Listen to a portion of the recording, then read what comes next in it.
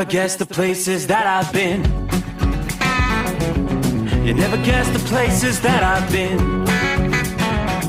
'Cause everything is like a dream, yeah, but only in that dream that I live in. I'm never gonna let the day begin.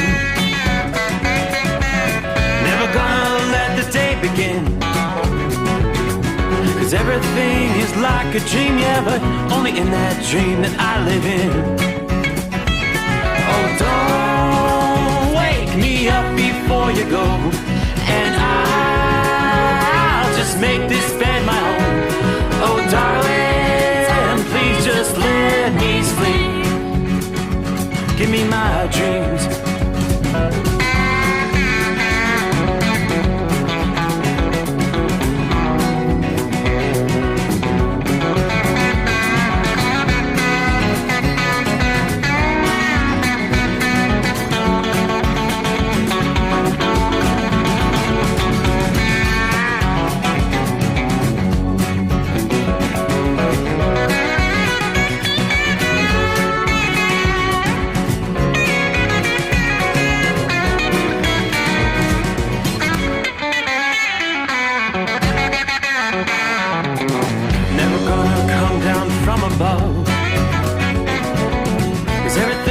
Better from above. Nothing's ever as it seems, yeah, except in that world that I dream of. Never gonna lose the ones I love. Never gonna lose the ones I love. 'Cause everything is like a dream, yeah, but only in that world that I dream of. Oh, don't wake me up before you go, 'cause I can't face this day alone. Oh, darling, please just let me sleep. Give me my dreams. Give me my dreams. Give me my dreams.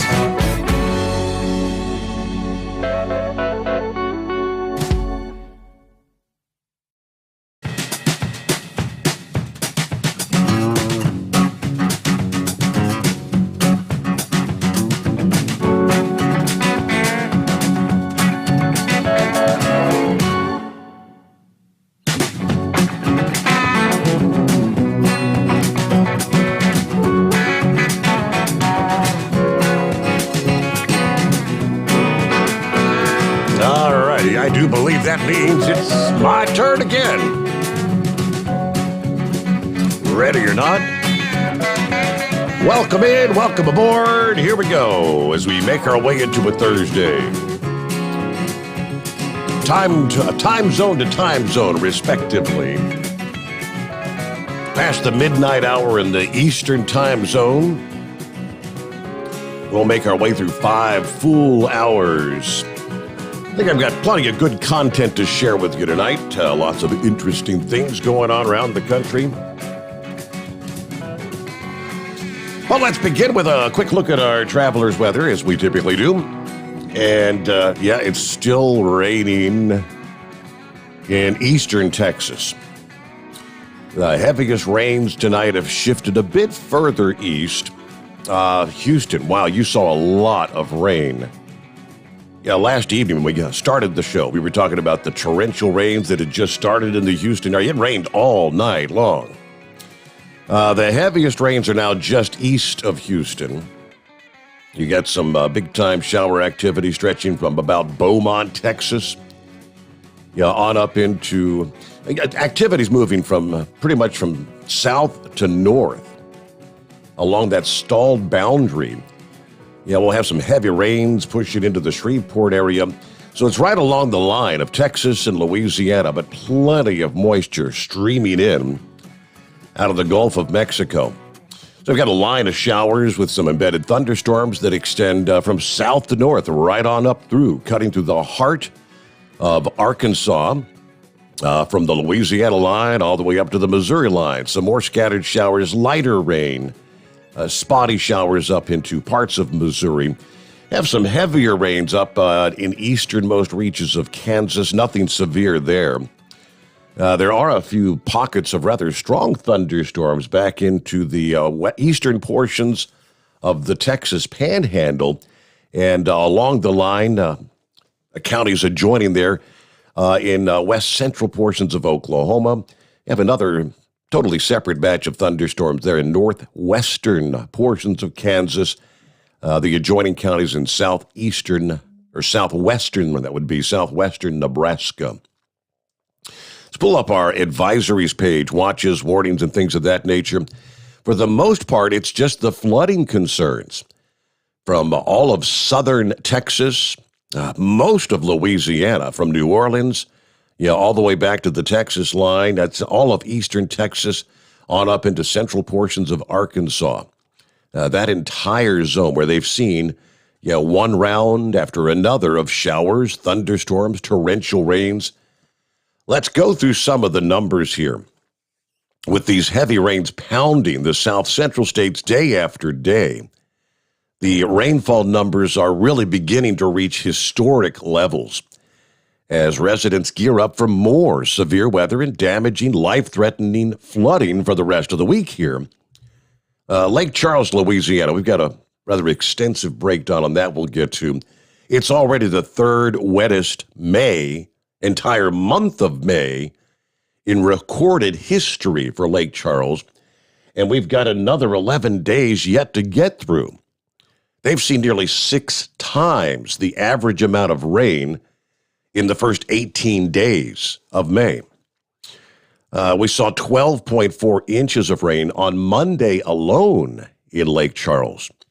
Rounds of rain and thunderstorms have inundated much of the south-central U.S. all the way back starting on Monday, especially for many in Texas and Louisiana. And sadly, relief is not expected until probably late this week as we head into the weekend.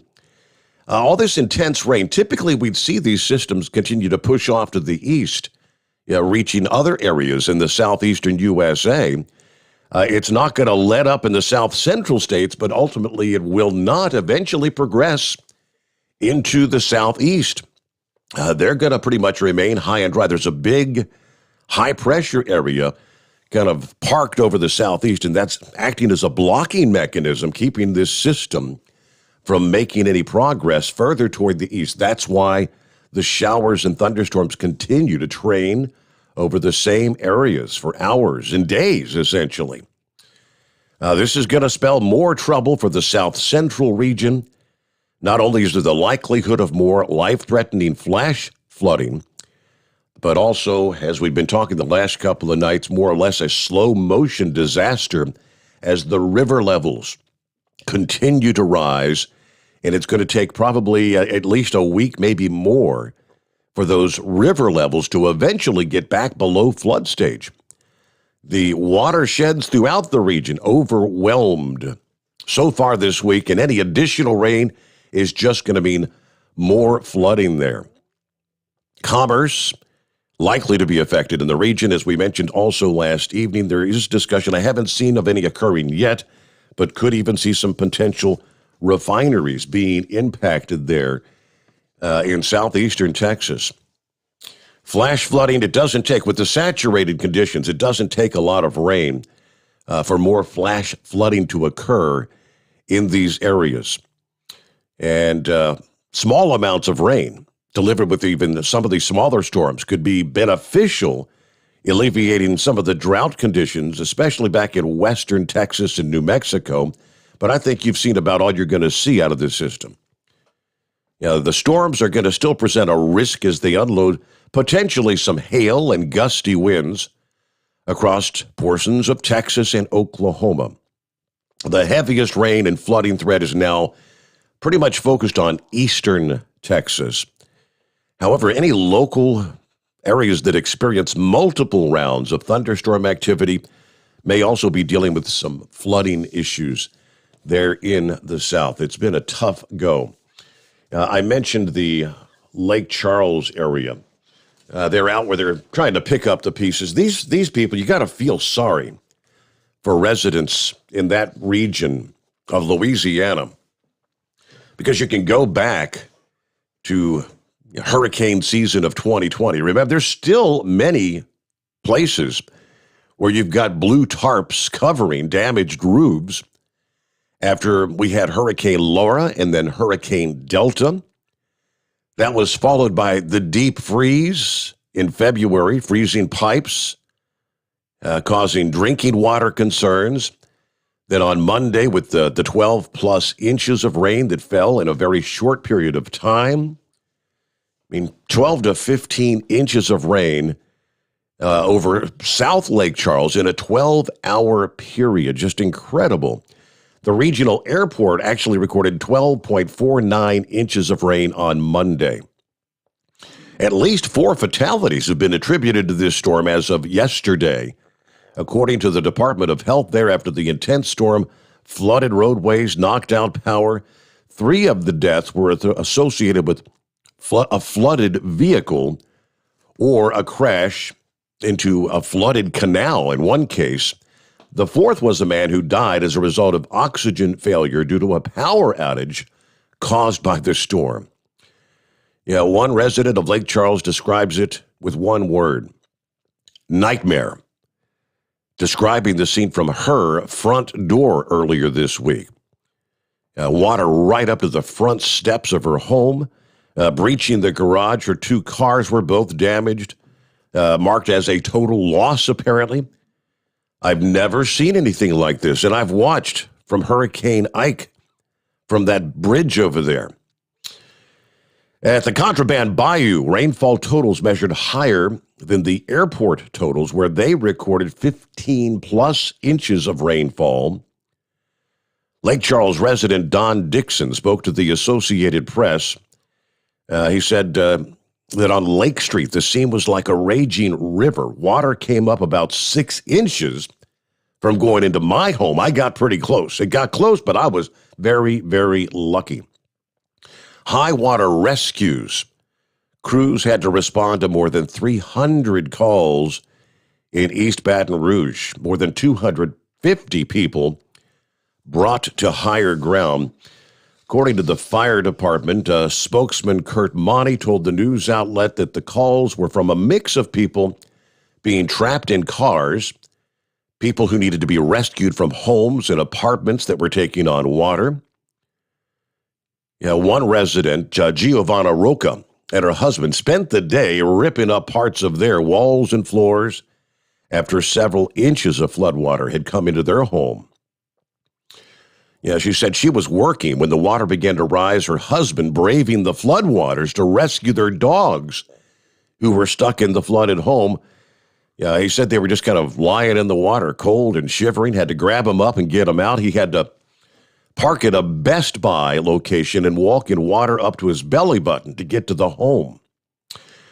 The Lake Charles mayor is estimating 400 to 500 structures were flooded with Monday's downpours alone. So there you go. There were actually a couple of days historically that were wetter in Lake Charles. June the 19th of 1947, when they picked up 15.79 inches of rain. May the 16th of 1980, 15.67 inches of rain. Tough situation there for folks in Louisiana. All right, elsewhere around the country, we mentioned these heavy rains not eventually going to make their way into the southeast. We've actually witnessed a week-long stretch of unseasonably cool conditions in the southeast. That's going to change, and according to AccuWeather, it's going to change in a big way because they're using the term heat wave. A heat wave is now looming for the region. The upcoming surge of warmth will allow record high temperatures to be challenged by early next week. The warm-up on its own will be impressive. Temperatures forecast to soar to July-like levels from late this weekend into early next week. Factoring in how cool it's been recently compared to average, that's going to make the heat feel even more oppressive to people. During that stretch, the 12th through the 18th of this month, temperatures have been running several degrees below normal. Places like Montgomery, Alabama, Atlanta, up into Nashville, The unseasonable chill was even more extreme across the Carolinas. In Raleigh, North Carolina, temperatures nearly 10 degrees below normal. They were seeing morning lows all the way in the 40s. And there was actually a record low of 37 set back on May the 13th there. 37 in the month of May. All right, good news for Southeast residents if you're itching for the return of warm weather. Here's what we're talking. Temperatures are going to spike during the first part of next week and could surge well into the 90s and maybe even approach the 100-degree mark in parts of South Carolina and Georgia, where humidity levels will stop well short of your typical summertime levels. Normal temperatures, you'd be in the lower 80s. Nashville and Raleigh, upper 80s in places like Montgomery, Alabama. Now, the forecast highs by early next week are going to be running as much as 15 degrees above those levels. It's going to feel more typical of highs in the month of July. All right, in some locations, the warm-up could actually be one for the record books, they tell us. Knoxville, you're forecast to climb into the low 90s on Monday. That could put your record high of 92 set back in 1904 in jeopardy. Nashville could near record highs set in 2019 on both Sunday and Monday. A record of 98 degrees set in 1953. Believe it or not, that's going to be in reach. Atlanta and Augusta, Georgia, you're among the other locales that could have the weather history books rewritten during the heat wave. So we have to begin advising. It's time to start remembering you got to stay hydrated when you're going to be spending any lengthy amount of time working outdoors or exercising. Exercise or other things, do that during the early morning hours or later in the day when the sun's lower on the horizon. Remember, temperatures inside a vehicle will be able to reach deadly levels in a matter of minutes. Do not leave a pet or a child in the car, even just to run inside for a few minutes. Looks like mostly dry weather is going to accompany the warm-up. While that's good news for those eager to cool off at a lake or the beach, forecasters are concerned about the length of the dry spell and the danger that could bring. The length of dry weather in the southeast could bring back the threat of brush fires for a short period of time next week. Abnormally dry to moderate drought conditions are right now ongoing in the eastern Carolinas, southern Florida, according to the Drought Monitor.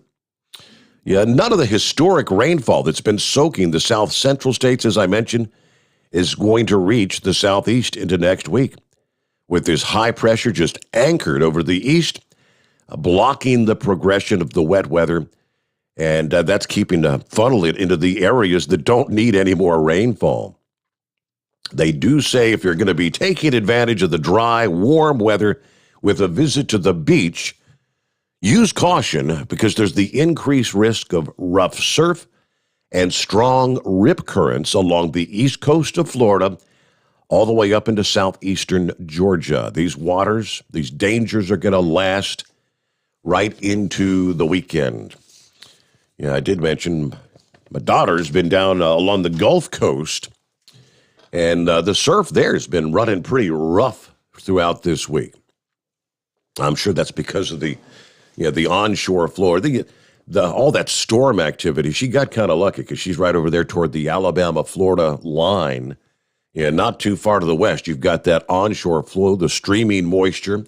That's what's churning things up all along the Gulf Coast. They're in the south central USA. All right, so a quick look at our travelers' weather around the country. Hope your week's going well. What do we jump into next? Okay, let's start with the bridge here, all right? The I-40, which is for trucking interest. This is a pretty big deal. This past day, the Department of Transportation, Tennessee and Arkansas announced what they're calling kind of a loose timeline on when the Hernando de Soto Bridge is going to open once again. They're estimating it's going to take several months to finish repairs. All right, the DOT awarded the contract to a company earlier this week. Work is expected to start. It may be underway as we speak. It's going to be done in two phases. Phase one, the addition of two 30-foot steel plates at 18,000 pounds each on either side of the fracture to strengthen the bridge for the contractors so that they can put equipment safely on the bridge to work into phase two repairs. The contractors are going to be working 24 hours a day until that work is completed. They expect the fabrication of the steel plates to be completed yesterday, Wednesday. Then phase two will be to cut out and replace the damaged part and then inspect the bridge for any additional concerns that might need to be addressed before traffic returns to the bridge. In other words, traffic cannot safely return to the bridge until both of those phases are completed.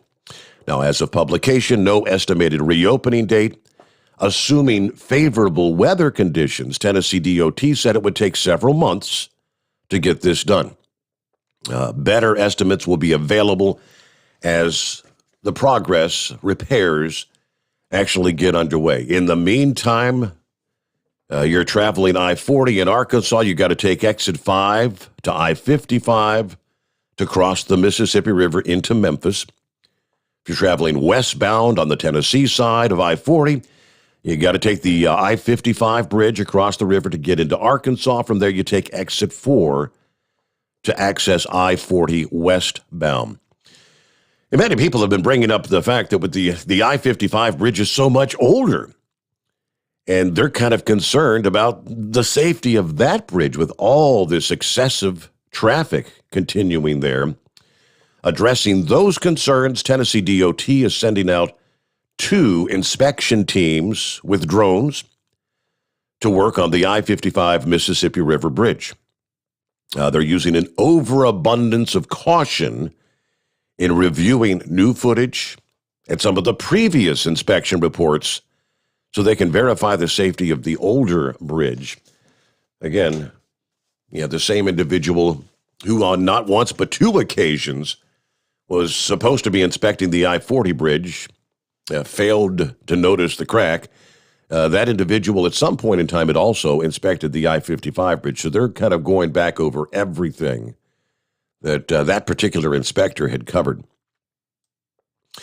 Coming up in our next weather update, we'll take a look at our long-duration snowstorm that's unfolding in Montana. The snow is falling tonight in mostly western Montana. And where it's still raining, the cold air's coming in, and it's going to transition to snow. Higher elevations are going to be talking about some very significant numbers. All right, as we wrapped up the program last evening, one of our last topics of discussion was what was going on with some of the cryptocurrencies, right? And I said, we had Bitcoin was down below the 40,000 mark. At one point, $500 billion had been wiped from the value of Bitcoin. The crypto bubble that inflated Bitcoin's value past $1 trillion and added billions to nonsense digital tokens, according to this report, has begun to burst.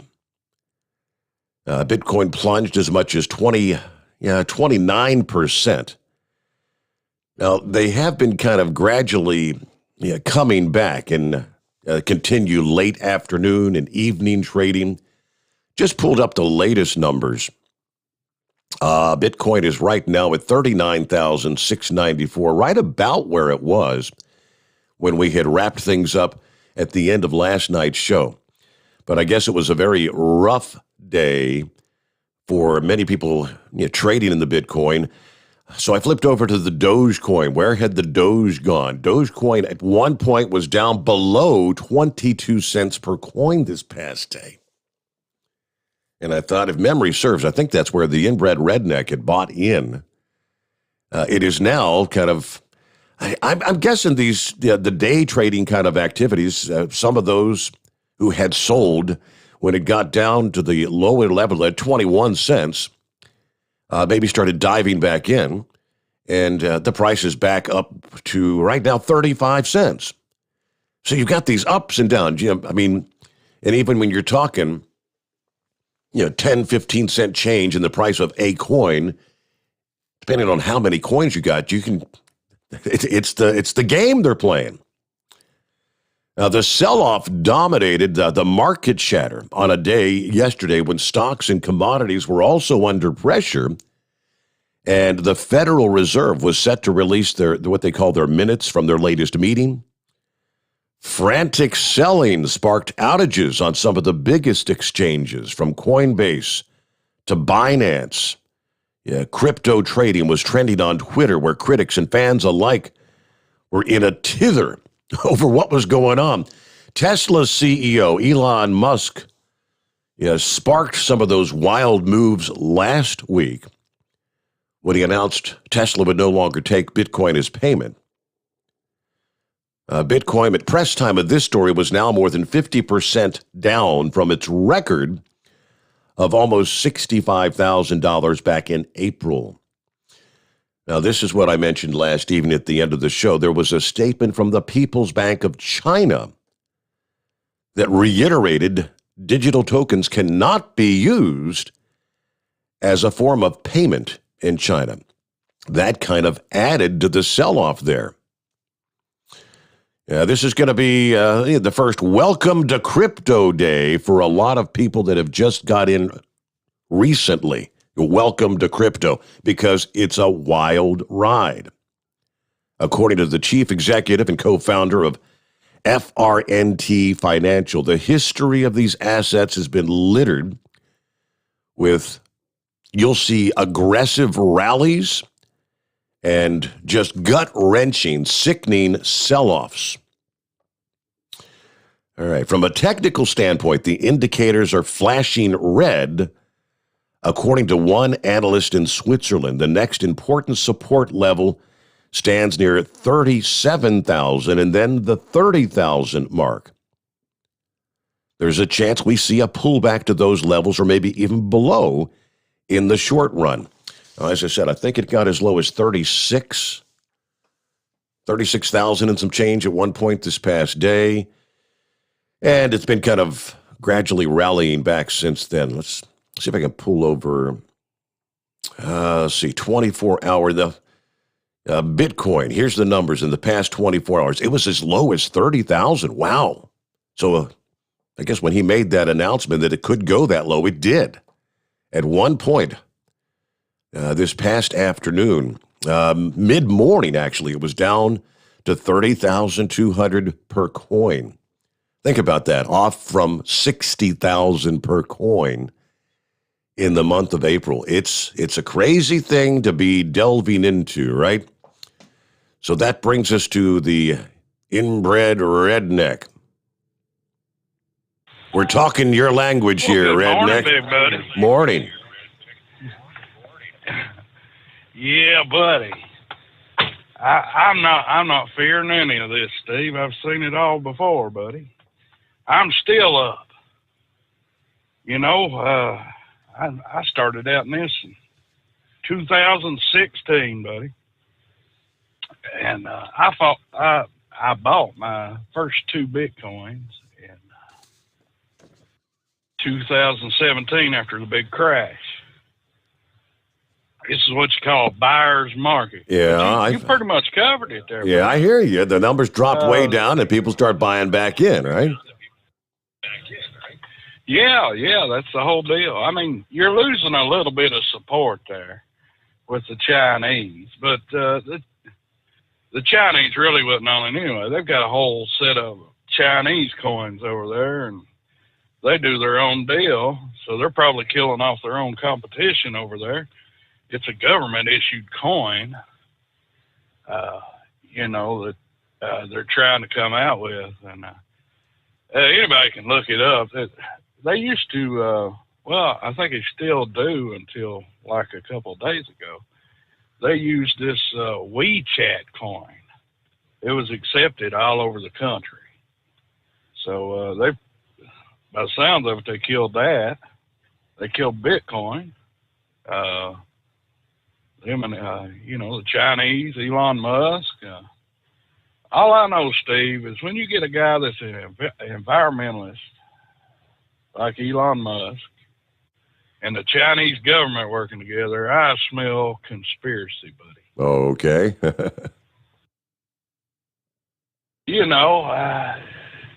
Daggone, the crazy stuff happening in Arizona, they say some of them, that the fake ballots could be from China, Steve. So, it don't surprise me to see a Democrat working with a communist. I'll just put it that way. And I'm sure it'll come out later. But Steve, there's still ways to make money in it, and may have to wait a little while. I'm saying right now it's probably a little bit of a crypto winter. And I'm just glad I got out what I got out when I got out of it, I did buy in some Dogecoin the other day, 30 cents. I even talked my brother into it. It ran up there to, it was really close to 50. He was all happy about it, Mm-hmm. And, hadn't talked to him in a couple of days. I'm sure he'll have a mouthful for me the next time I talk. Well, because when it dropped to 21 yesterday, but now it's back to 30, 35, right? So he's back where he was, a little better off. Yeah. What would you call that? That's a 16% gain, Steve. I mean, 16% gain over what? Couple days, buddy? A week? The stock market wishes it could do it, But there's big risk in it, buddy. Big risk. That's what I tell everybody. I don't know what it'll do, but on my little YouTube channel, there's a couple people come over there checking it out. I tried to tell everybody what the deal was. And I sort of told them that this was going to collapse, but my time period was off. I was thinking more like June. But a couple of weeks off, Steve, what can you do? It's hard being a psychic. Yeah, the daggone heat wave, buddy, and the snowstorm. It's a good thing I got out of South Dakota. I'm sitting down here in Tennessee now. But I tell you what, this evening it got up 95 degrees down here, buddy. Really? And yeah, buddy. Yeah, it was doing some cooking down here. Yeah. Once it hits about 100, buddy, that's when I pull out the banana hammock. Uh-oh. Buddy. And that's when the fun begins. Yeah, lock up your women this week if you're in eastern Kentucky. That's all I got to tell you, because I'm taking me a little mini vacation, buddy. You're going to have to do without me a few days, without my super crypto analysis, buddy. But, yeah, buddy, I think if people just hold on, there's some good news coming around the corner. I've heard rumors that Tesla is going to accept Dogecoin now. Really? And they're working on that. Yeah, buddy. It's theorized now. I don't know for sure, Steve. But stranger things have happened. Yeah. June the 9th.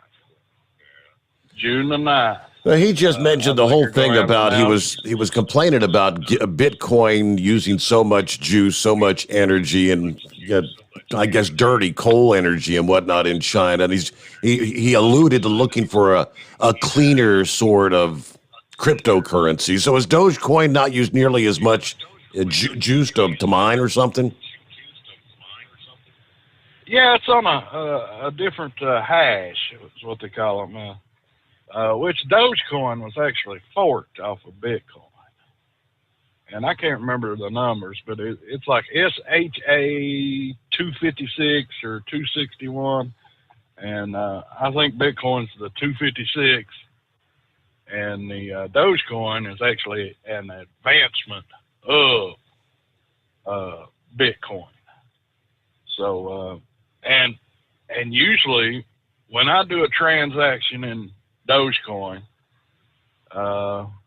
within 15 seconds it's through, depending on whatever data network I'm using. I have had it go through as quick as 5 seconds. Bitcoin, that's a different story. You start shifting them around. You don't want to use a phone to do that, buddy. The thing will get so hot in your hand you can't hardly handle it. Is that right? So it's yeah, no joke, buddy. No joke. Yeah, you got to have like a top of the line phone, and it's still struggling to do it.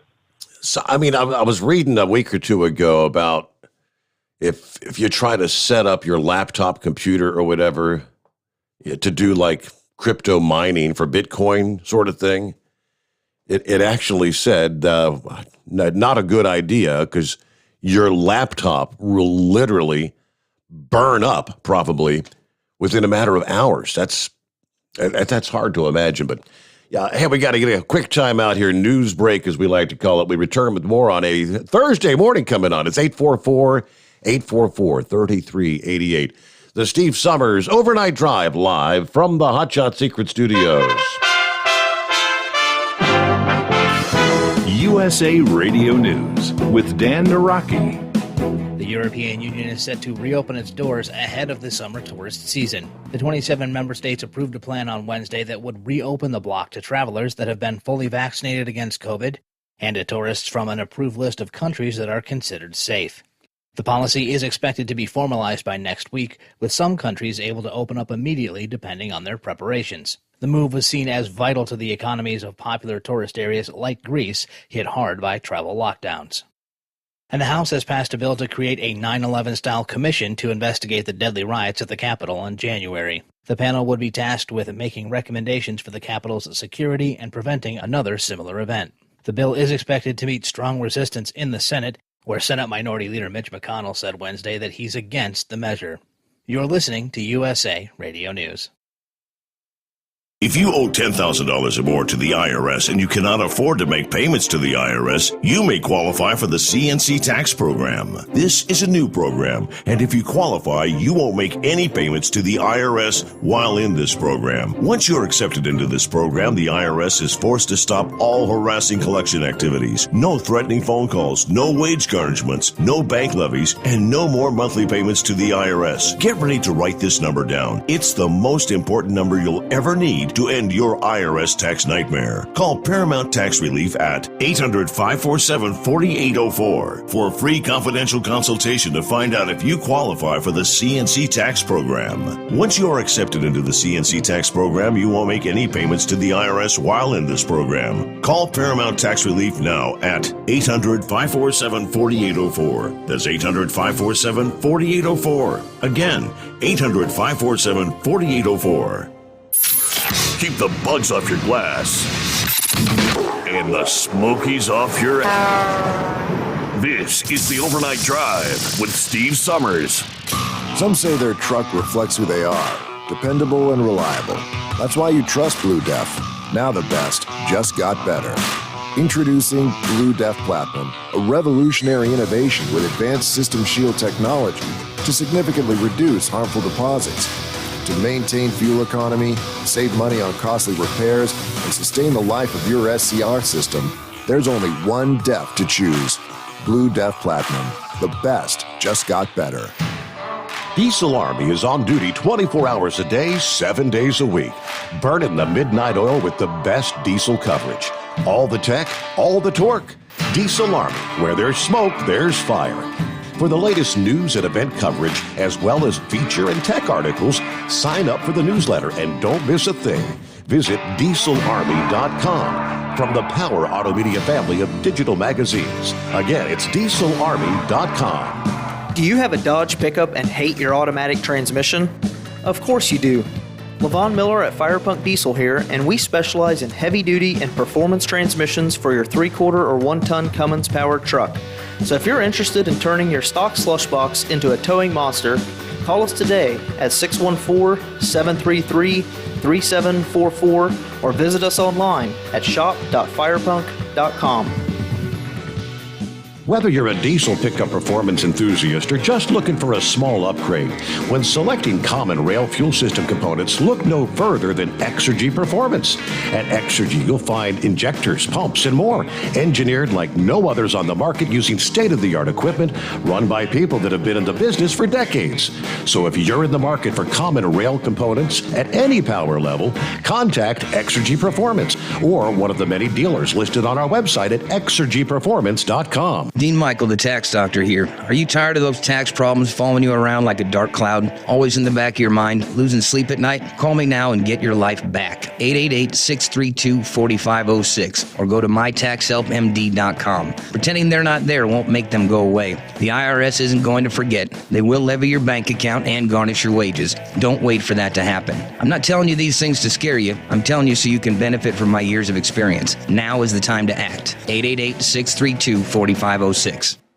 At Hot Shot Secret, we share the science behind common diesel problems. For example, stiction. Engine oil can break down under extreme heat, leaving behind varnish, a carbon-based deposit that creates drag on the engine's moving parts. This sticky friction is stiction. Symptoms include a rough idle and the loss of fuel economy and performance. Hot Shot Secret Stiction Eliminator is formulated to be left in the engine. It works as you drive. Stiction Eliminator is available at truck stops, Tractor Supply, O'Reilly's Auto Parts, and online at hotshotsecret.com.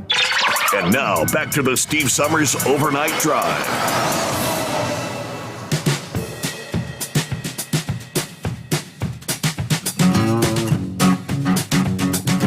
Okay, welcome back. We'll see who's checking in this morning. Who we got here? Hey, good morning, Dale. Good to have you with us, as always, from Jacksonville, Florida. 74 degrees, clear skies. Yeah, nice warm night there, huh? Yeah, we're getting ready for a hot weekend, and next week, looking at the century mark for a couple of days.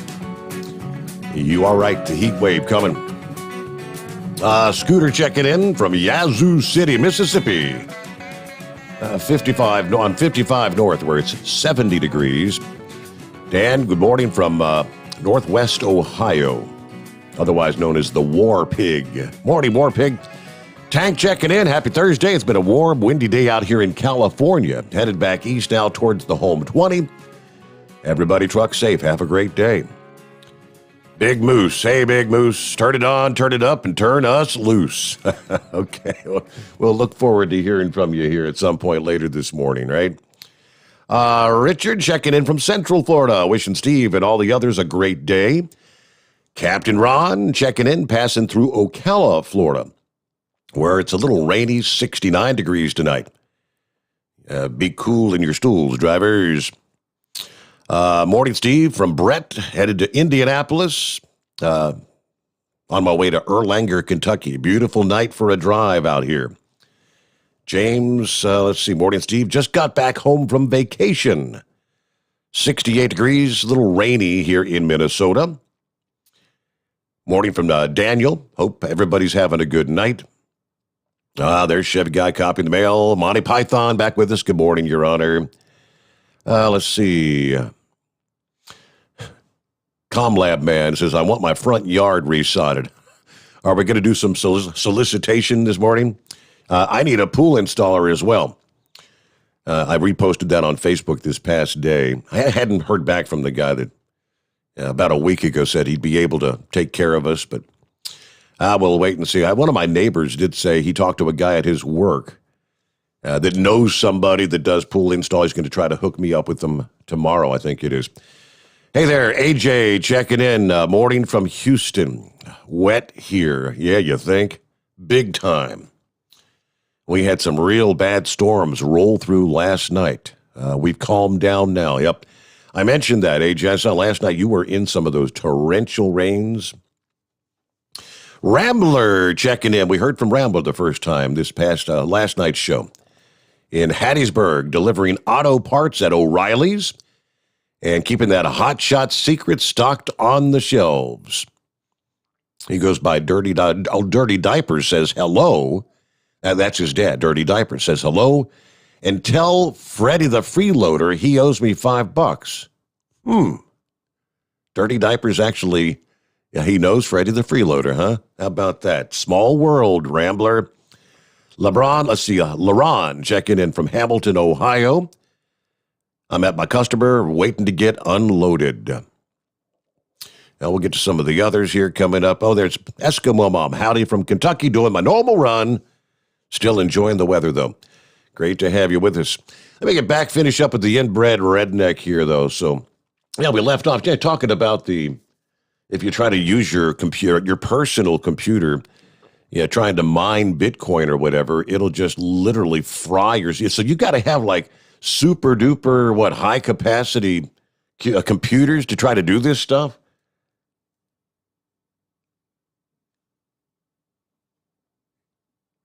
Okay, I think maybe we lost the inbred redneck. Okay, well, try us back at another point in time. Let's see, who else we got online here? I think that might be, is that the Roadmaster? Would that be you? Yes. Yes, Steve, how you doing? Some folks have been asking about your Roadmaster. The question is, how are you? Well, this is my first night back out since I started all this stuff. It could have been worse, and it could have been a lot better. 9 centimeter growth is still in my lung, but it has not got any bigger since December. Okay. They did find a few little things attached to my thyroid gland, but they said could be just fat. I said, well, imagine that, knowing me. I said, and I'm kind of weak. My blood work in some ways was good. The white and red corpuscles are all in line. So they thought that that it's probably not cancer in my lung. They said if it is, it's going to be the real slow moving kind. But they were optimistic about everything. They said some of my other things, triglycerides and cholesterol, was plumb off the chart. Said I need to work on that a little bit. But they didn't act like they was really too awful concerned about it.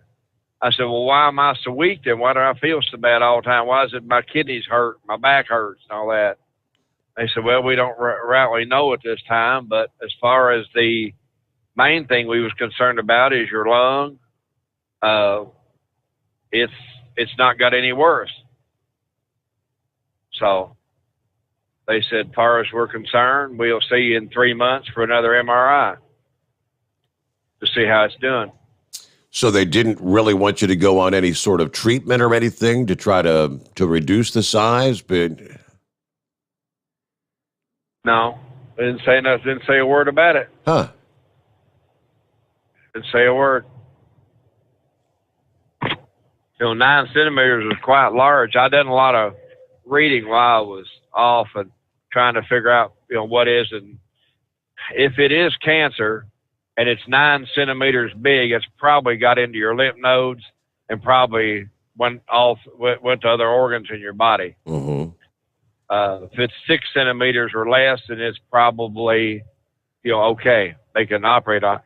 So, but, I had a lot of people praying for me, and I done a lot, and it turned out to be as good as it could be, I guess. Everybody's told me, said, man, that's great news. I said, well, I guess under consideration, it probably is. Compared to what it could be. I mean, they could have said, yes, it's in the lymph nodes, it's in your liver, it's in your kidneys, and it could have been a lot worse. Right. So I had a good attitude about it. I just thought, well, whatever it's meant to be, that's the way it's going to be. So evidently it's not near as bad as what I expected. I honestly expected it to be the worst, but it wasn't. So I guess I'm going to be here for a little while. I did ask him about why am I short of breath and why am I weak? And one of the nurses there, I don't know if you're supposed to talk to her or not, but she did. She goes, next time you're in, we probably need to look around and see if you don't have any fluid around your heart. You could have, congestive heart failure starting, and that's why you're short of breath, and that's why you're weak, is because of the fluid around your heart is not, that. Right. So, she said, right now, she said, just, be normal. Try to get your sugar down a little bit. Try to get your cholesterol and triglycerides under control. And, basically we'll see you in 3 months. Okay.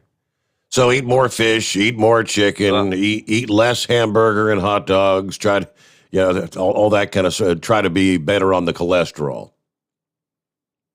Yeah, basically cut out bread, potatoes, she said you can have pizza. Just scrape the toppings off and throw the crust away. Huh. She said you can go in Wendy's and get you or McDonald's and get you a double cheeseburger or whatever, and just simply get a knife and fork and throw the bun away. That's the best thing you can do. Don't get the fries. Drink a lot of water. The aspartame in diet drinks is a killer in itself, because that stuff turns to basically antifreeze above 85 degrees. Mm. So, and that stuff's a killer. But I know that a long time ago. So she said basically just drink water and, do what you can. I know your lifestyle, you're not going to be able to, and I can't drink salad can't eat salad because salad has vitamin K in it, lettuce does, and it causes your blood to clot. Mm. When you sit in a truck all day, you don't want something that causes your blood to clot easier. So, I mean, it's like you just have to pick out the best of the evils, and then try to live with it. So, but I'm back behind the wheel and going down the road. That's a good thing. Yeah, that's I mean, we kind of wondered after our last conversation, would you ever get back out on the road? When you were thinking what could be. So yeah, so now, I guess the old saying, you got to take it one day at a time, and I guess that's truer in your life right now than it's ever been. Yeah, well, the good Lord's been good to me over my years and all that stuff, and I've done a lot of praying, and I got my motorcycle out. I hadn't rode it in years, and a bunch of buddies, we rode down to Fort Benning, Georgia and back, just to take off and have a nice little ride down 27 all the way through Kentucky, Tennessee, and then all the way down to Georgia and back. My back hurt, my kidneys hurt. I mean, I thought, man, this is a labor trying to ride this bike after all these years. And I hurt. I got back in this truck this afternoon. I hadn't gone 10 miles till, my back's quit hurting. My kidneys quit hurting. This is like home to me. Oh, boy. And now I'm back in my own environment. Yeah, I'm back in my own environment, and it's just like I was meant to do this. It's weird, my friend. I'll tell you. That's pretty cool. But I'm back behind the wheel and enjoying life tonight. Well, I'm so glad you checked in. Like I said, I had a couple of people that were on some of the various social media, Facebook, YouTube, asking, hey, did we ever hear back from Roadmaster? And I said, I haven't heard yet. Haven't heard anything. Hope he got good news. So I don't know if you heard that last evening or not. For your first night out, it was last night. Maybe your ears were burning. Yeah. No, I haven't. I haven't been into anything about trucking or anything until I finally got the news yesterday afternoon, and I really was almost depressed. I got the last major test done Friday, and I didn't hear nothing back until yesterday. And that's when, I kind of got another breath in life, I guess, another chance. Yeah.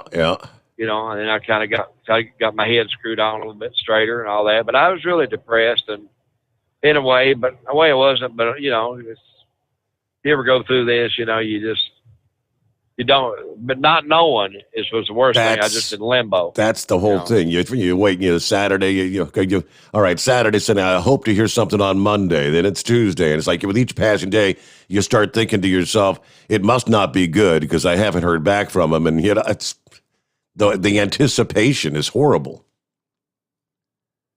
There's one nurse told me, she goes, look, if it was something major, you would have known about it within hours after you took them tests, that MRI and that CAT scan. Somebody would have got a hold of you Friday evening and said, look, you need to report here or do this now. Mm-hmm. So since you ain't heard, she goes, that's a good sign that it ain't nothing super urgent. And she was right. So. Well, that's a good thing to put in the back of my mind and remember in the future, because at some point in time, most of us are going to have to go through. The older we get, the more you start dealing with issues. So, I wouldn't wish what I went through on somebody that I don't like. And this is, I've lost relatives. My mother had cancer. I've got 2 aunts that both had it. One uncle died of it. It's run through my family, heart attacks and cancer. So yeah, I wouldn't wish this on somebody that I didn't even care about. So, but I want to thank everybody that thought about me and said a prayer or done anything. I appreciate it. I hope I can live long enough to return the favor someday. There you go. So back in the truck, where you headed tonight? Harrisburg, North Carolina. Unload there in the morning and reload and go to Chattanooga. Chattanooga. All right. Yeah, honk the horn at my family when you're driving by down there in Chattanooga. When I gotta unload and reload the same dock, Chattanooga, and go to Villa Rica, Georgia. So I'll be going right past your old radio home. The old stomping grounds down in Dalton. Yep. So, but I appreciate y'all, Steve. You and everybody else. All right. Well, hey, don't hesitate to check in anytime. It's good to hear from you again. Could have been a whole lot worse. Could have been better, but there you go. Hey, Spaceman sent me an email. He said, hey, a YRC driver that lives near your in-laws in Flintstone, Georgia, goes by the handle of Georgia Flash, made it up here to the Carlisle terminal, and he left a note for me to call him. He thought you might have kicked the bucket. So I hooked him up with the app, and he'll be listening in tonight. Well, Georgia Flash, here we are. If you're tuned in, yep, I did not kick the bucket. Yeah, it's one by one. Yeah, getting our listening audience all back together. So I'm glad you were able to get hooked up with Spaceman then, there to find us. And if you know any other drivers out there that may have used to listen to the program on my old venue, pass the word along. OvernightDriveRadio.com. The Steve Sommers Overnight Drive. Pull up the app on the iPhone or the Android. Just go to the respective app stores and type in OvernightDriveRadio.com. Download the free app, and there we are. Okay, we got, of course, and since maybe this is your first night back with us, if you're not a user of Hot Shot Secret Spa products, that's, of course, why we're here. That's our sponsor, Hot Shot Secrets. If you want to try some of their product out, give me a ring up if you'd like, Georgia Flash. I could actually hook you up with a coupon for $60 to try some of their products. Otherwise, anyone out there, you can always use the coupon code Overnight Drive at checkout for any purchase via hotshotsecret.com. Save 10% off your order. And on top of that, now you also get an additional 10% discount if you are military, active, or veteran, first responders, or a CDL holder. So a total of 20% off your order.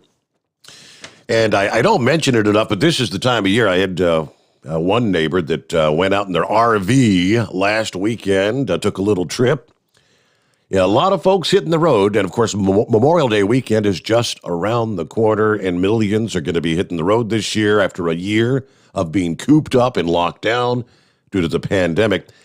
Hot Shot Secret has a full line of products just for RVs.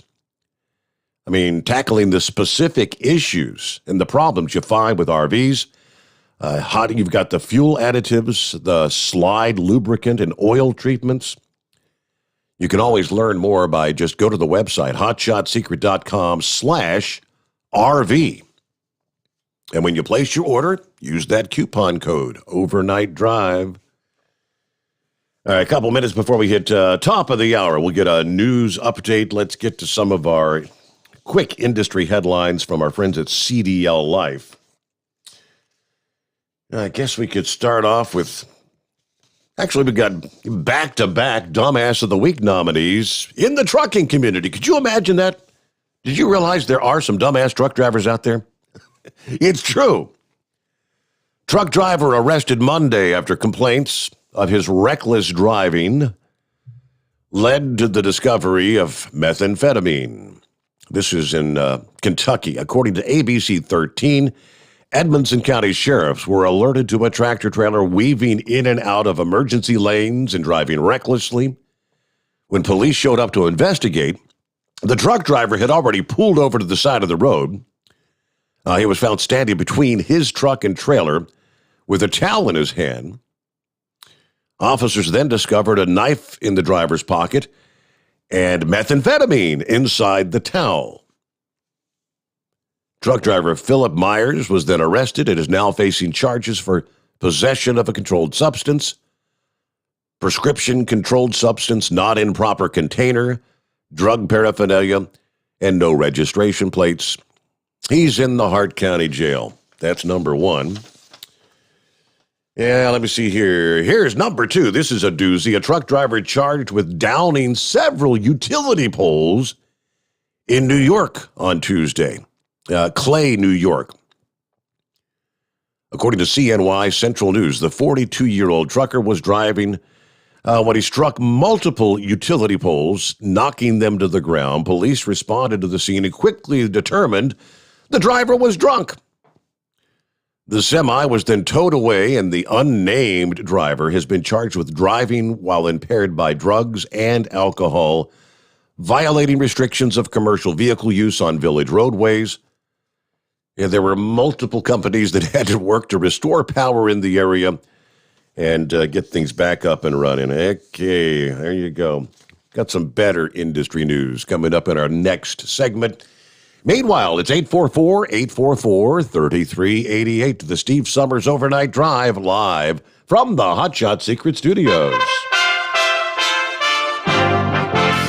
USA Radio News with Dan Naraki. The House has passed a bill to create a 9/11-style commission to investigate the deadly riots at the Capitol in January. The panel would be tasked with making recommendations for the Capitol's security and preventing another similar event. The bill is expected to meet strong resistance in the Senate, where Senate Minority Leader Mitch McConnell said Wednesday that he's against the measure. And Israeli Prime Minister Benjamin Netanyahu says his nation is determined to continue its operation against Hamas, despite a call from President Biden for a de-escalation of the conflict. The White House said in a statement that during the Wednesday call, Biden told Netanyahu that he expected a significant de-escalation today on the path to a ceasefire. But Netanyahu said later that he's determined to continue the operation against Hamas until its aim is met. Hamas has fired more than 3,000 rockets into Israel since the conflict began, with Israeli forces responding with airstrikes against Hamas military targets. This is USA Radio News. Rockstar Radio. Did you know this station, this network, is looking for their next rock star broadcaster? That's right, we are. And it could be you. It could be you interviewing the guests, talking to the newsmakers right in the middle of everything. Have you ever dreamed of being a rock star show host? Now could be your chance. Together with this station, we'll help you with everything you need. The studios, the equipment, your own producer, a co-host if you'd like, and so much more. Broadcasting is changing. There's never been a need for fresh voices and unique opinions like there is right now. You can do this. Our professional team team will guide you every step of the way. Sound effects, show content, building your social network media, and everything you need to be the next rockstar broadcaster. Get all the details. Email bill@rockstar.today. That's bill@rockstar.today to get started with your own show. Email bill@rockstar.today. That's bill@rockstar.today. Don't wait. You could be the next voice for America. Email bill@rockstar.today. More on one of our top stories, as Egypt is the latest nation to call for a ceasefire as war rages on in the Middle East. John Clemens reports. While a number of countries have called for a ceasefire, it now appears that the war has advanced to two different fronts as missiles were fired from Lebanon into northern Israel in the vicinity of Haifa. Israeli Prime Minister Benjamin Netanyahu has called for a forceful deterrence while trying to avoid civilian casualties. There are only two ways that you can deal with them. You can either conquer them, and that's always an open possibility, or you can deter them. And we are engaged right now in forceful deterrence, but I have to say, we don't rule out anything. We hope we can restore quiet. We hope we can restore it quickly. I want to say that we're doing that while doing our utmost to avoid civilian casualties. From the USA Radio News Texas Bureau, I'm John Clemens. And you're listening to USA Radio News. Now you can fly anywhere in the world and pay discount prices on your airline tickets. Book a flight today to London, Paris, Madrid, or anywhere else you want to go. And pay a lot less guaranteed. Call the International Travel Department right now at Low Cost Airlines. 800-215-5141. 800-215-5141. That's 800-215-5141. Several former members of the Trump administration are calling on DHS Secretary Alejandro Mayorkas to resign over the White House's handling of the crisis on the southern border. Former DHS Secretary Ken Cuccinelli, former acting ICE Director Tom Homan, and former acting Commissioner of Customs and Border Protection Mark Morgan released a joint statement accusing Mayorkas of lying to the American people about events on the border. Homan tells Fox News that Mayorkas has not been truthful about the cause of the current crisis when he lays the blame on the Trump administration. He said he dismantled the CAM program where people can apply for asylum in Central America. Why did he do that? Because it didn't work.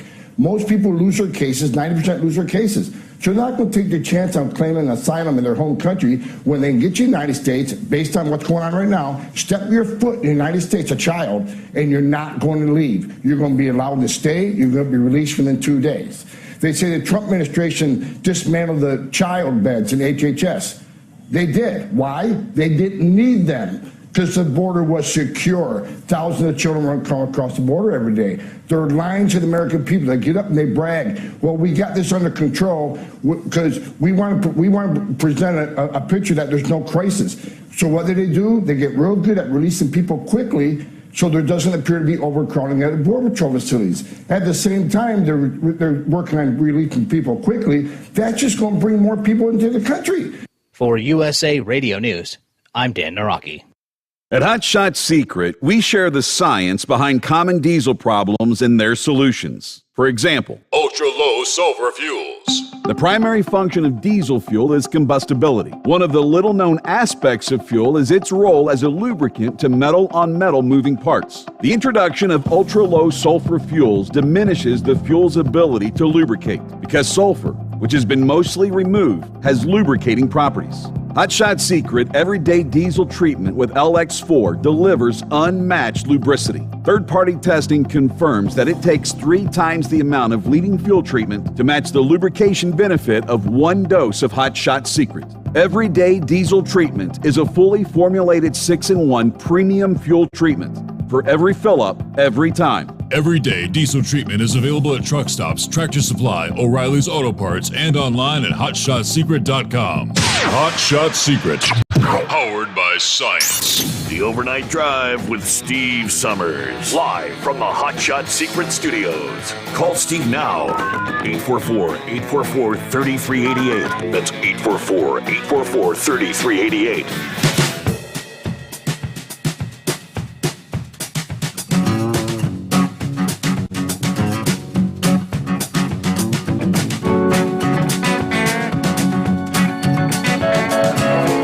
Okay, back at it here. Round number 2 on a Thursday. Make our way into the 20th day of May. And let me see here. Let me start with, got an email from the Heat Wave this past afternoon. He said, earlier today, stopped at the former Giant truck stop, a.k.a. Pilot Flying J, and found the building closed. Restaurant, fast food stand, convenience store, both diesel and gas pumps closed. The lights were indicating the fuel prices were offline. Even the Speedco looked kind of closed and abandoned. Can you look into that? I did a little search, and I couldn't come up with anything. He said it's the location on I-40, exit 39, Gallup, New Mexico. But he said, he did say, I'm going to be sacked out tonight, unfortunately. Had a long night and day. Thank you, senor. Okay, so I figure, well, maybe somebody out there in our listening audience in that neck of the woods, might have an idea what's going on. Is that location, is it shut down, or was it just a temporary thing? I don't know. Gallup, New Mexico. Feel free to dial us up at 844-844-3388. Meanwhile, in the traveler's weather, I mentioned, yes, while the heat wave is about to get underway in the east, a long-duration snowstorm is underway. The potential to unleash several feet of snow in the higher elevations of Montana, several inches of snow in the not-so-high elevations there as well.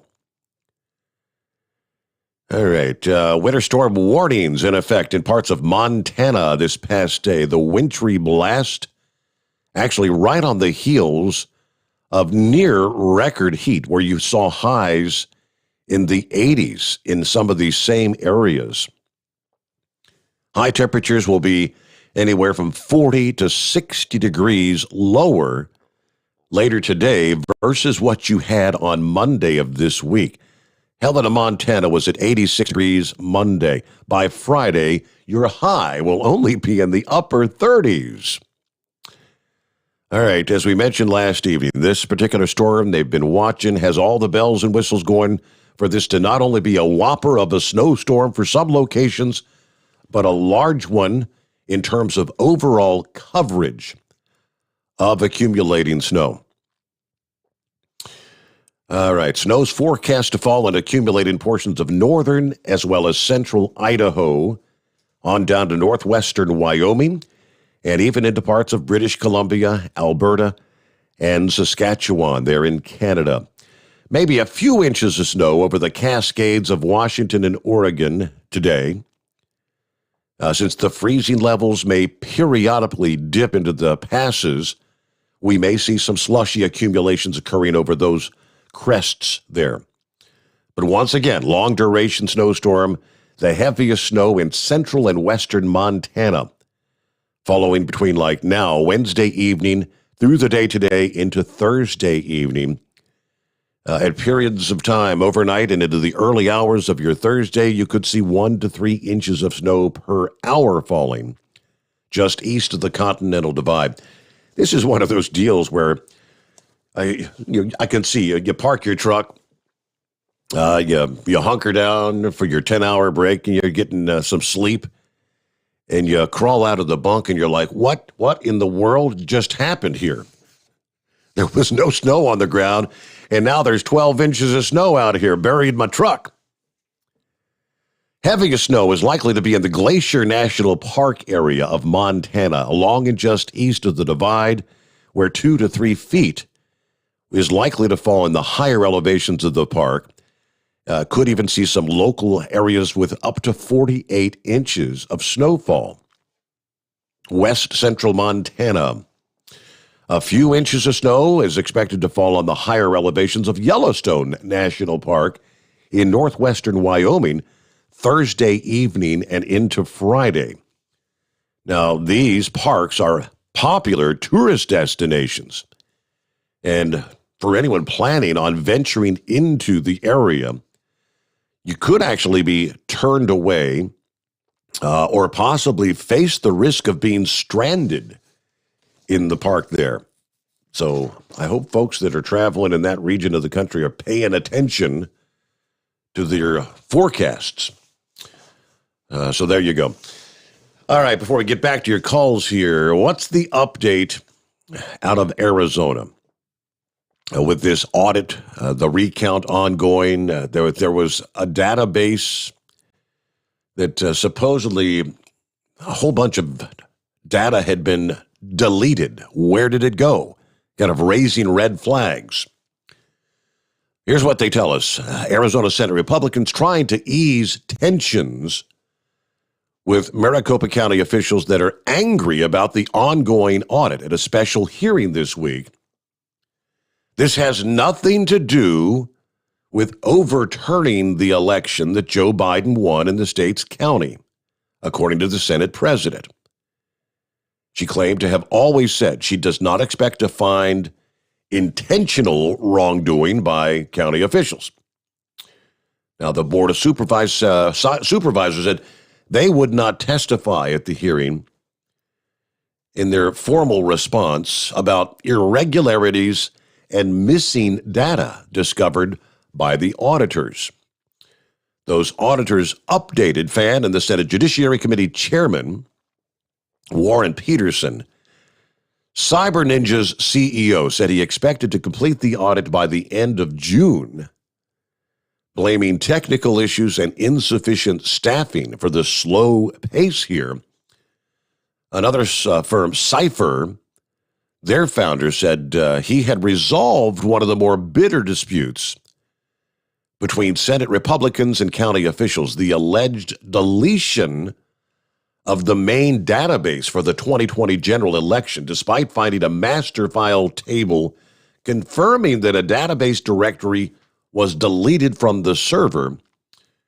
Cotton was able to recover the deleted files and does not need anything more from the county, is what he told them.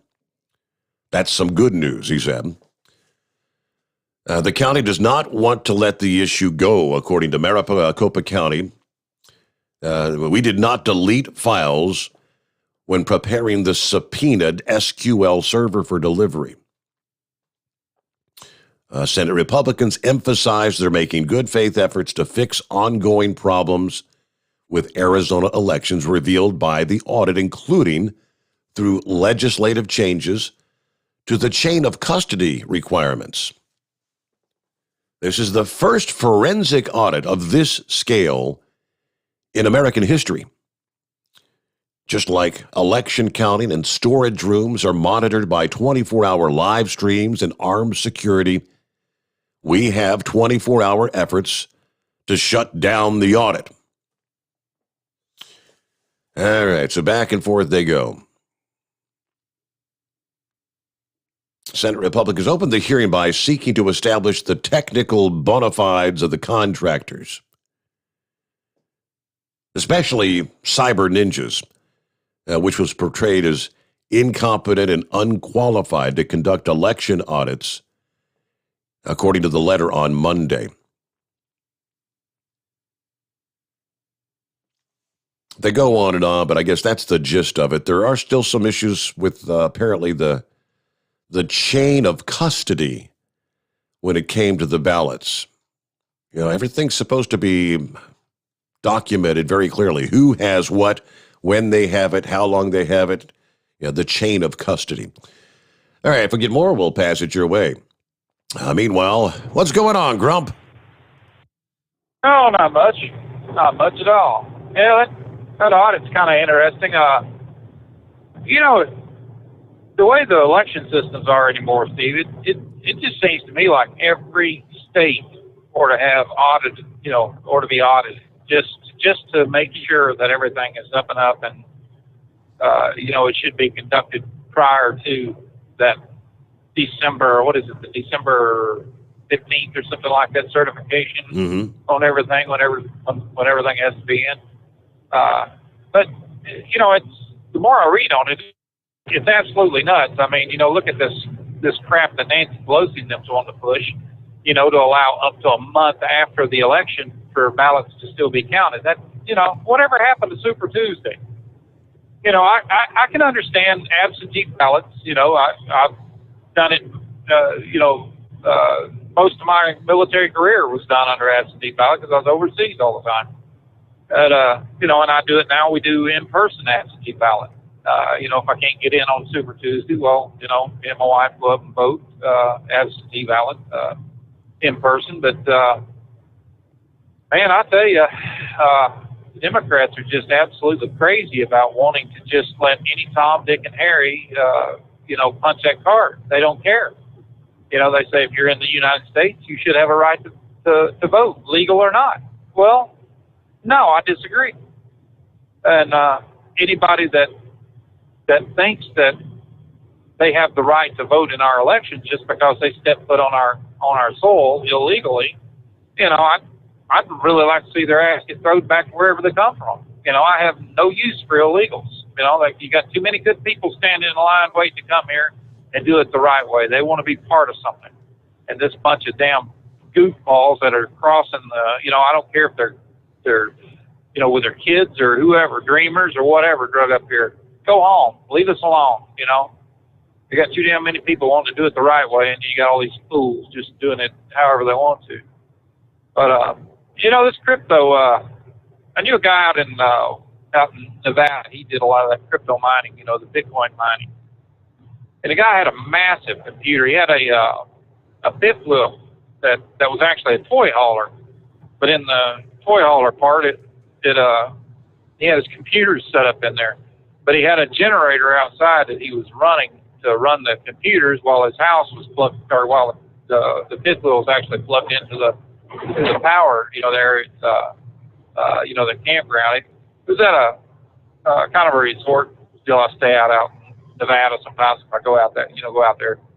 And they got a nice saloon, restaurant and stuff. This guy, he lived there for a while, and he's probably still living there. But him and the owner of that place got into this crypto mining, this Bitcoin mining, and it was just amazing to listen to. I mean, he's a smart guy, but he first did it up in Fallon, and he had his garage set up, had all his massive computer system stuff, and he said you literally can melt down a computer. I mean, just the cords and everything. They just get so damn hot from trying to.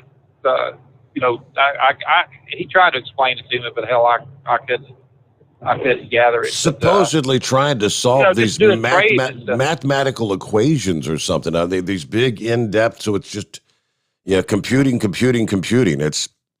And again, I asked the question, right. What are they actually trying to get to? There has to be an answer somewhere, right? A final answer to these mathematical equations. Well, what it is, the way he explained it to me is you get bits of Bitcoin, like leftover currency, like a 1/10 of a coin here, and in certain areas. And the way they set these computers up, it's supposed to find these, what they call mining. It's supposed to mine for these bits and pieces of these Bitcoins that that's like change left over from transactions. Is the way it was explained to me, but I'm not sure exactly how it works. But I know I couldn't afford. I wouldn't buy the computer if I could afford it. But it just seemed crazy to me. But they say there's money in it. But now when you got people that are setting up these massive computers and they've got a $5,000 and $6,000 electric bill every month, and you got municipalities that are looking at these places and saying, look, your electric bill is so high. You're drawing on the grid so hard that we're gonna cut you down here. And I think it was up in Canada. There was a town up there that actually shut off a computer system because they were doing that Bitcoin mining. It was racking up so much kilowatts and things. But yeah, it's nuts.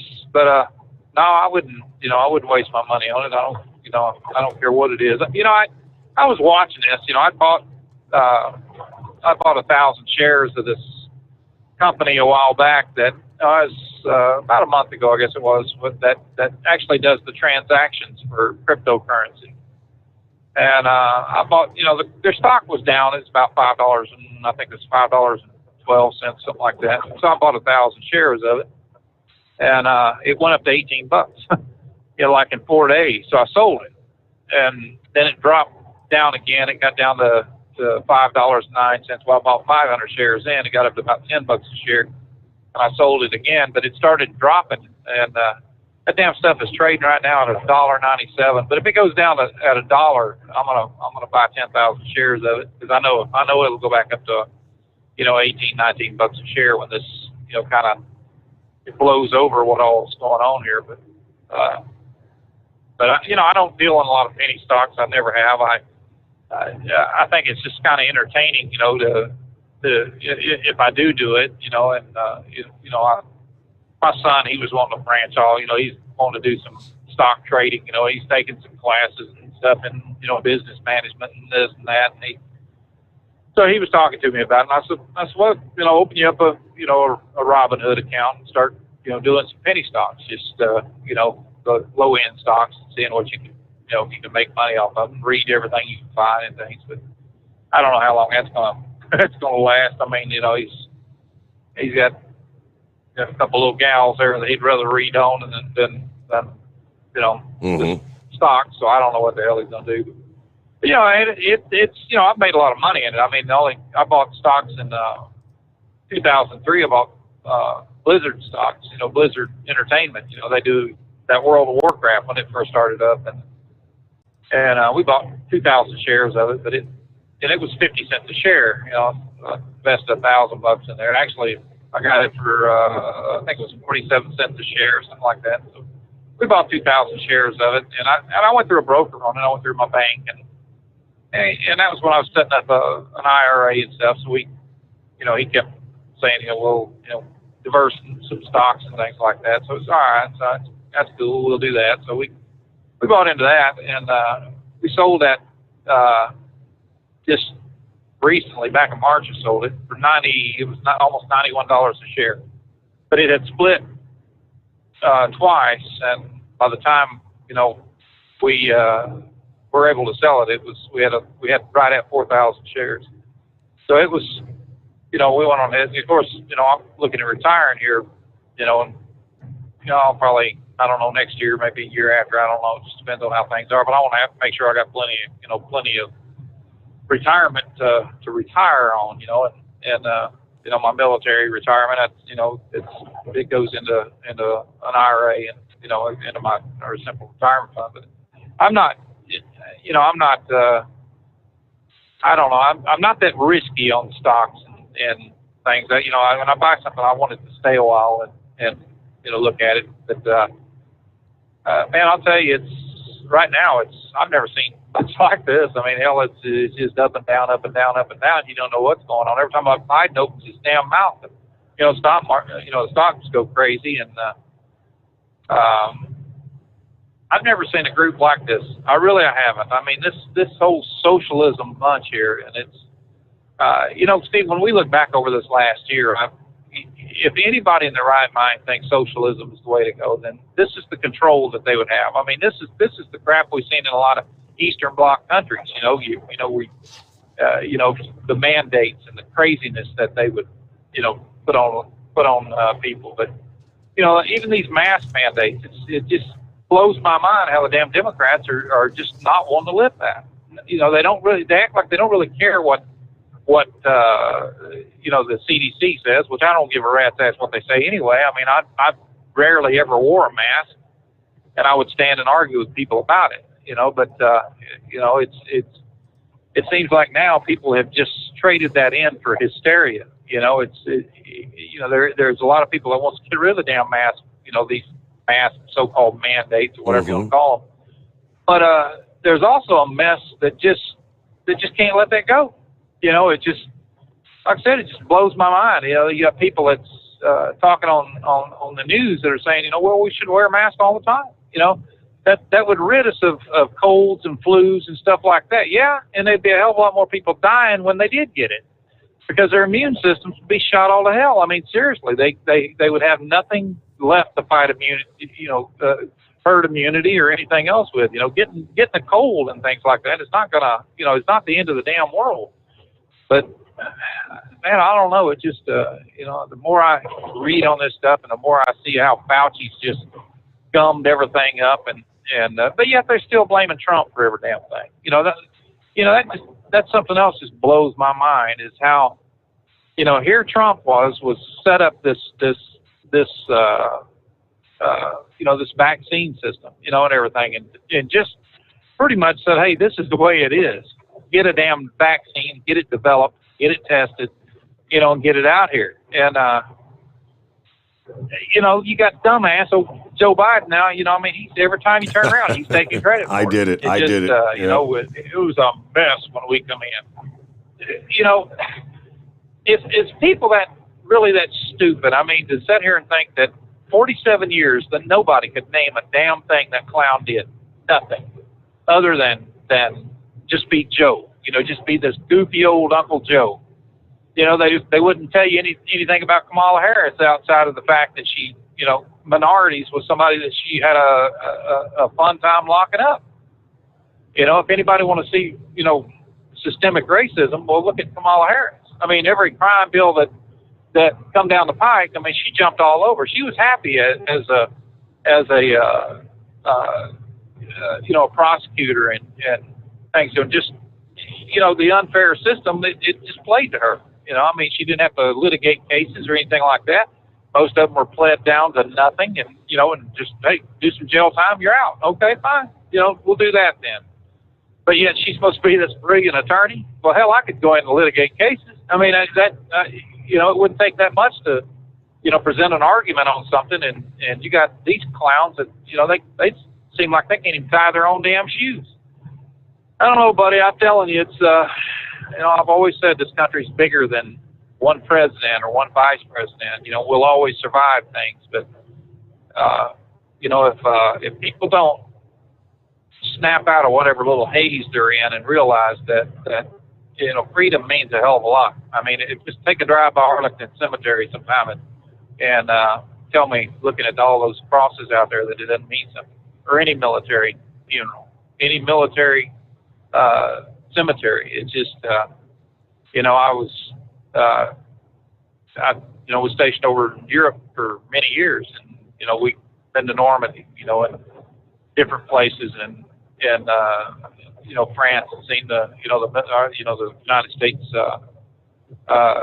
cemeteries there, that was from World War II, and it just, we went to Dachau and looked at concentration camp in Auschwitz, we toured that, and it just, people just don't have an understanding of what socialism, what communism, and what removal of freedom was, and I told you a story about an old man that we've seen, there in Dachau. He had his hand up on this bunk, and we were coming through, in a tour, and was standing there, and visibly I could see the numbered tattoo on his arm, and we just kind of stopped and let him, stand there for a second, and this was in 1989 or 90, and so we let him, just let him do what he was doing, and we're standing there, and he had tears in his eyes, and he'd lost every one of his family members in that damn concentration camp. Wow. Right there, put to death.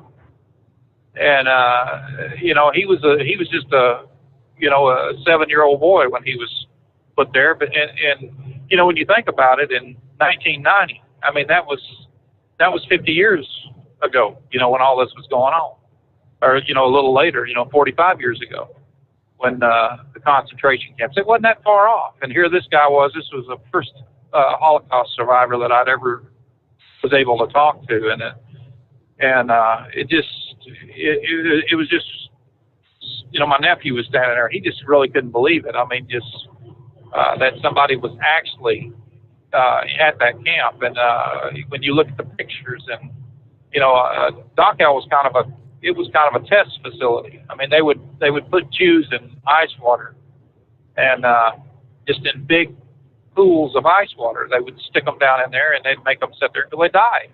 And they would stand there the Germans would stand there with a damn stopwatch, and they would see how long it took them to die. And what they were doing was seeing how long it would take a downed pilot to if they crashed in a freezing ocean, would take them to get to them so that they would see how long they would actually live. They would dress them up in the in the pilot suits and things, but that's the way it was. They had all these different tests that they were doing. So it was, I don't know. It just, when you look at everything that those poor people gave up, just herded into cattle cars. Yeah. And, it wasn't much different than our Trail of Tears, and things, Well, what's even more sad is today you've got segments of the population that actually believe that the Holocaust was a myth, that it didn't really happen, that those millions of people didn't die in the Holocaust. Part of the trying to rewrite history, and we don't want to teach about the Holocaust for our up and coming generations. Very, very sad. Right along that topic, Jim Jordan this past day, Ohio's Representative Jim Jordan, ripping into the Biden administration over a number of crises that are ongoing. Pretty much laying the blame on exactly what we're talking about, the far left liberals that he's allowing to run the show. The socialist, the AOCs, the Ilhan Omars, that whole crew. I'll give you more on that coming up here. First, we got to get a news break, though, and we'll come back with more. It's 844-844-3388. The Steve Sommers Overnight Drive live from the Hot Shot Secret Studios. USA Radio News with Dan Naraki. Americans have been adjusting to new guidelines for mask wearing released last week by the CDC. The new guidance allows for people who are fully vaccinated not to have to wear masks indoors, except for in crowded areas. But the sudden shift caused confusion for businesses trying to reopen and recover from the effects of the pandemic. Dr. Anthony Fauci says the confusion is not their fault. The chief White House medical advisor tells CNN that some of the confusion is coming from establishments trying to figure out how best to follow the new guidelines. So what the establishment owned is several of them have said, the CDC recommendations were fine, that people who are fully vaccinated don't have to wear masks indoor. But since I don't know who's vaccinated or not, if you come into my establishment, you still have to wear a mask. So where the confusion is that people are saying, wait a minute, some people are saying you don't have to wear masks when you're vaccinated, and now you're telling me when I go into an establishment, I have to wear a mask. This is USA Radio News.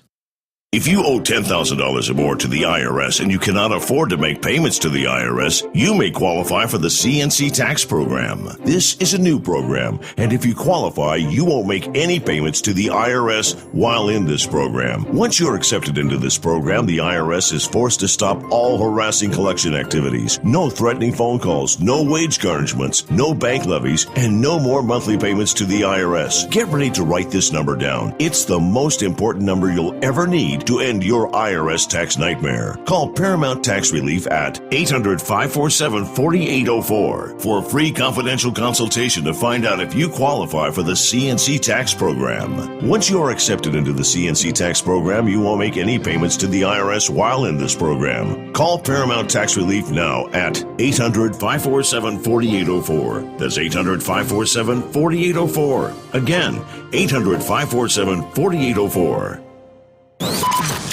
Live from the Hot Shot Secret Studios, the Steve Sommers Overnight Drive. Dean Michael, the tax doctor here. Are you tired of those tax problems following you around like a dark cloud, always in the back of your mind, losing sleep at night? Call me now and get your life back. 888-632-4506 or go to mytaxhelpmd.com. Pretending they're not there won't make them go away. The IRS isn't going to forget. They will levy your bank account and garnish your wages. Don't wait for that to happen. I'm not telling you these things to scare you. I'm telling you so you can benefit from my years of experience. Now is the time to act. 888-632-4506. For anything diesel, take it to Scheid Diesel. They provide a wide variety of services and diagnostics to determine what the problem is with the latest technology. From simple oil changes and preventative maintenance to fuel system diagnostics and repairs, engine rebuilds and cylinder head repairs, and rebuilds with our in-house machine shop. They also have on-site DPF cleaning for exhaust issues and DOT inspections. If your diesel is asking for some attention, Scheid Diesel has the specialist you need for anything diesel. Located in Terre Haute and Lafayette, Indiana, and Effingham, Illinois. Scheid Diesel has you covered. Getting a good night's sleep while on that long haul can be quite the challenge. That's why Commercial Vehicle Group has partnered with Serta Mattress to bring you the Bostrom plus Serta mattress for the best night's sleep possible while you're on the road.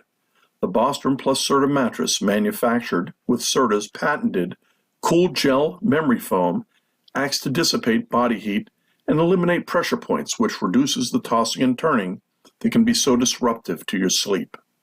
The Bostrom Serta mattress comes in two thicknesses, 7 and 10 inches, offering support to drivers of all shapes and sizes.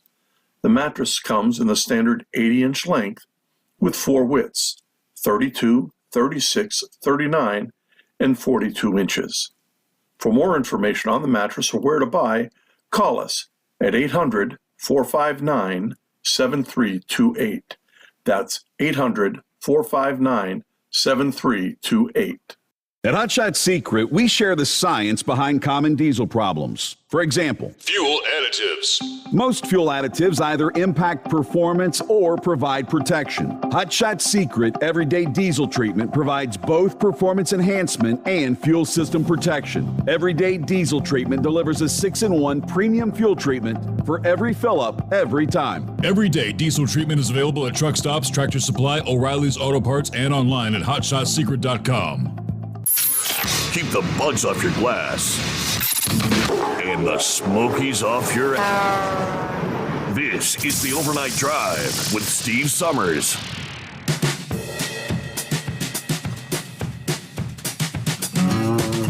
Yeah, Jim Jordan just got a ripping the Biden administration this past day. The attack on the pipeline, the ongoing violence in the Middle East. He said, how'd he put it? He said, just step back and think about it. And what is it now? We're 118, 119, whatever, 120 days into this administration. You know, we went from a secure border to sheer chaos. We went from energy independence to lines at the pump. We went from peace in the Middle East to thousands of rockets being fired on our ally, Israel. So just sort of par for the course for these guys. That shows how crazy and out of touch they are. Now, when he was asked about the Biden administration waiving sanctions related to the Nord Stream 2 pipeline following the cyber attack on the Colonial Pipeline, he said, you got the Biden administration waiving sanctions against the Russian pipeline.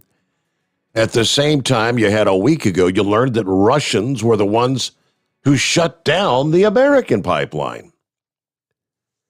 To the American people, this makes absolutely no sense. But that's not the first crazy policy from this administration. It's not only out of touch, it's wrong. It's bad policy.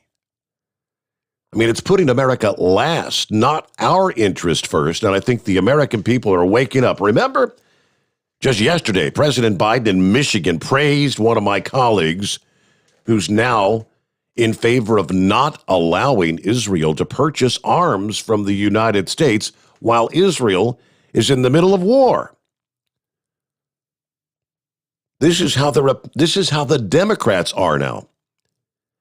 They're the party of defund the police, abolish immigrations and customs enforcement, abandon Israel. This is how crazy it's gotten because the left has complete control, it seems to me, of the Democratic Party or the Democrat Party. When asked about the possibility of reinstating the Keystone Pipeline, Jordan said, I don't know specifically, but I'm confident that the Biden administration, unfortunately, will be against it. Because tell me, what common sense, objective policy measure have they embraced? And they're about 120 days in office.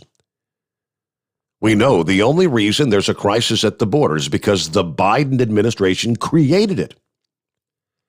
They abandoned to the world, they announced, rather, to the world that they're going to stop building the wall. We're not going to have any more deportation. They changed the Remain in Mexico policy. Everyone knows when you do these things, you're going to get a crisis. So it's almost like it was intentional. I don't know what other conclusion you could come up with. So I don't expect him ever to do the right thing. It's unfortunate because it's not good for the country. It's not good for the American people. But once again, that's just who the radical left in the Democrat Party is today. That's who's running the show. And he's right. And that goes hand in hand with exactly what Grump was trying to explain. They're trying to take us down that path of socialism. Meanwhile, back to the phones. Would this be the Beaver Stuffer? Yeah, good morning. Morning. Often replicate, never duplicate. How you doing? It's been a while since we heard from you. What's been going on? Yeah, it sure has. Well, I've been working different shifts. I've been listening during the day. And, yeah, I just had something on my mind that I've been trying to get out in words. And, you know, the whole truck parking thing, we haven't talked about that in a while on the show, or anybody for that matter. And the shortage, lack thereof it. And one thing that's been on my mind, and it really, really ticks me off, like when I go to one of these truck stops and you can't find a spot, and often people won't want to talk about it and admit to it because it's something that many partake in, is people that want to go to the truck stop or the McDonald's that provides truck parking or wherever it may be, and leave their truck there and go home. It is not the responsibility of the truck stop or even the government. They talk about, they don't want us to park our trucks on the city streets anymore. It's not the responsibility of the government or the truck stops or anybody to provide a parking spot for you to park your truck and go home. That's a business expense. So you need to have a shop, you need to have land or real estate to work on the truck. You know, and the other one is these big fleets. It's the same. They're guilty of it too. And that's the thing that bothers me, is they complain about the lack of truck parking. Well, the lack of truck parking is because you want to have a market in a city to haul freight, right? But you don't want to have the investment of having a shop. So you're going to go hire a driver out of that area, but not provide him for a place to park that truck. Well, go park it at the truck stop. That's what they tell them. So that's where this shortage is coming from, Steve. Well, and the truck stops are full. I hear that they're full well before the sun ever goes down. Late afternoon, they're already packed. Right. Yeah, these city guys or guys that run a regional, they'll park the truck there and they go home. So they're done for the day. Right? Sometimes 2-3 days they're sitting there parked there. Yeah. You know, I don't think the shortage is from too many trucks on the road. I just think the shortage is from a lack of an investment in an actual terminal to park the truck. So, anyway, it's good to talk to you. Well, thanks for checking in. Good to hear from you. Yeah. You're not going to woods tonight. Well, thanks again for checking in. Thanks for listening to the podcast during the day, and we'll look forward to hearing from you again. Don't be a stranger. Often replicated, never duplicated. Boy, real quick, like, did you, the latest, it wouldn't be considered a gaffe. It's a downright embarrassment. But Joe Biden, the president of the United States, actually insulted a class of Coast Guard Academy graduates at a commencement address this past day. No kidding. Declaring that the group of cadets you're a really dull class. Now, what ticked him off was, I think this dull class maybe isn't so enthusiastic about this current president. President seemed to get increasingly frustrated throughout his speech as the cadets rarely clapped at his applause lines or laughed at his jokes. He urged them on several occasions. Stand up, clap, come on. It's okay. Kind of brings back to mind with a former Governor Jeb Bush in Florida, his infamous plea for the audience to please clap. Everybody's just sitting there like, dude, go home already. The lack of enthusiasm actually came to a head less than 10 minutes into Biden's address when he says, I can only assume you will enjoy educating your family about how the Coast Guard is the hard nucleus around the Navy in times of war, referring to an old saying about the Coast Guard, to which they all kind of sat there on their hands. He did not receive applause.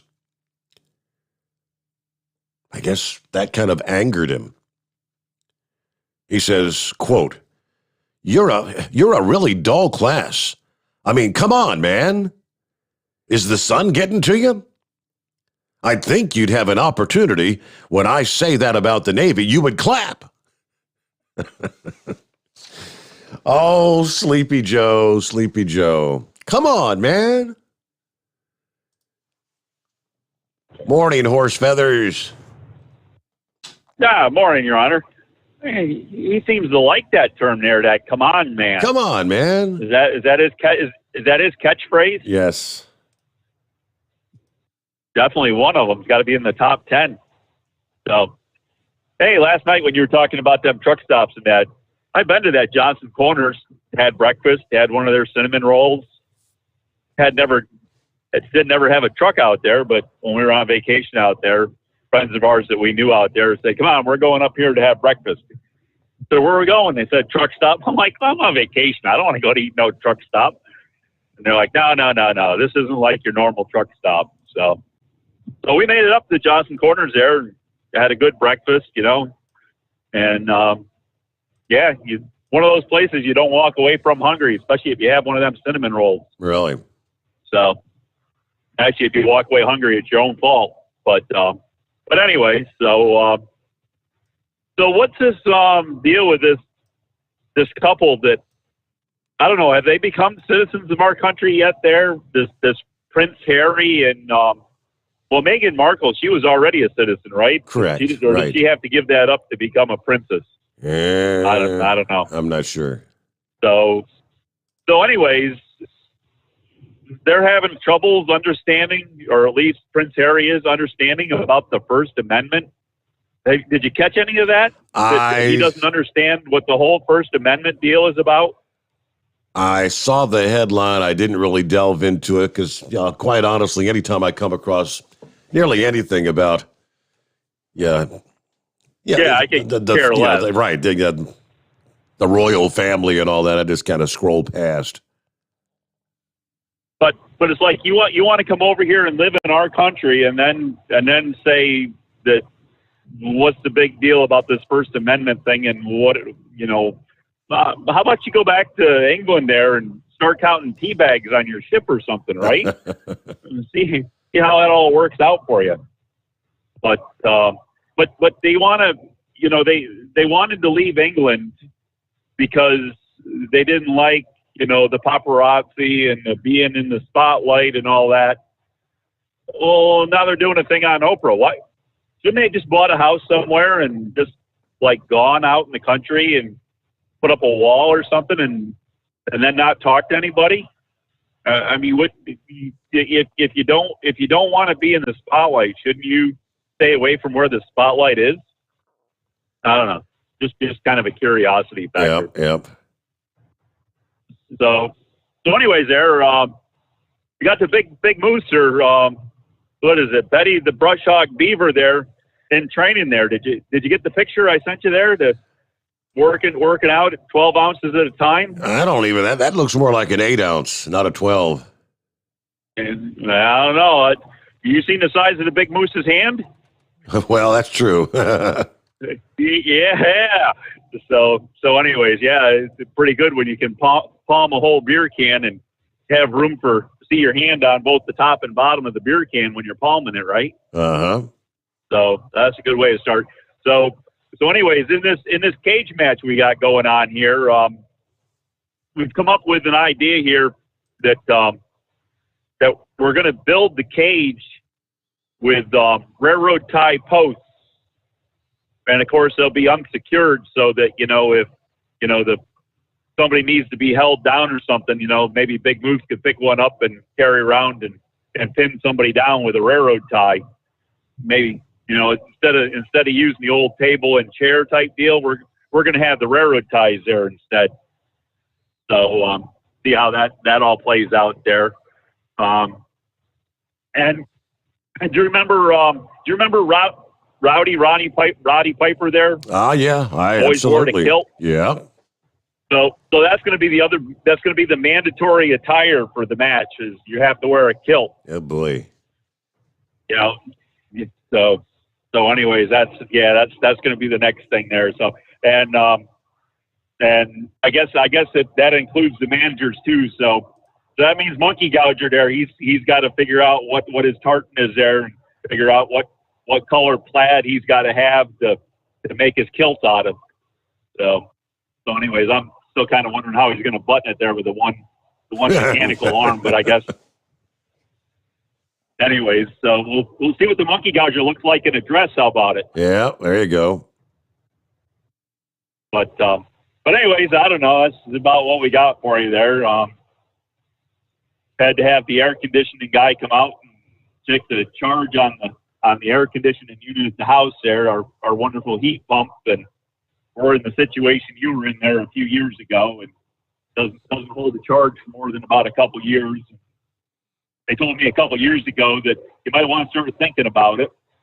And so the guy comes out and he's like, "Yeah, I told you a couple years ago you might as well start thinking about it." He says, "What you thinking?" I said, I'm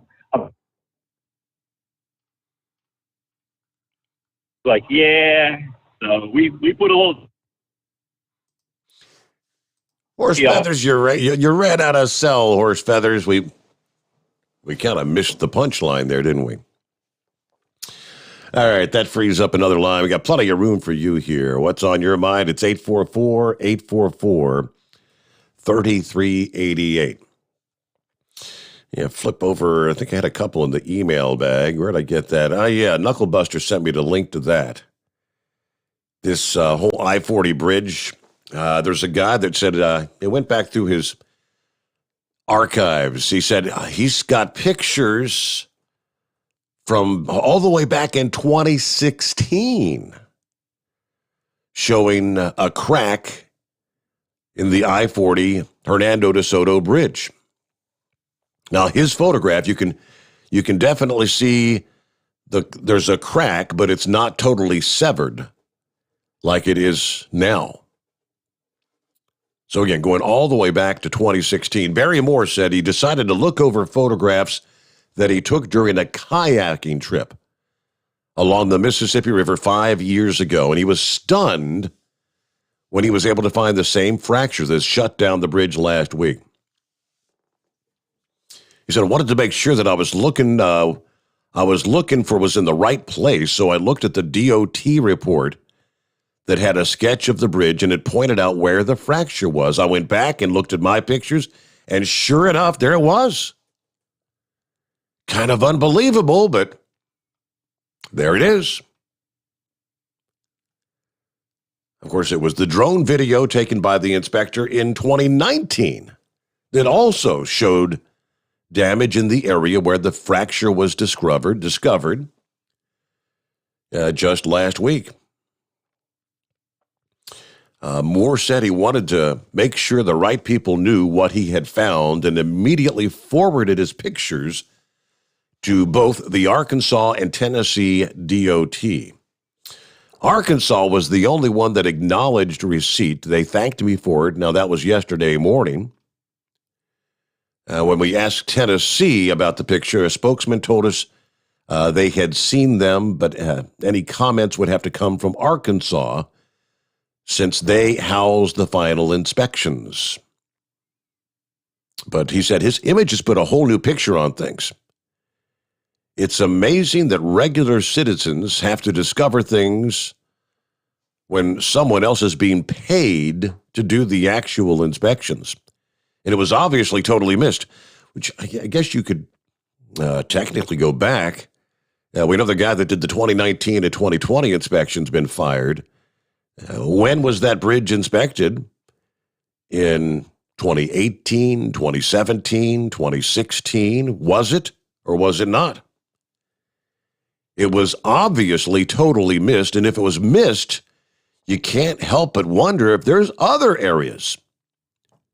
Let's just hope they're going over the entire structure with a fine-tooth comb now.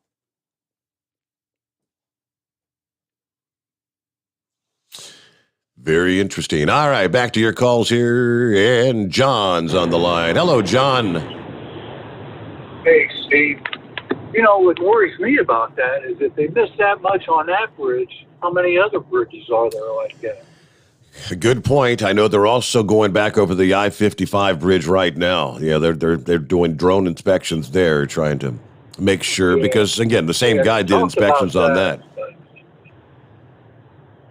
And the guy talking about the truck stops, I agree with him. I've always felt that way. And I always thought that, some of these ordinances were in these industrial areas where you got many warehouses, or even just a place where you got a very large warehouse, where you got a lot of trucks coming and going.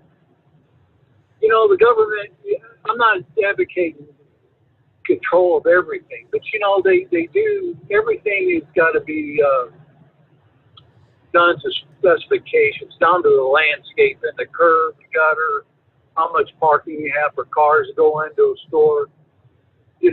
When you have a warehouse with hundreds of trucks sometimes coming and going every day, you would think they would mandate some sort of truck parking in that area to alleviate some of the responsibilities of the truck stops.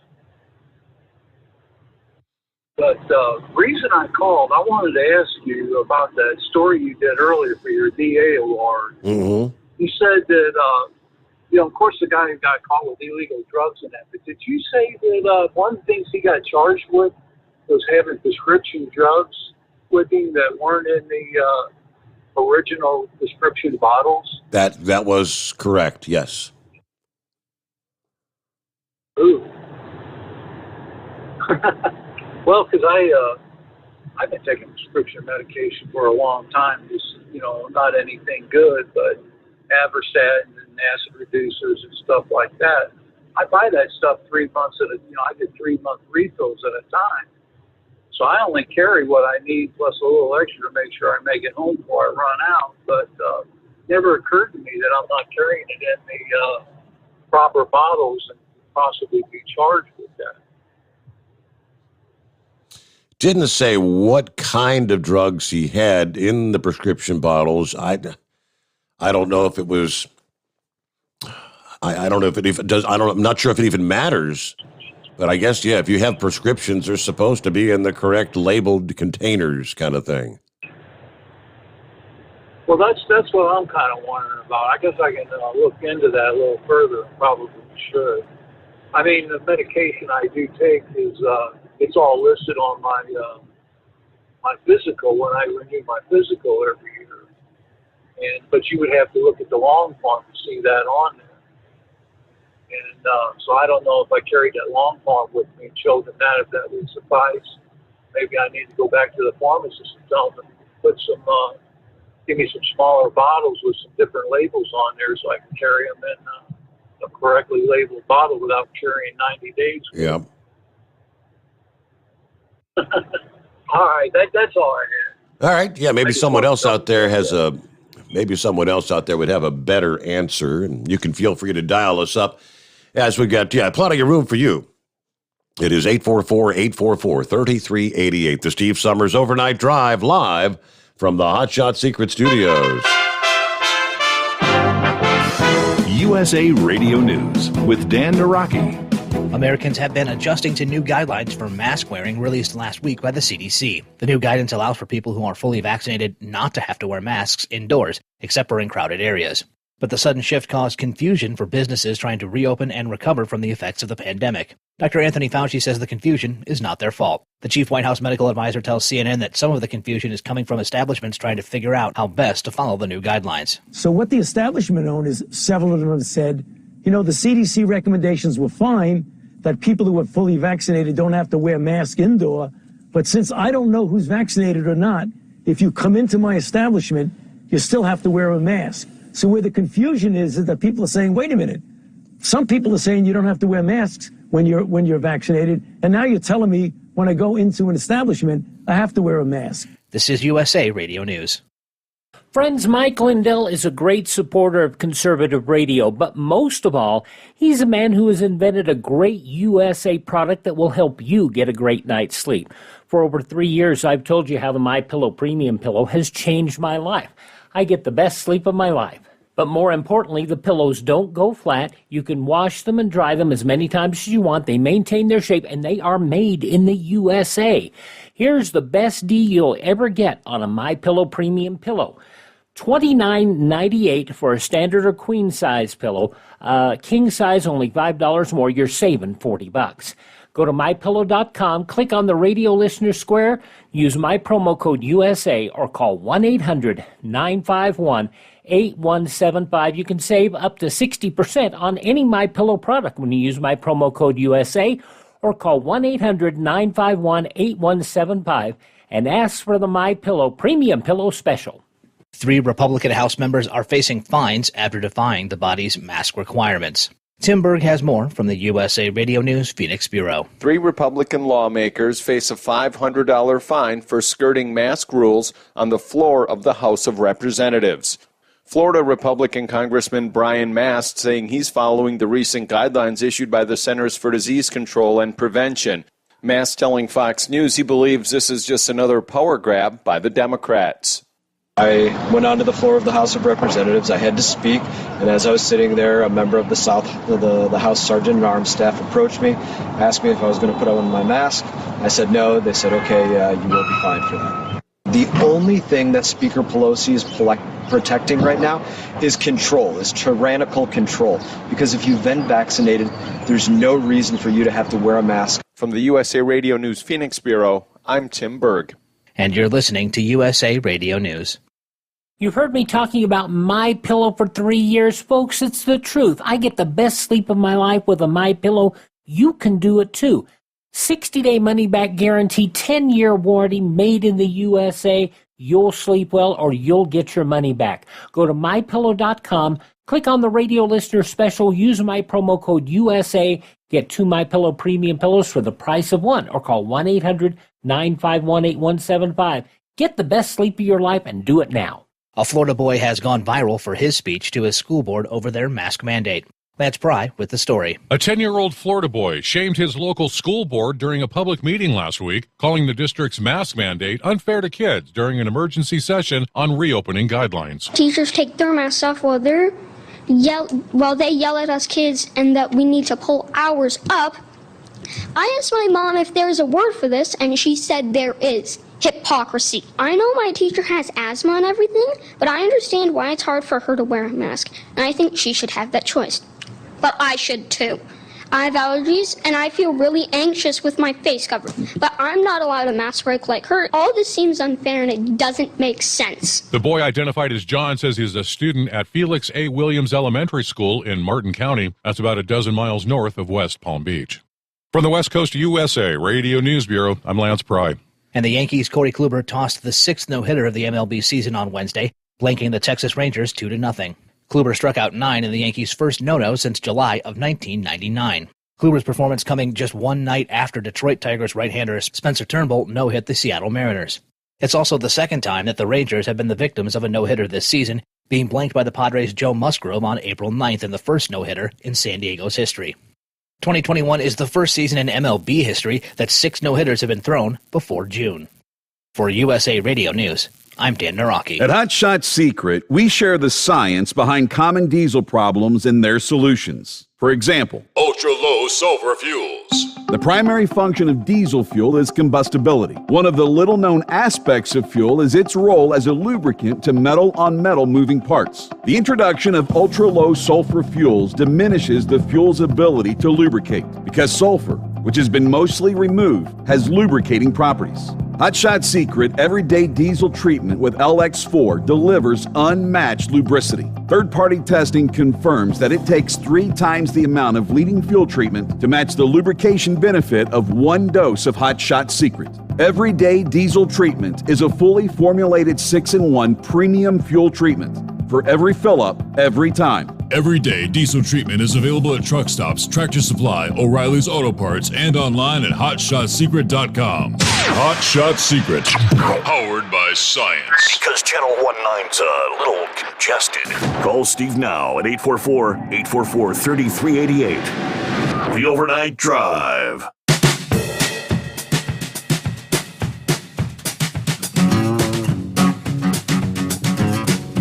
Okay, jump right back into it here. Where'd we leave off there?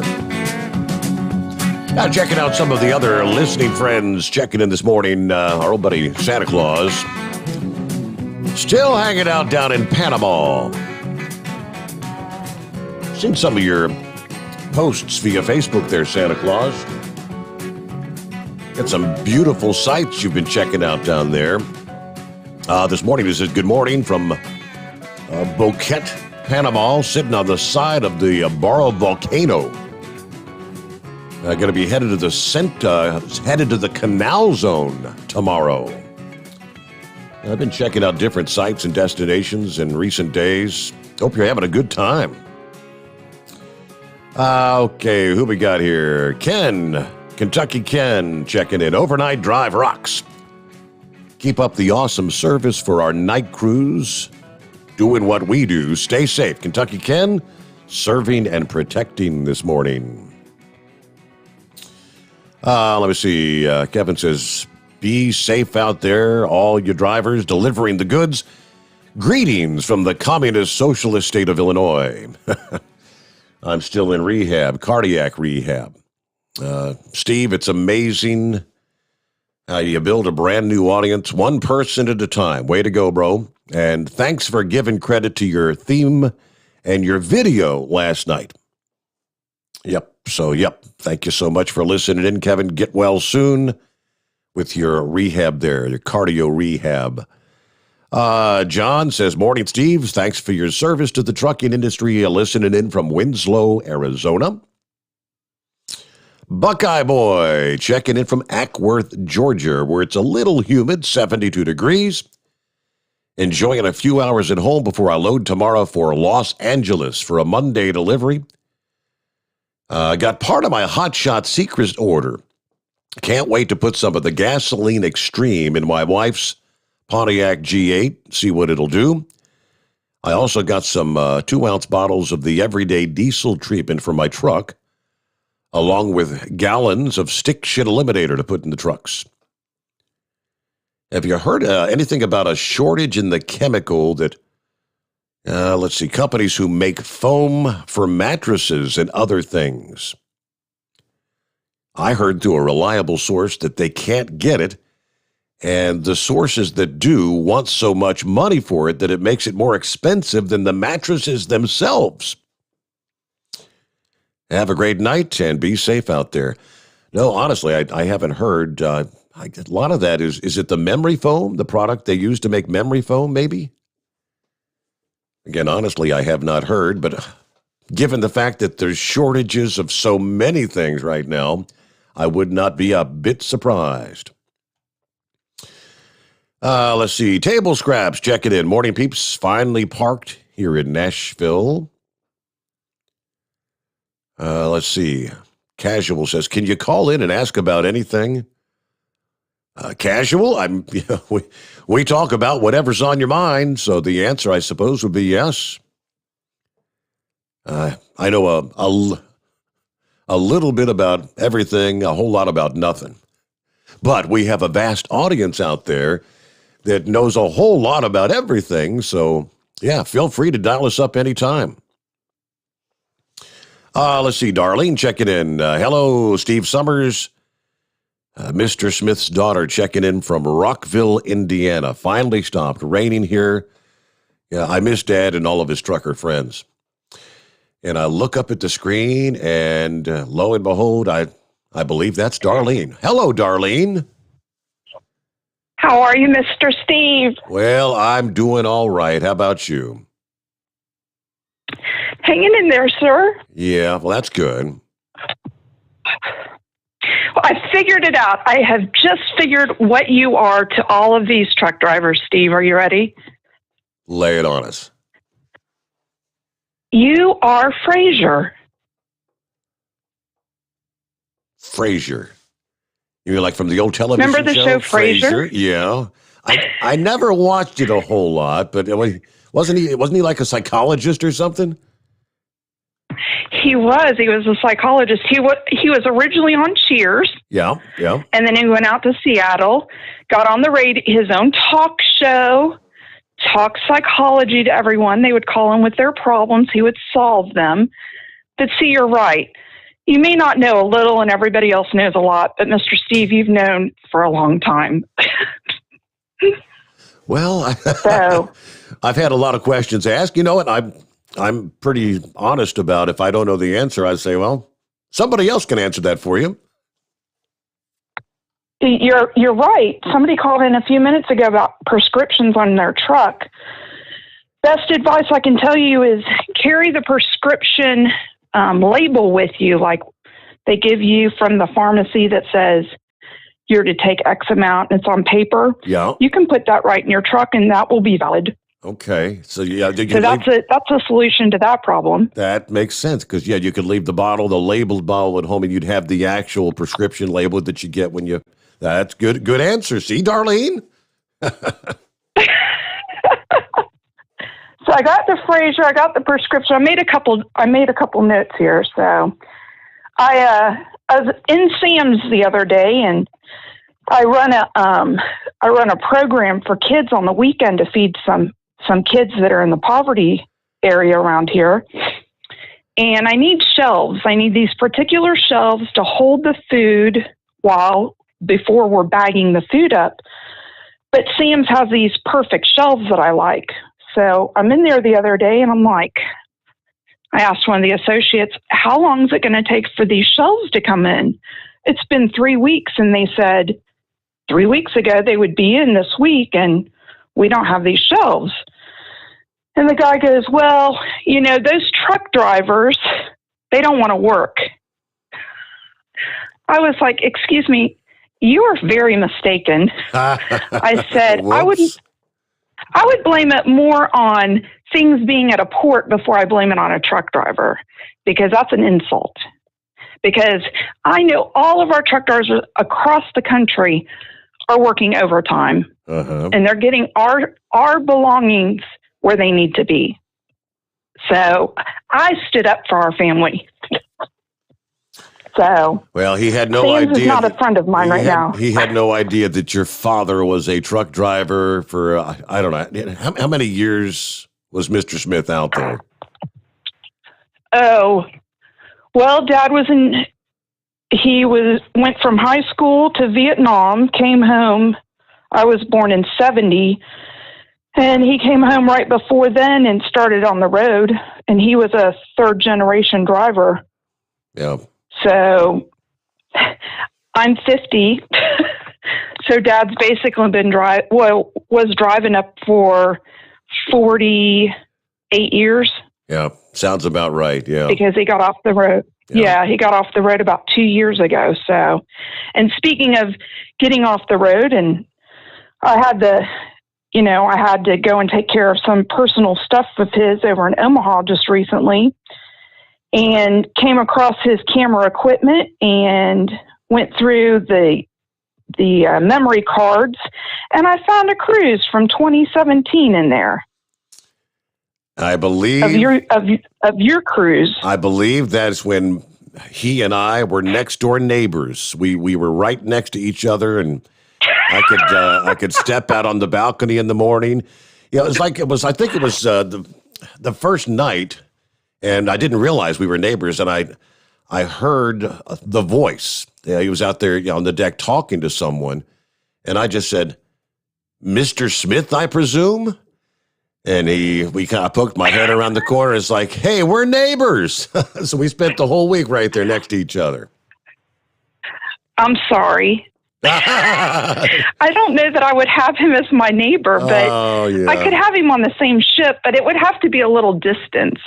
Yeah, we've got some very fond memories. He got to go on a couple of cruises with us over the years. So he did one of your first cruises. I actually have some professional pictures up in my upstairs room, and so those are nice memories to have. And then on that cruise, there were some nice pictures in there, so those will be nice memories.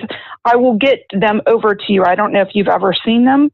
Maybe you need them for yourself, but I'll email them to you. How's that? That sounds great. Absolutely. So I think I've covered just about everything. I appreciate you being here. Well, it's good to hear from you. I know you're on the social media. You're a friend on Facebook, and I see some of your posts here and there. So great to have you with us. Yeah. And, your dad is very much. I appreciate it, sir. He's very much missed. He was a good man and served his country with dignity and honor. So thank you very much. Have a great morning, and don't be a soon. stranger. You got it. Thank you so much, Darlene. How about that? About 17 past the hour. Yeah, Mr. Smith, we were, right there, next door neighbors that year. I think it was 8 days and 7 nights. Let's see here. Horse feathers. I guess you got back in a cell zone. Take two.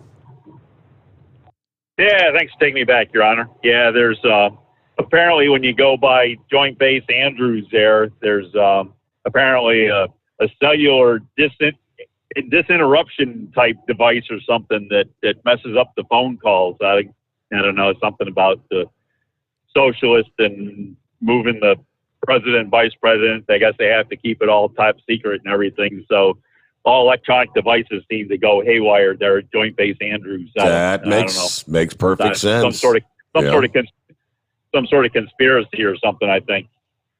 So, but anyway, so I was saying there, it looks like we're going to have the HVAC unit be replaced this year. So we're going to work on that, I guess, and see how much of a drastic cut that'll put into the budget of what we were looking at doing this year.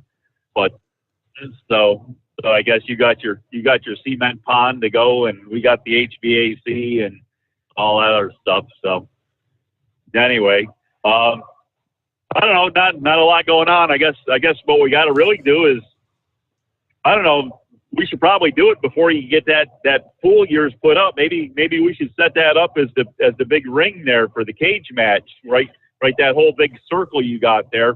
We could set that up there as the cage match for the big wrestling match there. How would that be? We work that out there. I had 27-foot ring. I think that's big enough for a heat wave to run around and keep away from the big moose for a while. Yeah. You know what he's going to be doing. He's going to be running around that ring like a chicken with his head cut off, trying to run the clock out so he don't get caught. Well, we're going to take care of that too. We're going to put a rubber end over the little hammer there, so when they try to bang the bell, it doesn't make any sound, so there won't be any bell at the end of the round. So you'll never know when it's done.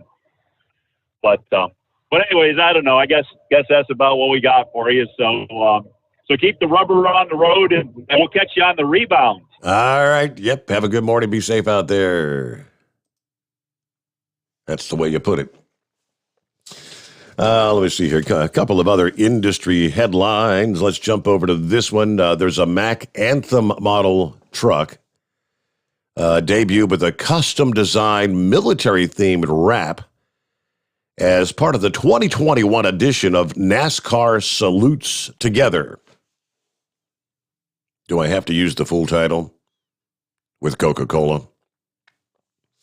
The custom truck wrap, a salute to military heroes and their families across the country and honors those who've died in the line of service. The design was chosen by Mac fans through a social media contest.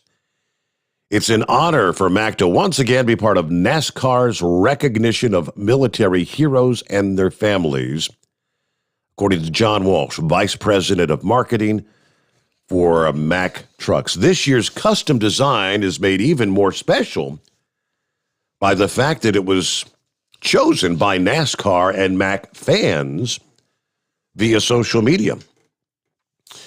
Video reveal of the truck, the 2021 wrapped truck design, was posted on their social media channels, and it's a nice-looking truck. I got to give them that. The winning design features the 5 branches of the U.S. Armed Forces and proudly displays stars and stripes across the semi. Mac has wrapped one of NASCAR's 10 anthem models in support of NASCAR salutes for the past 4 years. So kind of continuing the tradition there. And aren't we soon gonna, because you have Army, Navy, Air Force, Marines, Coast Guard. Don't we need to add in that 6th branch? Space Force. You know, Space Force is supposed to be kind of a separate branch of the Air Force, is it not? We can't forget our Space Force, and they've got a pretty cool logo, you know. Then looking at the video here of an unlucky Jaguar owner whose car sustained serious damage after it accidentally fell off the car carrier. It's a short video that shows the car carrier parked on the side of the street with the expensive car loaded on the back. The person behind the camera actually captured the exact moment that the black Jaguar F-Type car just falls off the carrier's trailer, rolls backward, crashes right into a truck parked behind the trailer, and as a result of the chain reaction, the truck then also hits another vehicle parked on the street, a Nissan GTR.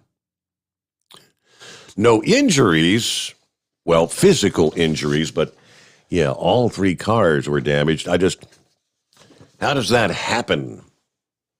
Someone released the parking brake or something? I don't know what the deal was. All right, let's get back to our calls here. Lines available at 844-844-3388. Tom, I believe. Good morning, Tom. Good morning there, Steve. How you doing today? Doing well. How about yourself? Good to have you with us. Yeah, I'm pretty good. I hope you can hear me okay. I got some new earphones today. I don't know how well they work, but I was calling up to talk about the gentleman about the prescription drugs. And my wife is a pharmacy tech, and she wouldn't let me leave the house without my bottles or those little papers like Darlene was talking about a minute ago. Okay. She said, you got to have those with you all the time. She said she wouldn't even let me carry an Advil in my pocket, in case I needed an Advil or an Aleve or something like that. She said, you make sure you have that bottle with you all the time. And she was pretty adamant about that. She said, you do not want to get caught with pills in your pocket. And I guess those little, the little pill packages they use for the weekly pills every week. Right. She said those don't work either. She said you gotta have prescription or the paperwork for the prescription with you. But I was kind of tickled when Darlene talked about comparing you to Frazier. I thought that was a nice compliment for her to do that. It's a good thing she didn't say you reminded her of Les Nessman. Yeah, that's true. That's true. Yep. That was quite a show there a long time ago. But another thing I was going to mention was one of your representatives up there, Jim Jordan. He is the best. I tell you what, I'd like to see that guy run for president someday. I think he's probably one of the most level-headed congressmen I've ever heard. So maybe someday he'll think about that. But it's a short, sweet call, and I appreciate you taking my call here. All you truckers out there, be safe. Thank you so much, Tom. Appreciate you checking in this morning. You do the same. Be safe out there Yeah, I actually got an email from Shaky. It seems like everybody's pretty much on the same page. He said, Steve, if I'm not mistaken, it doesn't matter if it's a narcotic, heart meds, or whatever, and if it's not in the bottle with the proper label, you can it's illegal. You can get yourself in trouble. So I guess that answers the question for our caller asking about it. Yeah, definitely. At least if you don't want to bring a 3 months worth of, that's what he's trying to avoid. I don't want to take 90 pills in the bottle. I just want to take for the few days I'm going to be on the road at any given time out on the road with me. So definitely have that paperwork that come with the prescriptions. Typically there's a couple of copies of that you could separate and then leave the bottles at home, right? Bourbon Street Gary checking in this morning. He says, great show as always. I'm out here listening on my way back to Coleman, Alabama. Going to stay here another week, working nights. So I'll be listening. Good deal. Thanks for being with us there, Bourbon Street Gary. Michigan Madman checks in with an email here just a few minutes ago. Steve, with all this talk about the birds and dogs chowing down on the cicadas, I'm kind of curious to hear what the inbred redneck thinks. What Hugzilla would be doing, eating all the cicadas. Would she be like on her hands and knees chowing down on the cicadas? At the beginning of last night's show, I mentioned that the first batch of cicadas had come up. And I mean, there were, I don't know how many were out there, but all I know is the birds were in a frenzy. And the squirrels, apparently, I believe the squirrels were chowing down on them too this past morning. So some of the early risers, again, as we speak, there's, step out and look up at the trees. There's all, a bunch of cicadas dangling down there on the leaves and whatnot. Wings are opening up. They're trying to dry out. So I imagine when the sun comes up again later this morning, the birds will be feasting. The ultimate goal, like I said, is eventually they'll come out in such mass quantities that there'll be too many for the birds to eat them all. The squirrels will be so full they wouldn't know what to do. And that's their survival mechanism. They have to come out en masse. All right, we're going to get a news break in here as we reach the bottom of the hour. Coming up, we'll get back with your calls. You want to jump on board? It's 844-844-3388. The Steve Sommers Overnight Drive live from the Hot Shot Secret Studios. USA Radio News with Dan Naraki. The European Union is set to reopen its doors ahead of the summer tourist season. The 27 member states approved a plan on Wednesday that would reopen the bloc to travelers that have been fully vaccinated against COVID and to tourists from an approved list of countries that are considered safe. The policy is expected to be formalized by next week, with some countries able to open up immediately depending on their preparations. The move was seen as vital to the economies of popular tourist areas like Greece, hit hard by travel lockdowns. And the House has passed a bill to create a 9/11-style commission to investigate the deadly riots at the Capitol in January. The panel would be tasked with making recommendations for the Capitol's security and preventing another similar event. The bill is expected to meet strong resistance in the Senate, where Senate Minority Leader Mitch McConnell said Wednesday that he's against the measure. You're listening to USA Radio News. Okay, we are running a car drive right now to help veterans all across America. So if you have an old car, truck, or van, even a motorcycle or an RV sitting around, you can right now give it away and help the vets. They really need your help. And your car will help support the vets and their families. And guess what? You even get a tax donation. Plus, we'll even come and pick up your car for free. And all you've got to do is pick up your phone right now and make a free call. Now is the perfect time time to do something good for the vets. Give back to the vets right now for all they've done for this country. And your old car can really help them. So call the Veterans Car Donation Program right now for free pickup of your vehicle. Help the vets and help your taxes at the same time. Call right now. 800-882-2093. 800-882-2093. 800-882-2093. That's 800-882-2093.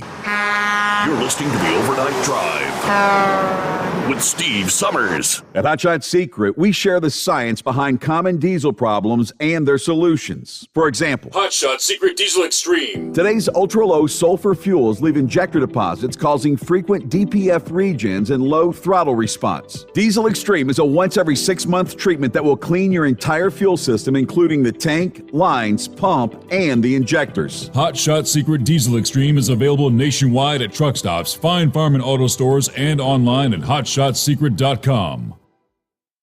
Some say their truck reflects who they are, dependable and reliable. That's why you trust Blue Def.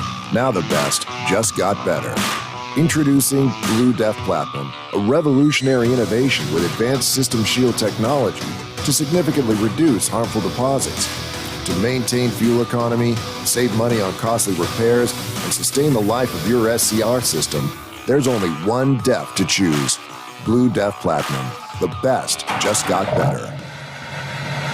PureFlow Air Dog, your leader in fuel air separation system technology. Our systems filter out water, particulates down to 2 micron, and remove all of the air out of your diesel fuel. This allows for nothing but pure, clean diesel fuel to reach the expensive injection system equipped in your vehicle.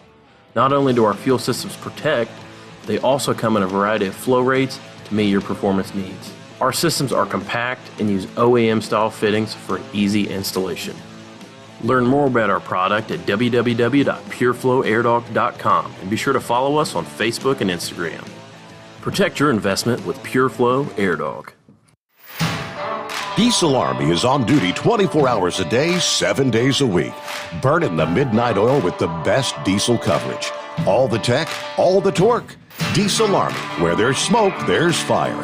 For the latest news and event coverage, as well as feature and tech articles, sign up for the newsletter and don't miss a thing.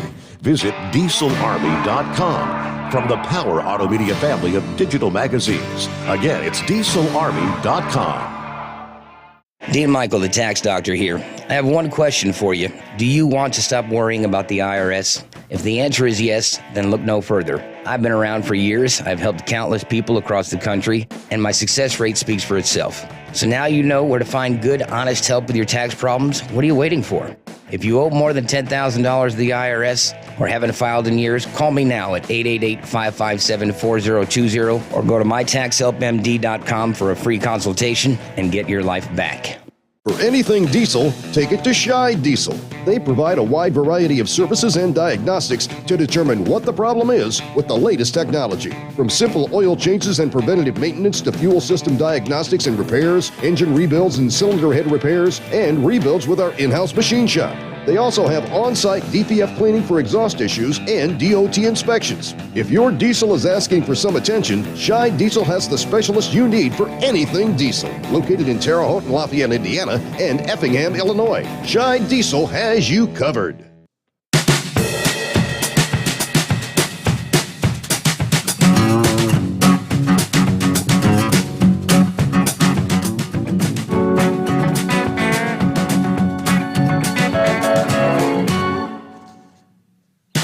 All right, we've been talking for weeks about automobile manufacturers. That's why Gary's running out of Alabama.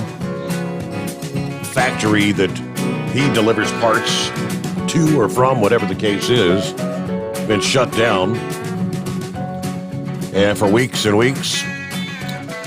And apparently the problem is only getting worse as we progress rather than better. They can't catch up. Shortages in the semiconductor industry, which have already slammed the automakers and some consumer electronic companies, as I said, are getting worse, complicating the global economy's recovery.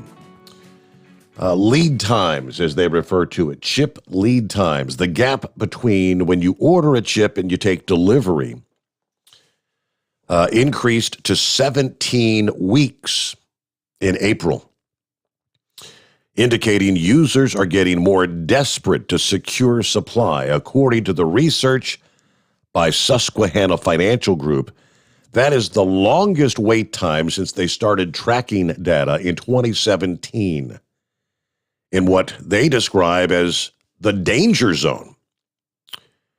All major product categories up considerably, according to Susquehanna analyst Chris Rowland, citing that power management and analog chip lead times, among others, these were some of the largest increases since we started tracking the data. Chip shortages are rippling throughout the industry, one industry after another, preventing companies from shipping products from cars to game consoles to refrigerators. Automakers are now expected to lose out on $110 billion in sales this year as Ford, General Motors, and others continue to idle factories for lack of essential components. That is undercutting economic growth and employment and raising fears of panic ordering that may lead to distortions in the future. The chip industry and its customers watch lead times as an indicator of the balance between supply and demand. The longer the gap indicates buyers of semiconductors are willing to commit to future supply to avoid a recurrence of shortfalls. They track these numbers as a harbinger of hoarding that can lead to accumulation of too much inventory and sudden declines in orders. Elevated lead times often compel bad behavior at customers, including inventory accumulation, safety stock building, or even double ordering. Those trends may have spurred a semiconductor industry in the early stages of overshipment above true consumer demand. Now, the situation has been complicated by a resurgence of COVID in Taiwan, which is one of the key locations for chip manufacturing. They have closed schools, curbed social gatherings, shut museums and public facilities. While the businesses and factories are operating, they may have to consider broader restrictions. The country is home to Taiwan Semiconductor Manufacturing Company, the world's most advanced chip maker, and they count Apple, Qualcomm among some of their many customers. Local manufacturers also produce less glamorous but equally critical chips, such as display driver ICs that have been a particularly painful bottleneck. Wednesday, Taiwan's Centers for Disease Control raised the island-wide alert level, extending COVID containment measures to the entire country. The same day, the Water Resource Agency said Taiwan needs tighter water-saving measures because little rain has fallen during the traditional rainy season there, which is aggravating drought that is also threatening production. SMC said in a statement that they will continue to tighten their water usage. They don't anticipate the measures will affect their operations, but 17 weeks. Boy, oh boy.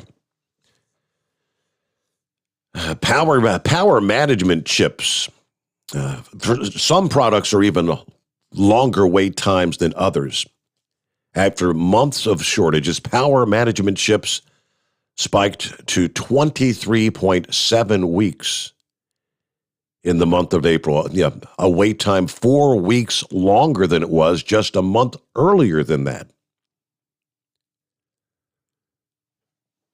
Again, things may not be getting better anytime soon, which that will not bode well for automobile manufacturers and whatever the case is going to be. Yeah, I can foresee when the several months down the line when people start looking ahead toward holiday season and when the likes of Nintendo and Xbox and all those game console manufacturers typically try to roll out the latest, the greatest, the hottest new products and gaming consoles. They'll probably be one of those deals where, kind of like last year, that latest, was it the Xbox system that was in such high demand? Xbox 5 or whatever. I know my son had tried for months and months to order one, and finally found when one store got a shipment in, and they were only getting 5 or 6 consoles at a time in a shipment. But he was able to finally lay his hands on one. They were selling those darn things for like 10 times what their actual value was on the internet, eBay and stuff. And people were paying it. Okay, let's get back to your calls here, and I believe Bill is with us. Morning, Bill. What's going on? No, it's annoying us. I tell you, that call spreader can't understand me a bit. Touching on this chip shortage, so if I'm not mistaken, one of the reasons Silicon Valley got its name was because of the computer chips. Am I correct? Yeah, that's my understanding. Absolutely, yeah. Yeah, now, this is just another one of our industries that's been shipped overseas because, I guess, cheap labor or whatever. It's sickening. You think of how many industries this country thrived in, and now we're taking a back seat in so many countries in the world. Look at the steel industry. Look at the clothing industry. The chip industry, it's just absolutely absurd. And that's because of these policies that has driven these industries out of the country. One thing I wanted to touch on, I don't know how much you've talked about it, but these rocket attacks, Hamas/the PLO keeps on attacking Israel with.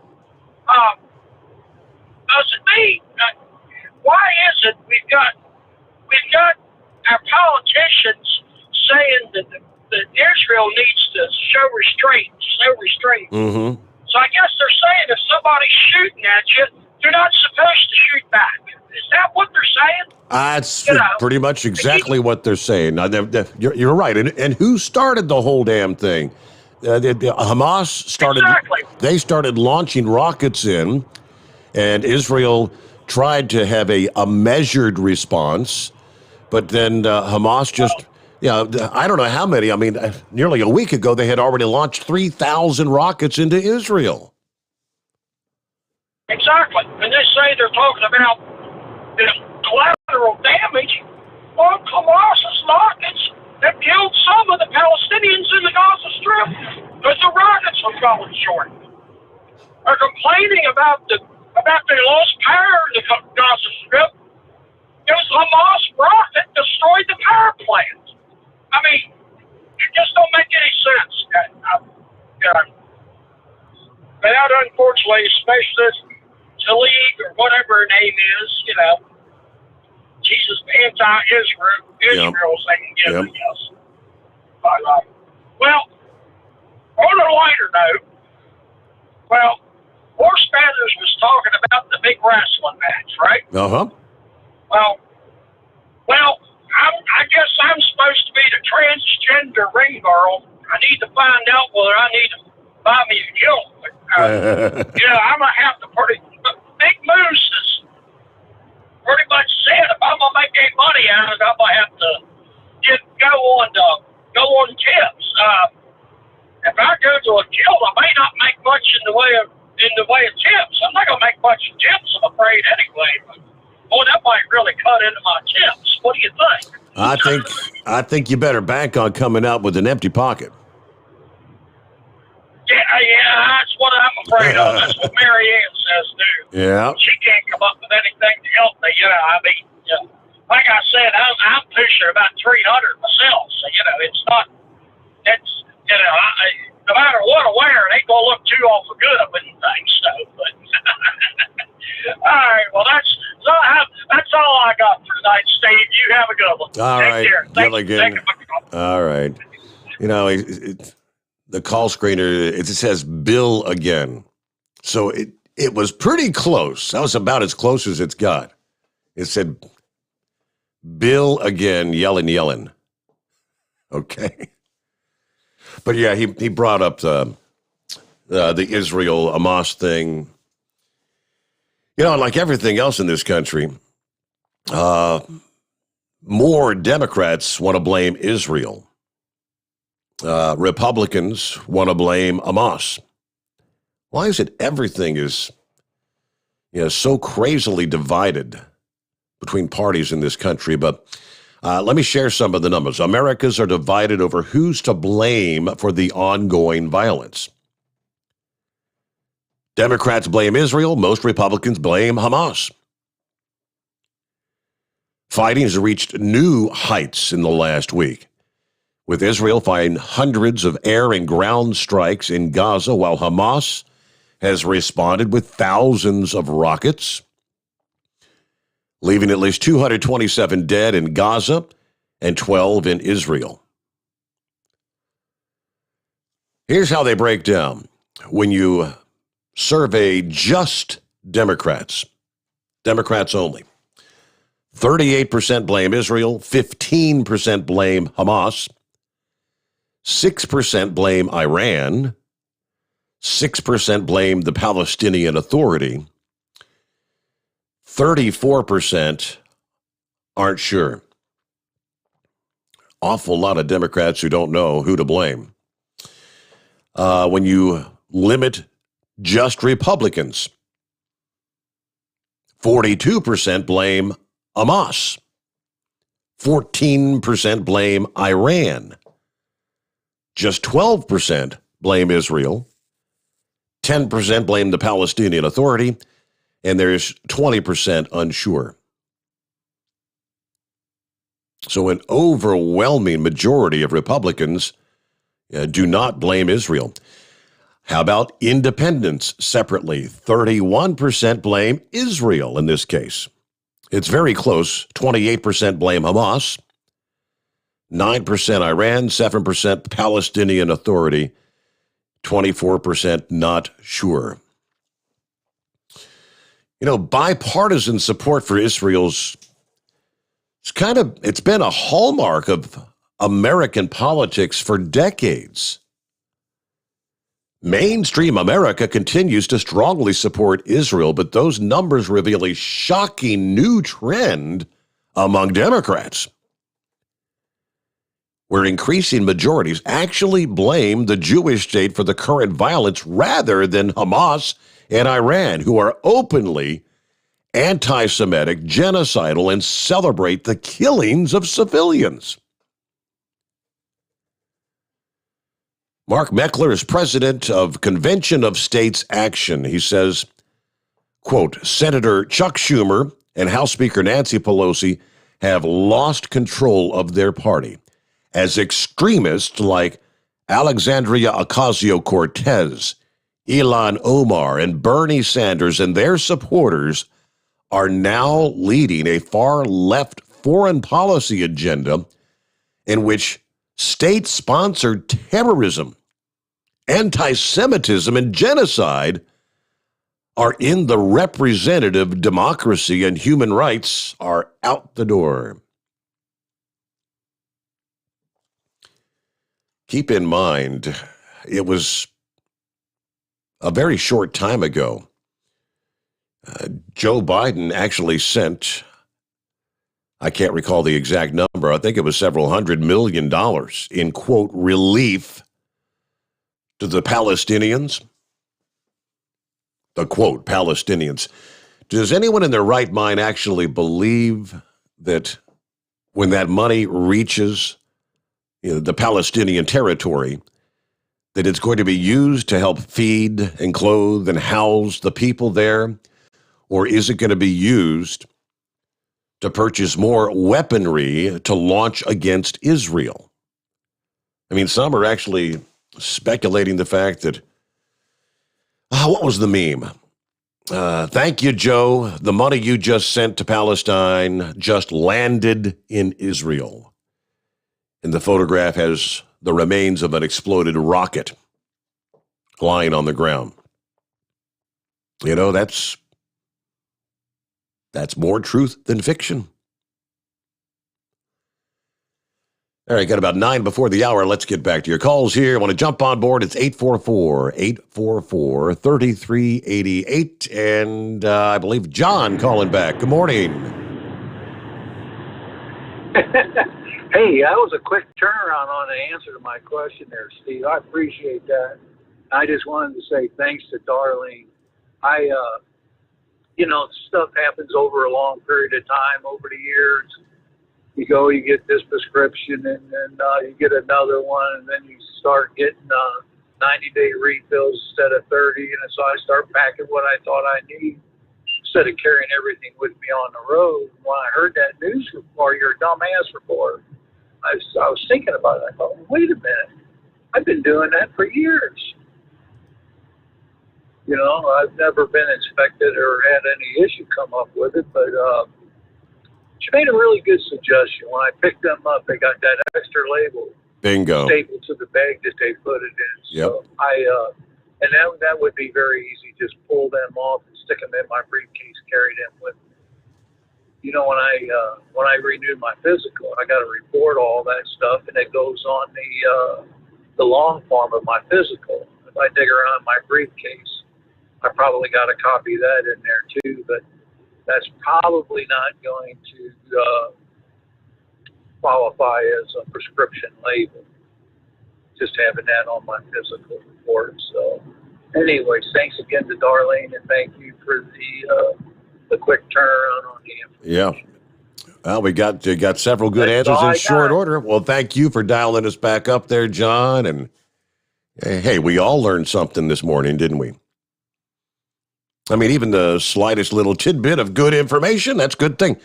All right, the other question someone was asking about the foam to make things, mattresses, furniture. Indeed, that apparently is the case.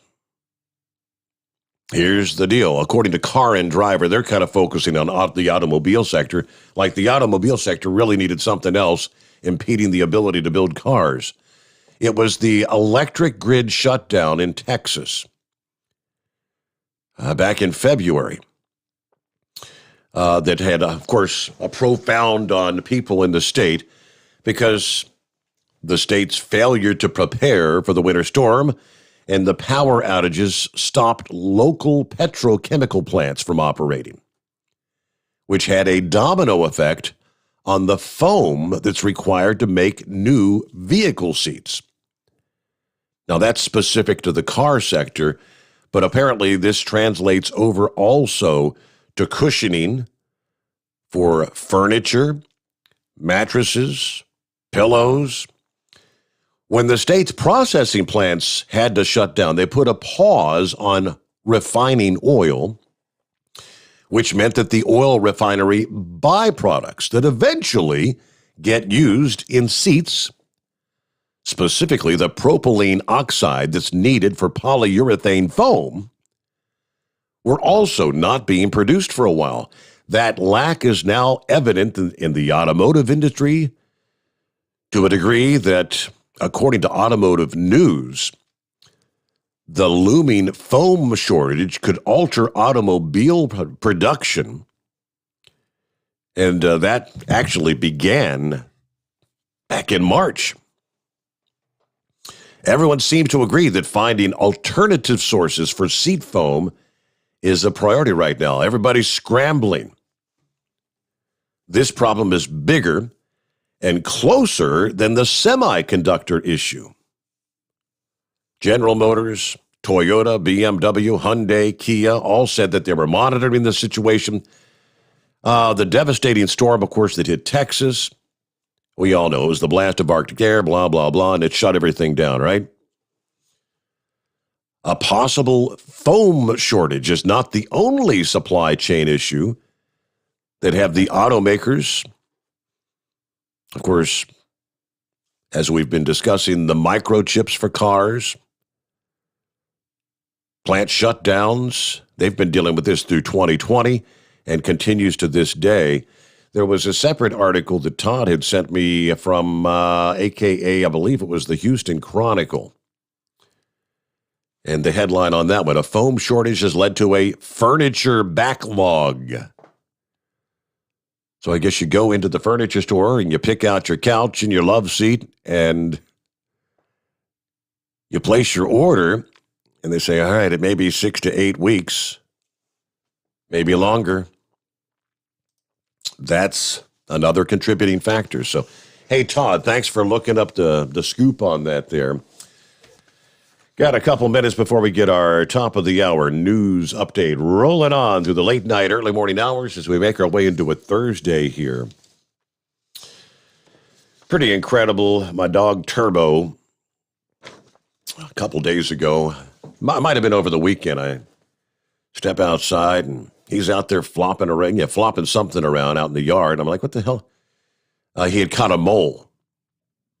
And I got out there and lo and behold, there was another mole right next to he had caught 2 moles. I'm like, good boy, get those SOBs.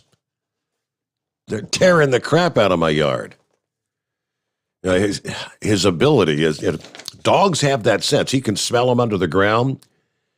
It's fascinating to watch him. He'll kind of cock his head and he'll watch and he'll go up on his hind legs and then pounce with his front paws, and then start digging. I guess that pounce actually maybe stuns him or whatever, and he gets him.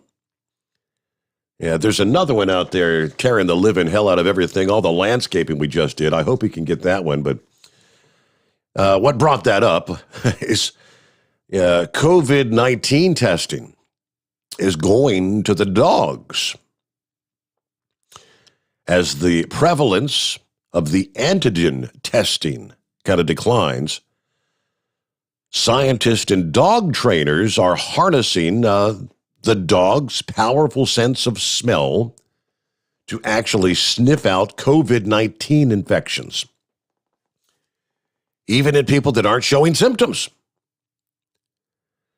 According to the Wall Street Journal, with their more than 300 million scent receptors, dogs can be used to detect cancer, malaria, diabetes. Yeah, this is the first time dogs have been trained to detect a viral disease in humans, according to the National Veterinary School, making the use of canine detection more efficient than even nasal swabs. According to Fast Company, dogs are well known for their ability to sniff out a number of diseases. British researchers were awarded a contract last year to train biodetection dogs as a rapid testing measure for COVID-19. Several universities have developed the program. When you have a disease, whether it's a virus or a parasite, it changes the body odor, or odor, I should say, your body odor, so you actually smell different. We have demonstrated this already with diseases like malaria, for example. One dog can screen up to 300 people per day, according to the World Health Organization. And apparently the testing is a whole lot cheaper. If you use the PCR test kits, they can run like $91. A canine check would run you like $1.20. He added dogs can be trained to detect COVID infections with anywhere from 82 to 99% sensitivity, 84 to 98% specificity. Pretty incredible what our canine furry friends, man's best friend, can do. All right, we'll come back with more as you roll into a Thursday. It's 844-844-3388. The Steve Sommers Overnight Drive, live from the Hot Shot Secret Studios. USA Radio News with Dan Naraki. The European Union is set to reopen its doors ahead of the summer tourist season. The 27 member states approved a plan on Wednesday that would reopen the bloc to travelers that have been fully vaccinated against COVID and to tourists from an approved list of countries that are considered safe. The policy is expected to be formalized by next week, with some countries able to open up immediately depending on their preparations. The move was seen as vital to the economies of popular tourist areas like Greece, hit hard by travel lockdowns. And the House has passed a bill to create a 9/11-style commission to investigate the deadly riots at the Capitol in January. The panel would be tasked with making recommendations for the Capitol's security and preventing another similar event. The bill is expected to meet strong resistance in the Senate, where Senate Minority Leader Mitch McConnell said Wednesday that he's against the measure. You're listening to USA Radio News. When thinking about life insurance, my accident reinforced you never know what tomorrow might bring. That's why I reached out to AccuQuote. AccuQuote helps people find a life insurance policy that meets their needs. Since 1986, they've helped millions of folks save up to 60% on their life insurance by comparing the rates and features of dozens of top-rated life insurance products. A healthy 50-year-old non-smoker can buy $500,000 of 10-year level term for less than $45 a month. A 60-year-old under $120 a month. Longer or permanent terms are available. Even if you already own life insurance, you really need to check out my friends at AccuQuote. Don't worry about health issues. Remember, they help me. As a pastor, I'm concerned about your soul and helping you to make sure your family is taken care of. Life insurance is more affordable now than ever, so don't make them wish you'd made that call. 877-437-4781. Call now, 877-437-4781. 877-437-4781. Rates, policy forms, and availability vary by state. During a Wednesday phone call, President Biden called on Israeli Prime Minister Benjamin Netanyahu to de-escalate military operations against Hamas as progressive members of his party are pushing him to publicly call for a ceasefire. But some Democrats are expressing their support for Israel. House Majority Leader Steny Hoyer says that he wants to see the fighting stop, but the Maryland Democrat tells CNN that Hamas needs to stop firing rockets into Israel. Clearly, we want the fighting to stop. Clearly, we want innocent civilians to be safe. But the fact of the matter is, Hamas does not respond to requests, and they initiated rockets. They've been doing rockets on a regular basis. And it would be irrational not to think that the Israelis are not going to respond to protect themselves and their people.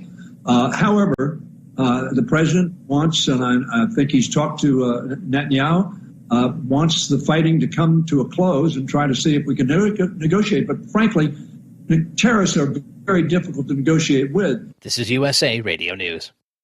Hi, this is Dr. Joel Wallach, and I want to tell you that arthritis is not a genetic thing. It's not a disease of aging. Neither is osteoporosis. Get a hold of my book. It's all in your head. It goes into the 25 different diseases you get when you have osteoporosis of the skull. These are all reversible. You take the Healthy Bone and Joint Pack, the MSM, vitamin D3, stay away from all the bad foods, including gluten, and guess what? You'll regrow all your bones, including your skull and your legs and your hips and everything else. Contact us at usaradiohealth.com. That's usaradiohealth.com. Egypt is the latest nation to call for a ceasefire as war rages on in the Middle East. John Clemens reports. While a number of countries have called for a ceasefire, it now appears that the war has advanced to two different fronts as missiles were fired from Lebanon into northern Israel in the vicinity of Haifa. Israeli Prime Minister Benjamin Netanyahu has called for a forceful deterrence while trying to avoid civilian casualties. There are only two ways that you can deal with them. You can either conquer them, and that's always an open possibility,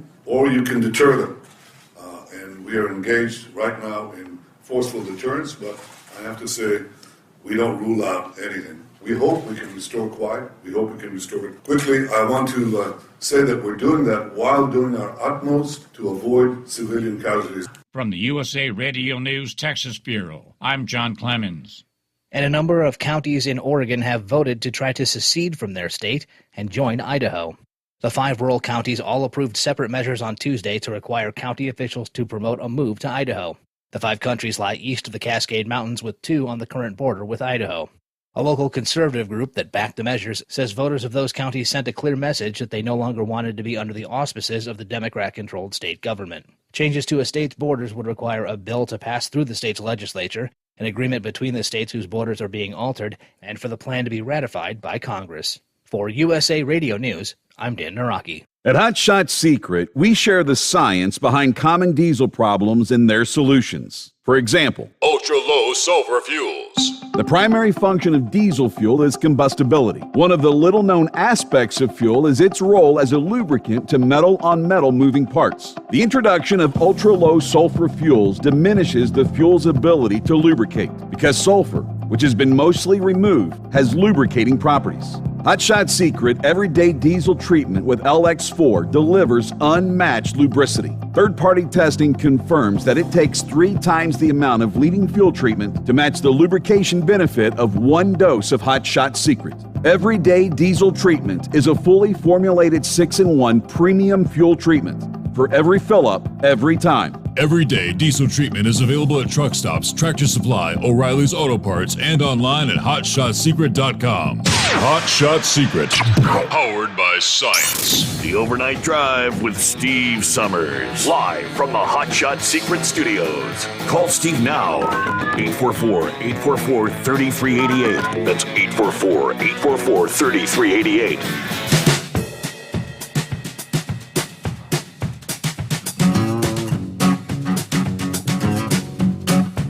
Well, for some, it'll be kind of an end of an era. AKA Greyhound Canada is permanently cutting all bus routes across the country, shutting down the inner-city bus carriers' operations in Canada after nearly 100 years of service. They said their remaining routes in Ontario and Quebec have already ceased operations. Its American affiliate Greyhound Lines will continue to operate cross-border routes into Toronto, Montreal, and Vancouver once the border reopens. But who knows when that's going to be. That decision a year after Greyhound Canada temporarily suspended all service, obviously due to a sharp decline in passengers and travel restrictions when that first wave of COVID came into play. Now, they've struggled for years with declining ridership, increased competition, deregulation, but the complete loss, the so-called fare box revenue during the pandemic, forcing the company to permanently cease operations, according to Greyhound Canada. It's been a tough decision, and it's one we've taken with a very heavy heart. This has been a lifeline for many Canadians for more than 90 years. This will have a massive impact. It will be a blow to rural and remote areas that rely on a patchwork of some private inner-city bus companies for transportation. This has been a part of a network linking smaller communities and big cities, offering an affordable, convenient mode of transportation for everyone, from essential workers and students to the elderly to backpackers. But you've got more and more people that own cars, ride-sharing, discount airlines that have gradually eroded ridership. That we gradually reduced the frequency of some of these services. We cut some routes altogether. Step by step, we've done everything we can, and this is, when ridership declines, we have to make a decision. We either cut frequency, exit the rural markets, or look for some help. So they've kind of reached that point. Greyhound Canada suspended all operations in Western Canada several years ago, back in 2018. All right, let's get back up to the calls this Thursday morning. And what's happening this morning, Steve? Hey, good morning, Steve. How are you? Doing fine. What's happening? Hey, I just wanted to touch on a couple of things you were just talking about. One of them is this Hamas situation with Israel. Steve, I don't know if people, especially these reprobates that are these Marxist communists that are in the Congress, I don't know if they realize it or not, but Arabs in Israel have a lot more rights than Israelis have in Palestine. I'm sure you know that, right? Right. Absolutely. There's Arabs that actually live in Jerusalem. They have due process. They have the right to vote. There's a lot of different rights that Arabs have in the state of Israel. But if a Jew goes to Palestine, do you know what would happen to that Jew? They'd be murdered. They'd be murdered. Because Palestinians and Hamas hate Jews. Yep. These people in Congress, Steve, and the senators, like Chuck Schumer is a self-hating Jew. Bernie Sanders is a self-hating Jew. I mean, Chuck Schumer is the most despicable, disgusting politician I've ever seen in my life. He's just disgusting, the stuff that comes out of his mouth. Yeah. You know, and then you got AOC and Presley and Tlaib and Omar and all these other Marxists, you know, who are supporting a terrorist organization for the last 20 years. We've been condemning this organization. Killing Americans, sponsored by Iran. And what are we doing? The United States. We're sitting down with Iran. We want to talk with Iran. We want to give Palestine money. Do you think the people of Palestine are getting those millions of dollars? No. That money's going to the terrorists.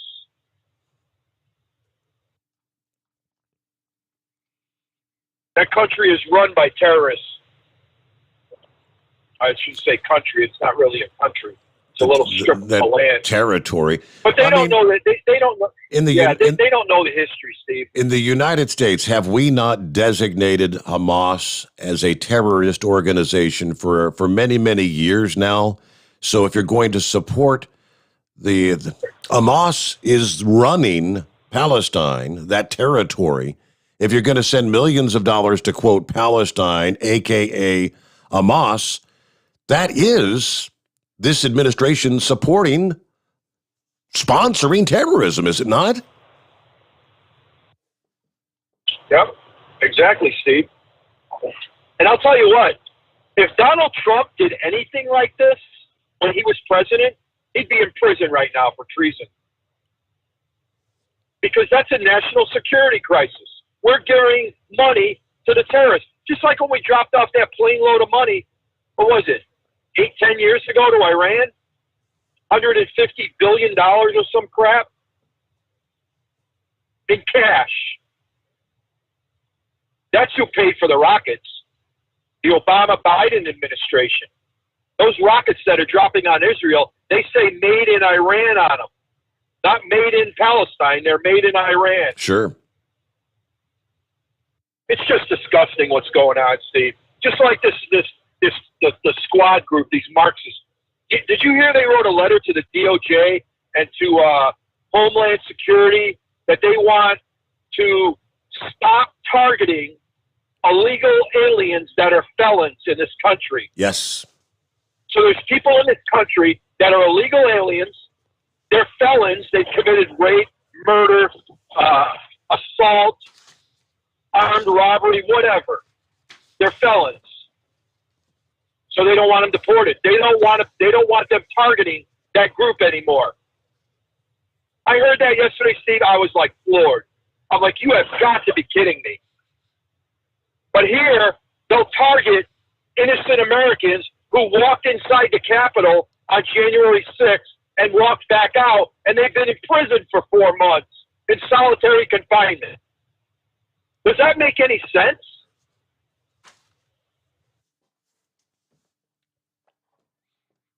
I'll tell you, Steve, I was listening to Mark Levin a couple of nights ago. He made up a good point. He said, you know what? If these idiots don't want these illegals targeted, these felons, then what they ought to do is, they ought to, because you know how they're moving them around the country, right. They ought to find out who these 30 Democrats are, what districts they represent, and put these felons in their communities. That's what they ought to do. Put all these illegals in their communities, not my community.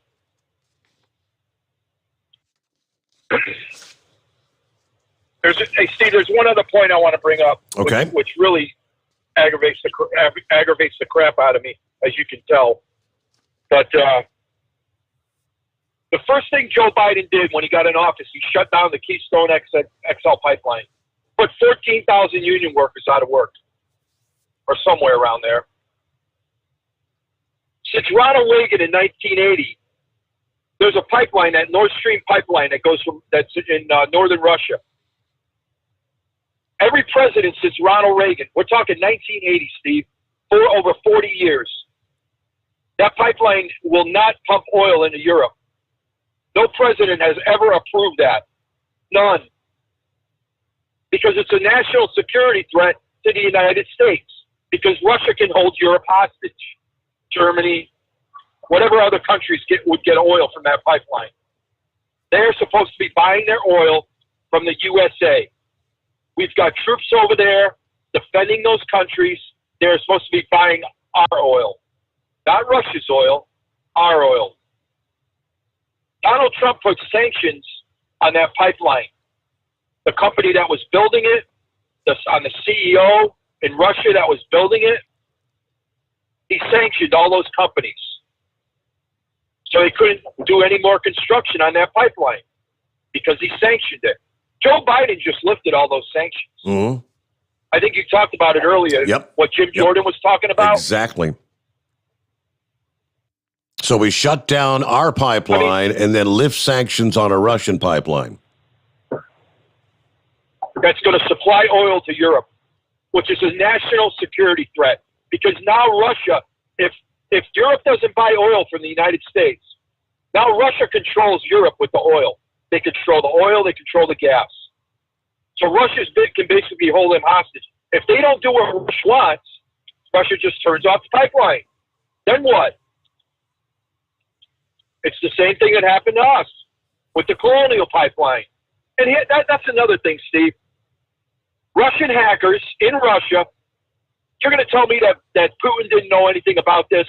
I think that guy knows everything that goes on in that country. Yes. I think he knows everything that goes on in this country, too. But it's kind of funny that a hacking group out of Russia hacks our pipeline, shuts it down for a week, and Joe Biden's lifting sanctions on a Russian pipeline that's going to supply oil to Europe and take our oil away from Europe. So now we're not going to be exporting oil to Europe anymore. Makes perfect sense to me. This guy's a joke. I mean, there's something wrong with him. And I'll tell you, I don't think it's him. I think it's all these leftist Marxists that are behind the scenes, this deep state that's running everything. I think that's what this all is. And here's the other thing, Steve. It could be that Putin is maybe holding Biden hostage by saying, you know what, Joe? If you don't give me that pipeline, I'm going to invade Ukraine. That was another point that Levin brought up a couple nights ago. And that could be it. You know, Biden doesn't want that on his watch, because you know why, Steve? If Russia invades Ukraine, what is Biden going to do about it? Nothing. Nothing. Donald Trump would never, ever, ever stand for this. He fought for the Jews. He was bringing peace in the region. He was trying to put Iran away, strangle their economy. He was doing the same thing with Russia, China. Steve, these enemies of ours, they love Joe Biden. They love Joe Biden. Just like with the electric cars, after we talked about that last night, that article you read about all the funny business that's going on with the investments and the Chinese buying up these companies and his reprobate son, Hunter Biden, investing in these companies.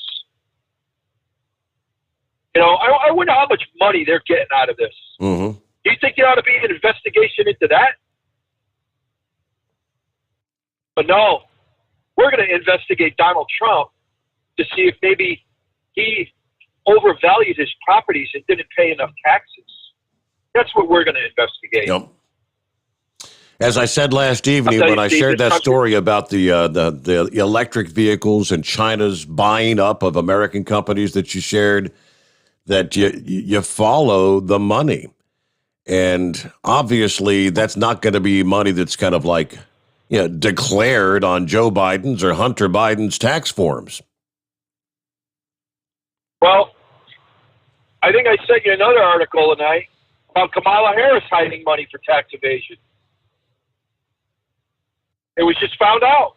She's got a bunch of money that she put away in some kind of, whatever it is, S Corp or, somewhere where you can hide money so you don't have to pay taxes on it. Mm-hmm. Joe Biden did the same thing, him and his wife. They were doing all these speeches, and he was getting paid millions of dollars for saying, can't understand a word he says. He was hiding money in S Corps. Why? So he wouldn't have to pay into Obamacare. So he wouldn't have to pay into Medicaid. Mm-hmm. I mean, we're not investigating that. It's out there, but nobody's saying a word about it. Steve, I'll tell you, this country is so damn corrupt. Since Donald Trump left, and no, even when he was in office, this was all going behind the scenes. But that swamp is so damn deep. He couldn't drain it all. He couldn't. That's why they were attacking him from day one. Like I said before, Steve, I don't know if we're going to be able to reverse the damage that these people are doing. These Marxist terrorists, American haters, Jew haters, white haters, American haters. That's what they are. They hate this country, and they want to destroy it, which exactly is the words of Karl Marx. Destroy, destroy, destroy. That's what they're good at. Joe Biden's a joke. He talks about in Detroit, jobs, good paying union jobs. I'd like to know how many Keystone workers got a job since they've been laid off. If any Keystone workers listening out there, please call in and let us know if you got a damn job, because I doubt you have. And that's all I got tonight, Steve. Thanks. And he brought up Kamala Harris, yeah. Vice President Kamala Harris. I found the story he sent me. Kamala Harris keeps assets in a tax-advantaged family trust, a move that appears to violate an ethics pledge that she and President Biden made on the campaign trail. According to Harris's financial disclosure form released Monday, she's been a trustee of the KDH/DCE Family Trust since 2017. The trust's assets are not reportable, according to the filing, effectively obscuring some of the vice president's holdings from public view. The trust is inconsistent with Biden and Harris's campaign plan to crack down on such vehicles once they got in office. Both of them, Biden and Harris, pledged to work with Congress to, quote, eliminate the trust loophole in existing financial disclosure law. Biden said he would require any member of his administration who's a beneficiary of a discretionary trust to disclose all of its holdings. It's not clear why Harris doesn't have to adhere to the pledge and report the assets held in the trust. Oddly enough, Vice President's office did not respond to a request for comment. A family trust or a living trust provides tax benefits to married couples by allowing them to maximize their federal estate tax exemption, and it's ideal for people who own real estate in more than one state, and it's an excellent method of asset protection. While Harris obscures holdings within the trust, some of his assets can be gleaned from public sources from areas in which the vice president has lived. Washington, D.C. property records show that Harris and second gentleman Doug Emhoff used this trust to purchase a luxury condo near D.C.'s Georgetown neighborhood in 2017. The condo is currently listed for sale on Zillow with an asking price of nearly $2 million. The couple's trust is also tied to San Francisco real estate. City property records list the trust as a grantee of a condo that Harris purchased for $489,000 in 2004 when she was first elected Attorney General in California. The loft's value nearly doubled since that time. It was sold in March for $860,000. Harris and Emhoff also transferred a multi-million-dollar Brentwood, California home into the vehicle, the trust. Emhoff purchased the home for $2.7 million in 2012. After they married in 2014, the home was rolled into the trust. The Los Angeles property is estimated to be worth $5.2 million. Current estimated combined worth of the real estate in the trust is $7.2 million. Harris also released tax documents earlier this week, which showed the pair reported an adjusted gross income of $1,695,000 and some change, while President Joe Biden and First Lady Jill Biden reported an adjusted gross income of $607,000. Harris's forms show that she and her husband had donated 1.6% of their income to charity last year, a level that is far below the average for their level of income. I donated 1% of my $1.6 million, almost 1.7. That's our Kamala Harris. Yes, indeed. Doesn't she have such a lovely laugh? I love it when I hear her cackle. She's our president waiting in the wings. All right, Steve also brought up, let me quickly touch on this. Yeah, the whole prospect of not going after known felons who are illegally in the country. They're actually looking to do that.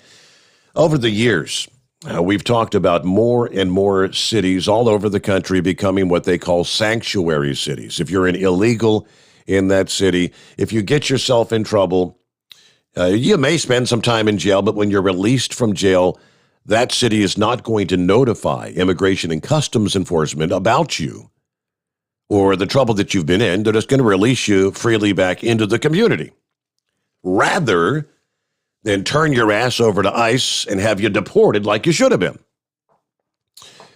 And it looks like some of the statistics are coming in. The price that some of our communities that you might live in, if you happen to live in a sanctuary city, AKA more violent crimes that are taking place in those communities. Violent crimes have increased in 2 North Carolina communities that ended their police program that helped more easily turn criminal illegal aliens over to ICE. We'll tell you which communities those were, just how ugly things have gotten since then. First, though, we get a news break. It is 844-844-3388. The Steve Sommers Overnight Drive, live from the Hotshot Secret Studios. USA Radio News with Dan Naraki. The European Union is set to reopen its doors ahead of the summer tourist season. The 27 member states approved a plan on Wednesday that would reopen the bloc to travelers that have been fully vaccinated against COVID and to tourists from an approved list of countries that are considered safe. The policy is expected to be formalized by next week, with some countries able to open up immediately depending on their preparations. The move was seen as vital to the economies of popular tourist areas like Greece, hit hard by travel lockdowns.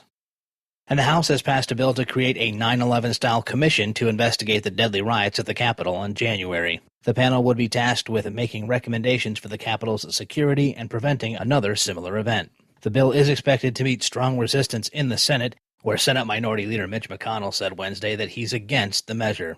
You're listening to USA Radio News. Okay, we are running a car drive right now to help veterans all across America. So if you have an old car, truck, or van, even a motorcycle or an RV sitting around, you can right now give it away and help the vets. They really need your help. And your car will help support the vets and their families. And guess what? You even get a tax donation. Plus, we'll even come and pick up your car for free. And all you've got to do is pick up your phone right now and make a free call. Now is the perfect time to do something good for the vets. Give back to the vets right now for all they've done for this country. And your old car can really help them. So call the Veterans Car Donation Program right now for free pickup of your vehicle. Help the vets and help your taxes at the same time. Call right now. 800-882-2093. 800-882-2093. 800-882-2093. That's 800-882-2093. The Overnight Drive with Steve Summers. Live from the Hot Shot Secret Studios. Call Steve now. 844-844-3388. That's 844-844-3388. At Hot Shot Secret, we share the science behind common diesel problems and their solutions. For example, ultra-low sulfur fuels. The primary function of diesel fuel is combustibility. One of the little-known aspects of fuel is its role as a lubricant to metal-on-metal moving parts. The introduction of ultra-low sulfur fuels diminishes the fuel's ability to lubricate because sulfur, which has been mostly removed, has lubricating properties. Hot Shot Secret Everyday Diesel Treatment with LX4 delivers unmatched lubricity. Third-party testing confirms that it takes 3 times the amount of leading fuel treatment to match the lubrication benefit of 1 dose of Hot Shot Secret. Everyday Diesel Treatment is a fully formulated 6-in-1 premium fuel treatment for every fill-up, every time. Everyday Diesel Treatment is available at truck stops, Tractor Supply, O'Reilly's Auto Parts, and online at HotShotSecret.com. Hot Shot Secret, powered by science.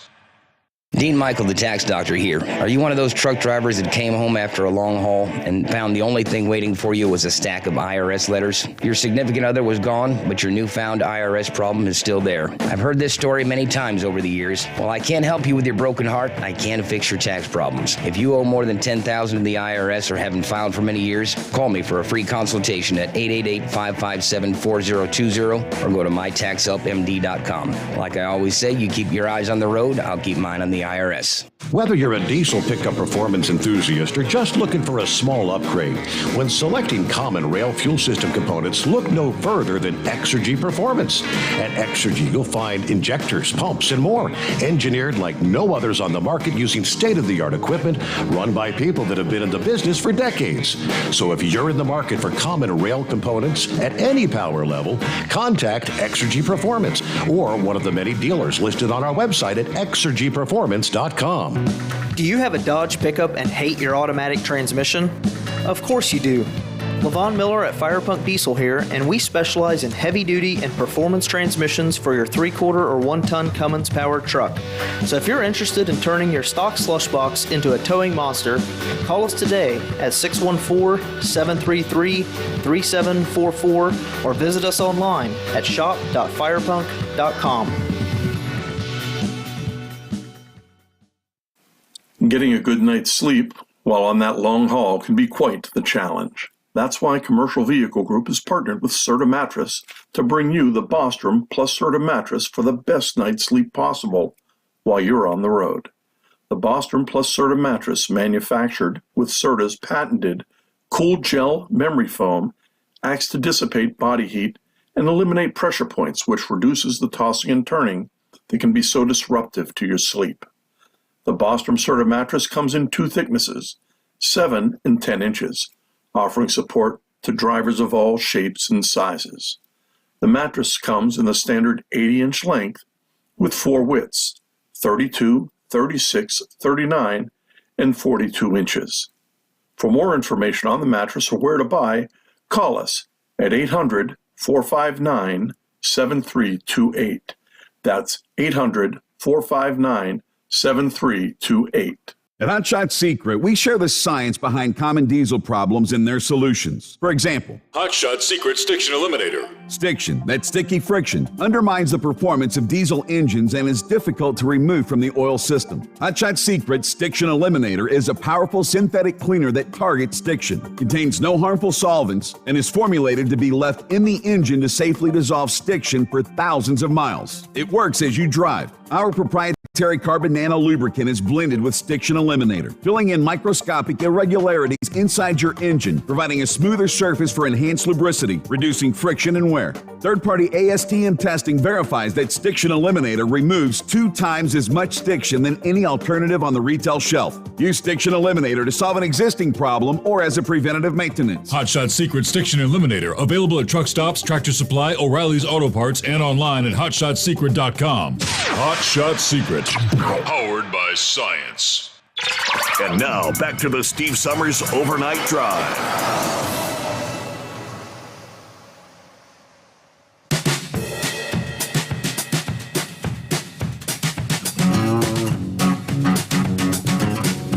So here's how it works out. Sanctuary City, yeah, great idea. Let's just let the illegal criminals loose back into society. The Immigration Reform Law Institute reviewed records in Mecklenburg County and Wake County, North Carolina. Both of these counties ended their what they call their 287G agreements with ICE back in 2018 after a decade of cooperation with that federal agency. What is a 287G program? That allows local law enforcement agencies to sign agreements with ICE to seamlessly identify criminal illegal aliens and turn them over to federal agents for arrest and subsequent deportation. All right, from 2018 to 19, the investigation finds Mecklenburg County saw a rise in every violent crime category, including murder, rape, robbery, and aggravated assault. In Wake County, during the same period, overall violent crime increased. The reduction in custody transfers allows these aliens to re-enter the community and simply the opportunity to commit more crimes.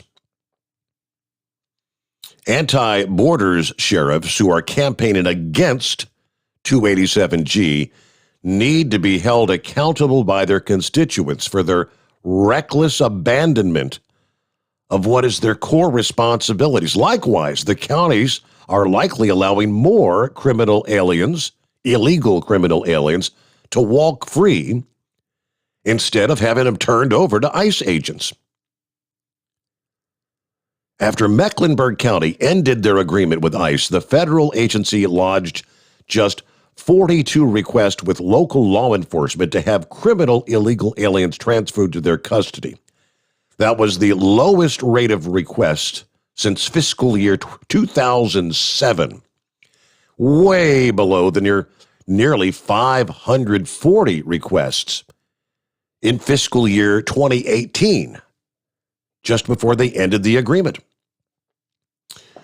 The number of requests fell even more in Wake County after they ended their agreement. Fiscal year 2018, for example, nearly 1,600 requests were sent by ICE to have criminal illegals transferred into their custody. After the agreement ended, two requests were made. Do the math yourself. These so-called sanctuary cities are literally allowing criminal aliens back onto the streets to commit more crimes against your sons, your daughters, your grandparents, or you. The price you pay. Meanwhile, the floodgates are open for hundreds of thousands of illegals to continue marching into this country on a monthly basis. What percentage of those people that are just looking for a better way of life might you suspect may be criminals? What percentage should it be to convince you that it's not a good thing to be doing? 1%? 2%? 10%? Trust me, it's not all good people. You know, women and children looking for a better way of life crossing that border. It's all right. Philip, what's on your mind this morning? I'll tell you what, Steve, you had some interesting points there with the other Steve. That was kind of cool. I got some interesting points for him. He was talking about Russia being in everything. Yeah, they're in everything pretty much. Does he know anything about Venezuela? You want to talk about oil? You want to see what Russia could do? Look at what they're doing down in Venezuela. That's amazing. He was talking about how we're funding Hamas. Okay, Steve, who funded bin Laden in the Afghan war? Does anybody know that? We did. Okay, yeah. The Afghan war. Okay. Afghan war. We funded bin Laden. When they were battling Russia. Okay. Absolutely. And look at this way. I'm going to talk to Steve right now. Look at it this way. Okay, we just launched a satellite the day before yesterday that is like some super sensitive spy satellites, basically. They're not saying it is, but it is. And less than 10 hours later, the Chinese launched one that was almost close to what we had. They said it was for marine usage, but who knows what that is. And then, by the way, the Chinese have a space station that is almost a carbon copy of what we got. Now, do you think the Russians are involved with that one? I think they are. What do you think, Steve? Well, we know that Russia and China just very recently signed some additional agreements. They're working together on a lot of things. I mean, you look at it this way. The Soyuz space program is picking up right now. Okay, so we've got Elon Musk putting SpaceX. Now we can get our guys up there. We're not dependent on Russia anymore to get our folks up and down to the space station. Okay, so that's going to take revenue away from Russia. So what's Russia going to do? They're going to go to China. Well, we can get people up to your space station quicker. So Russia's in everything. Don't think they aren't. I mean, and they're just sitting back. Like everybody's like, well, we got to go with China because of COVID and all this. You need to sit back and watch the program with everybody in the world, because it isn't just China. Russia's involved with it too. I mean, that pipeline up there at Colonial, that was their ignorance. They need to figure out redundancy in their system. And if you're going to have to pay $4 million to somebody so you can get your software back, somebody needs to get their head out their tail, because that's ridiculous. And Steve, by the way, you were talking about these dogs earlier, the dogs that can sniff for COVID. Yes. You mentioned that earlier. Mm-hmm. Okay, I'm going to tell you something. Them dogs have been used for years for everything, from sniffing out ordnance for IEDs in Iraq to finding drugs on an airplane. And when I tell you this one, Steve, you're going to laugh. Have you ever seen a beagle dog, the little beagle dogs that a lot of people buy? They're really cute. Yeah. You know what those dogs can sniff out that a lot of people don't understand? You know what a bed bug is? A bed bug? People get them in the... right. Yeah, a bed bug. Yeah. Okay, now I'm not going to say who uses them down here in Orlando, but I'll just say this much. They have a team of bed bug dogs that go to all their resorts. And it's a major resort chain down here in Orlando. They have their little van that goes around from resort to resort after everybody stays there, and they find out where the bed bugs are, and they eradicate them. And they have these little beagles that go in and do the eradication, or, get them set up for the eradication. So them dogs can do anything. It doesn't surprise me about the COVID. You know what I mean? With the smell thing, it does not surprise me. But Steve's got some valid points about Biden. And as far as the money goes, rich people have been sheltering their money for years. I mean, you look at Bill Gates' return and see what Bill Gates actually pays in taxes a year. It'll really amaze you, seeing how much he's supposedly worth. Look at Musk, all those guys. They shelter their money. They put it in trusts. They set up a company. The company pays for their house mortgage. Their company pays for their car payment. Their company pays for this, that. And it's all that money is sheltered, and that's what the term is. It's sheltering in a trust, and a lot of them do it. Donald Trump's done it for many years. A lot of the people that have a lot of money, they shelter their money, and that's how they do it. And it is legal by the IRS that you can set it up that way. I mean, there's a lot of people out there that make a paycheck that never see a dime of it, but they have a ton of money because they're sheltering it.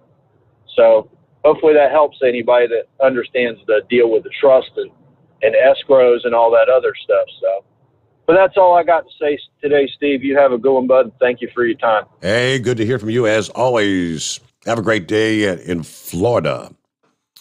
Hope you're ready for the heat wave. Let me see here. What's going on, Big Moose on the loose? Hey, plan truck driver, how you? Doing just fine. One step closer to the weekend. That's always good. Yeah, boy, I hear that. Hey, I run across something there earlier today. If you would allow me, I'd like to share it with you. And get your opinion on this. Okay. All right. Now I want you to tell me, when I'm finished, who this sounds like to you before I read the last line of this, okay? It says, socialism must be indoctrinated to the point where civilized society believes it is the only way. Disarmament of the average, quote-unquote, common man is necessary to prevent any threat of revolt against their government. Censorship of the quote-unquote everyman is necessary to keep from breeding and incubating heathenish ideology. Media is exceptionally important tool for propagandists to purport the ideological agenda of the government. Abortions must be made common or more common than even minor dental or medicinal doctrine.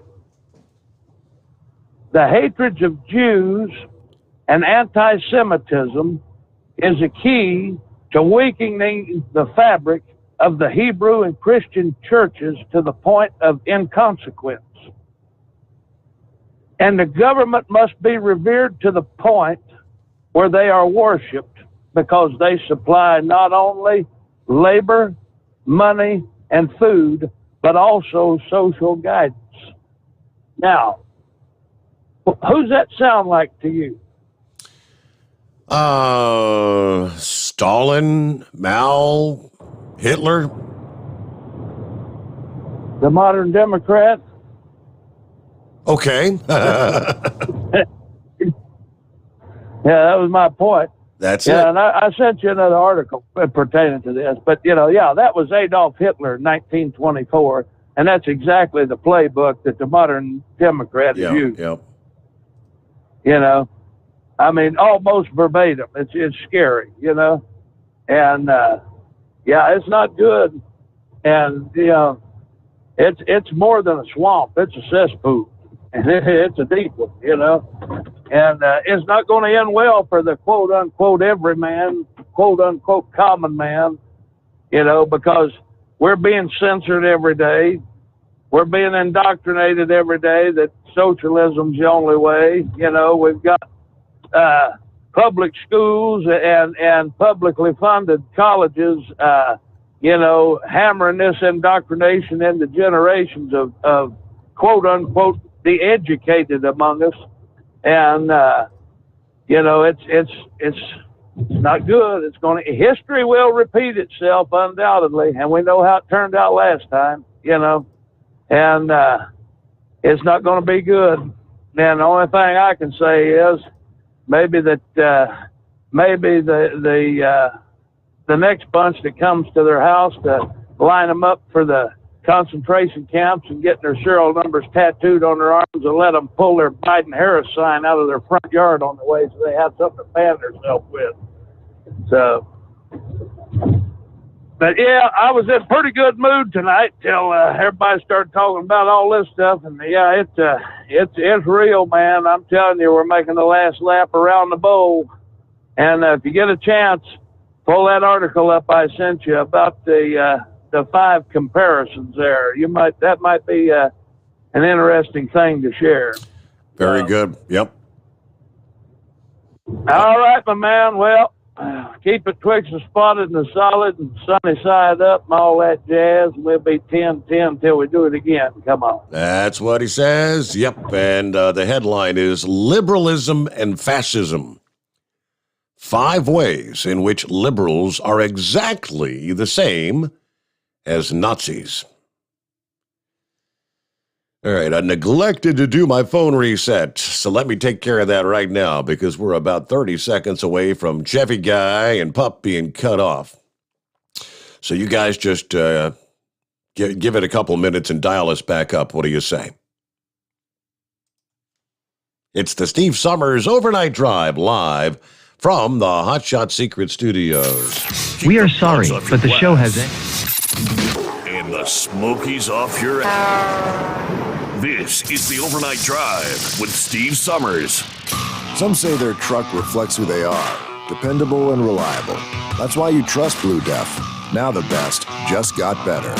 Introducing Blue Def Platinum, a revolutionary innovation with advanced system shield technology to significantly reduce harmful deposits. To maintain fuel economy, save money on costly repairs, and sustain the life of your SCR system, there's only one DEF to choose. Blue Def Platinum. The best just got better. Diesel Army is on duty 24 hours a day, 7 days a week. Burning the midnight oil with the best diesel coverage. All the tech, all the torque. Diesel Army, where there's smoke, there's fire. For the latest news and event coverage, as well as feature and tech articles, sign up for the newsletter and don't miss a thing. Visit dieselarmy.com from the Power Auto Media family of digital magazines. Again, it's dieselarmy.com. Do you have a Dodge pickup and hate your automatic transmission? Of course you do. Levon Miller at Firepunk Diesel here, and we specialize in heavy-duty and performance transmissions for your 3-quarter or 1-ton Cummins-powered truck. So if you're interested in turning your stock slush box into a towing monster, call us today at 614-733-3744 or visit us online at shop.firepunk.com. Whether you're a diesel pickup performance enthusiast or just looking for a small upgrade, when selecting common rail fuel system components, look no further than Exergy Performance. At Exergy, you'll find injectors, pumps, and more, engineered like no others on the market using state-of-the-art equipment run by people that have been in the business for decades. So if you're in the market for common rail components at any power level, contact Exergy Performance or one of the many dealers listed on our website at exergyperformance.com. Dean Michael, the tax doctor here. Are you tired of those tax problems following you around like a dark cloud, always in the back of your mind, losing sleep at night? Call me now and get your life back. 888-632-4506 or go to mytaxhelpmd.com. Pretending they're not there won't make them go away. The IRS isn't going to forget. They will levy your bank account and garnish your wages. Don't wait for that to happen. I'm not telling you these things to scare you. I'm telling you so you can benefit from my years of experience. Now is the time to act. 888-632-4506. At Hot Shot Secret, we share the science behind common diesel problems. For example, stiction. Engine oil can break down under extreme heat, leaving behind varnish, a carbon-based deposit that creates drag on the engine's moving parts. This sticky friction is stiction. Symptoms include a rough idle and the loss of fuel economy and performance. Hot Shot Secret Stiction Eliminator is formulated to be left in the engine. It works as you drive. Stiction Eliminator is available at truck stops, Tractor Supply, O'Reilly's Auto Parts, and online at hotshotsecret.com. And now, back to the Steve Summers Overnight Drive.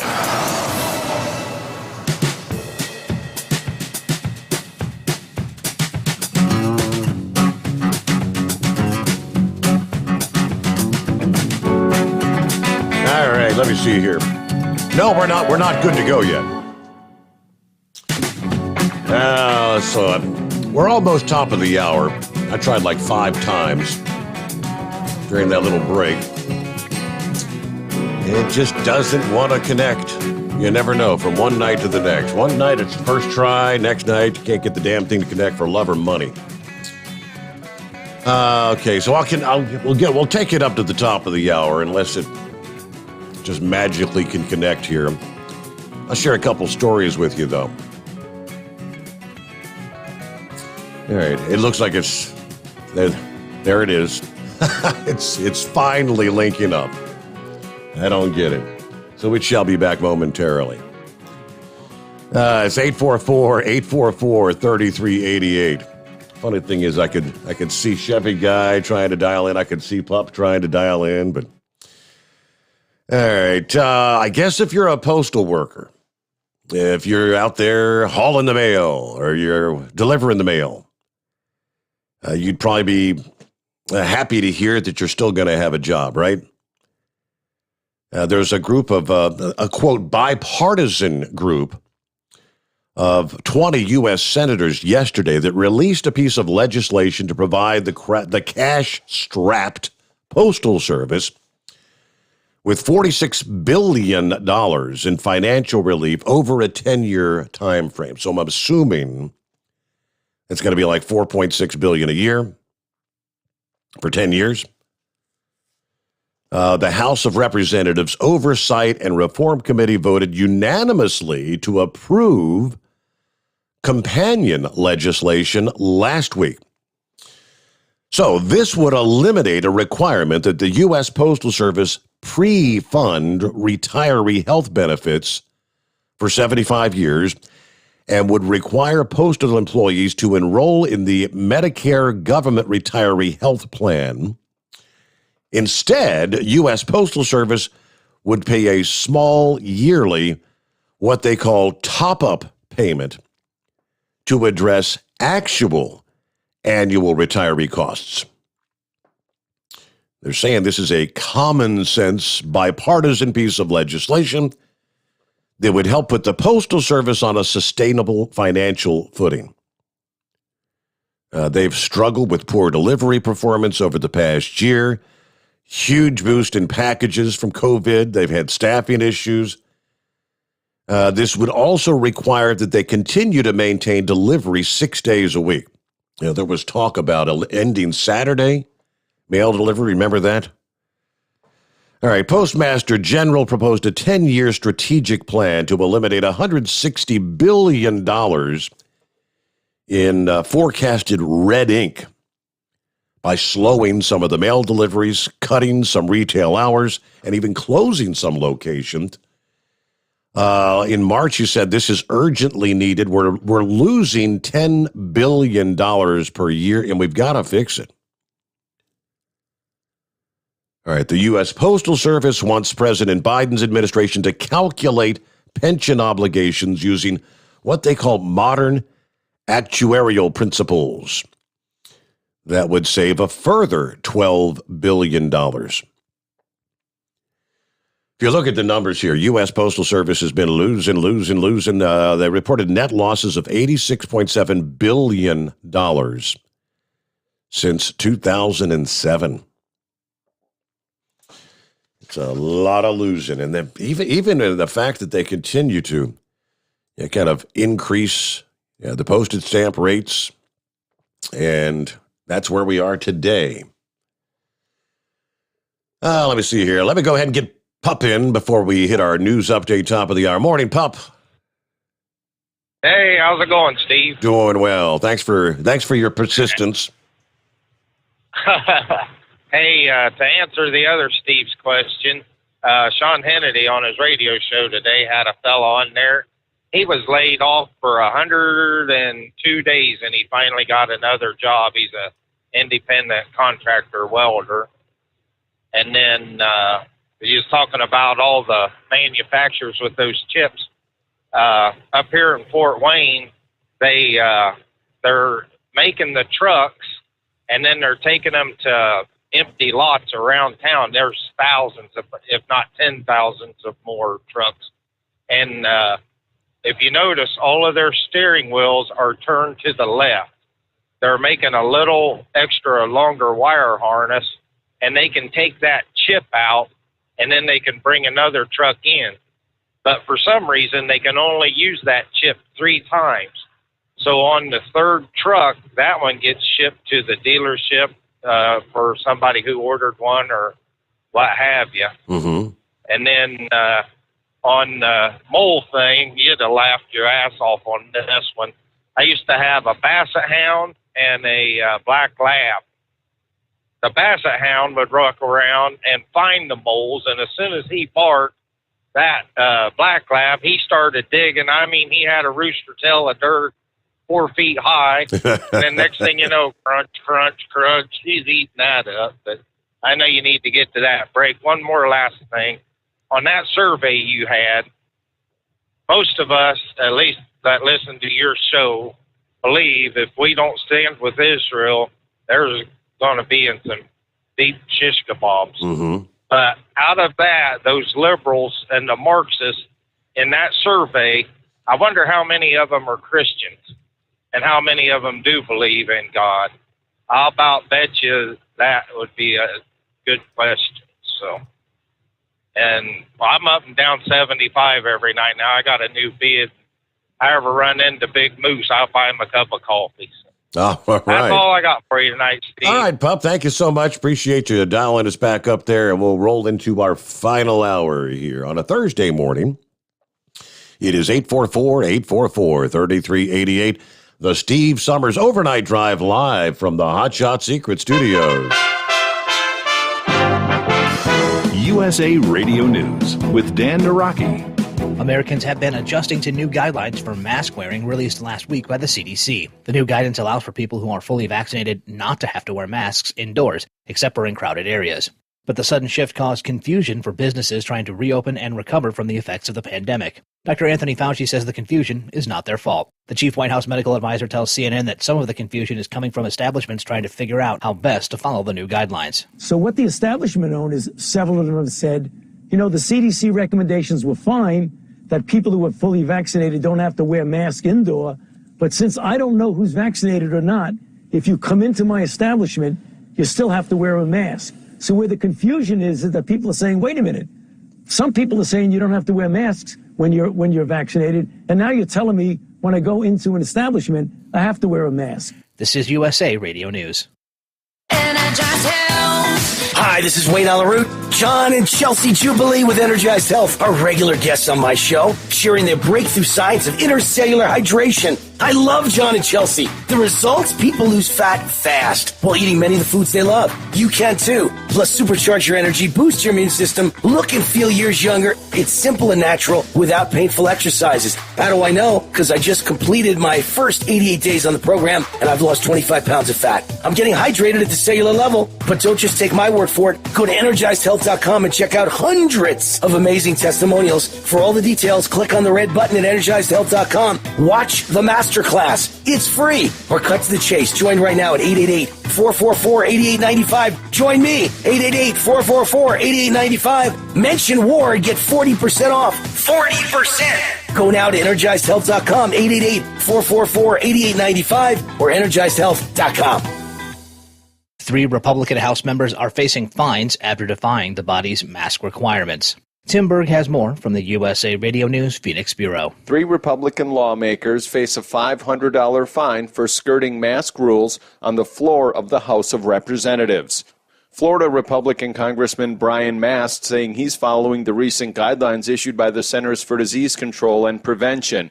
Mast telling Fox News he believes this is just another power grab by the Democrats. I went onto the floor of the House of Representatives. I had to speak, and as I was sitting there, a member of the House Sergeant-at-Arms staff approached me, asked me if I was going to put on my mask. I said no. They said, okay, you will be fined for that. The only thing that Speaker Pelosi is protecting right now is control, is tyrannical control. Because if you've been vaccinated, there's no reason for you to have to wear a mask. From the USA Radio News Phoenix Bureau, I'm Tim Berg. And you're listening to USA Radio News.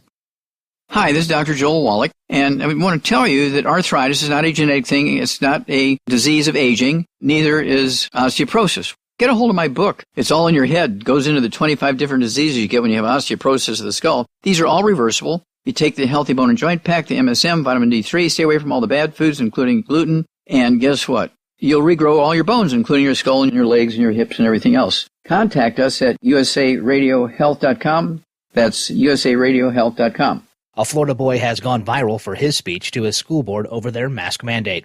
Lance Pry with the story. A 10-year-old Florida boy shamed his local school board during a public meeting last week, calling the district's mask mandate unfair to kids during an emergency session on reopening guidelines. Teachers take their masks off while they yell at us kids and that we need to pull ours up. I asked my mom if there's a word for this, and she said there is. Hypocrisy. I know my teacher has asthma and everything, but I understand why it's hard for her to wear a mask, and I think she should have that choice. But I should too. I have allergies, and I feel really anxious with my face covered, but I'm not allowed a mask break like her. All this seems unfair, and it doesn't make sense. The boy, identified as John, says he's a student at Felix A. Williams Elementary School in Martin County. That's about a dozen miles north of West Palm Beach. From the West Coast USA Radio News Bureau, I'm Lance Pry. And the Yankees' Corey Kluber tossed the sixth no-hitter of the MLB season on Wednesday, blanking the Texas Rangers 2-0. Kluber struck out 9 in the Yankees' first no-no since July of 1999. Kluber's performance coming just one night after Detroit Tigers right-hander Spencer Turnbull no-hit the Seattle Mariners. It's also the second time that the Rangers have been the victims of a no-hitter this season, being blanked by the Padres' Joe Musgrove on April 9th in the first no-hitter in San Diego's history. 2021 is the first season in MLB history that 6 no-hitters have been thrown before June. For USA Radio News, I'm Dan Naraki. At Hot Shot Secret, we share the science behind common diesel problems and their solutions. For example, ultra-low sulfur fuels. The primary function of diesel fuel is combustibility. One of the little-known aspects of fuel is its role as a lubricant to metal-on-metal moving parts. The introduction of ultra-low sulfur fuels diminishes the fuel's ability to lubricate because sulfur, which has been mostly removed, has lubricating properties. Hot Shot Secret Everyday Diesel Treatment with LX4 delivers unmatched lubricity. Third-party testing confirms that it takes 3 times the amount of leading fuel treatment to match the lubrication benefit of 1 dose of Hot Shot Secret. Everyday Diesel Treatment is a fully formulated 6-in-1 premium fuel treatment for every fill-up, every time. Everyday Diesel Treatment is available at truck stops, Tractor Supply, O'Reilly's Auto Parts, and online at HotShotSecret.com. Hot Shot Secret, powered by science. Keep the bugs off your glass and the smokies off your ass. This is the Overnight Drive with Steve Summers.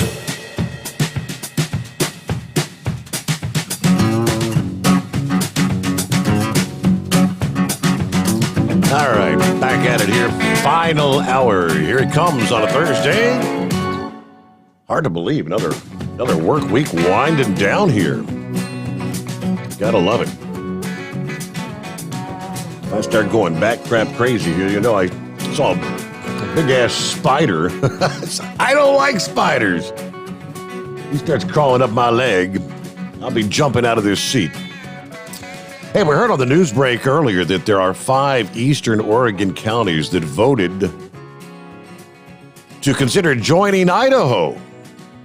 The biggest victory to date for the movement to split off from the Democrat-controlled blue state by redrawing the state lines. I don't know that the feasibility of this actually being accomplished, but Citizens for Greater Idaho said that the 5 rural counties of Sherman, Lake, Grant, Baker, and Mulhauer approved measures directing county commissioners to promote the concept of border relocation.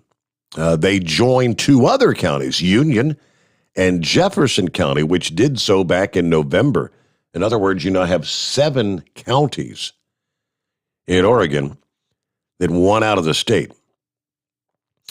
The November 3rd election also saw 2 other counties defeat the Greater Idaho proposal, but on Tuesday, all 5 counties with the initiatives on the ballot passed them.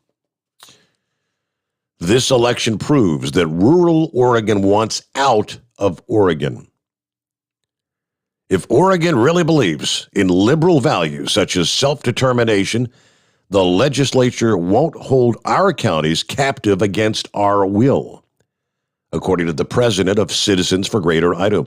If we're allowed to vote for which government officials we want, we should be allowed to vote for which government we want as well. Support for the measure ranged from 54% in Mulhauer County, 74% in Lake County. Average turnout in the county elections was 43%, well above the statewide average of 24% or 25%.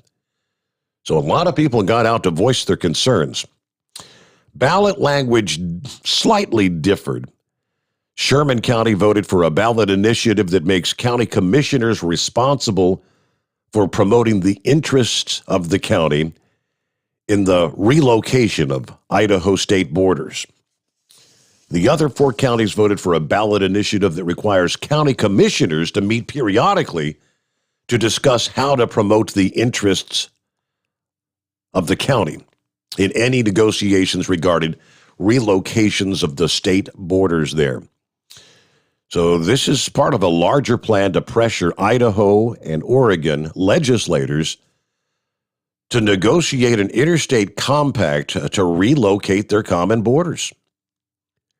The goal is to bring 22 of Oregon's 36 counties into Idaho's more conservative-friendly environs.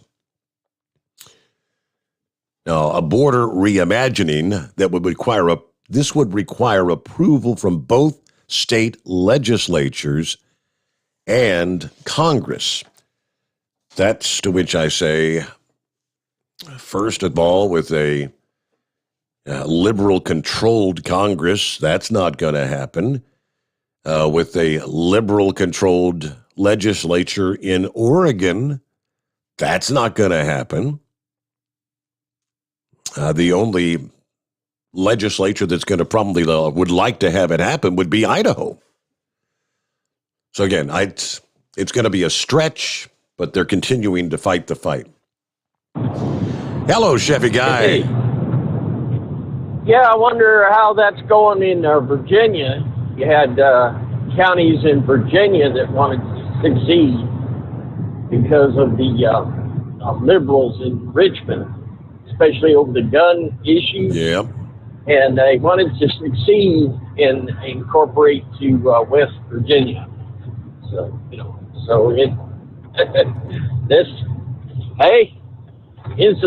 into some wild rides coming up in the future.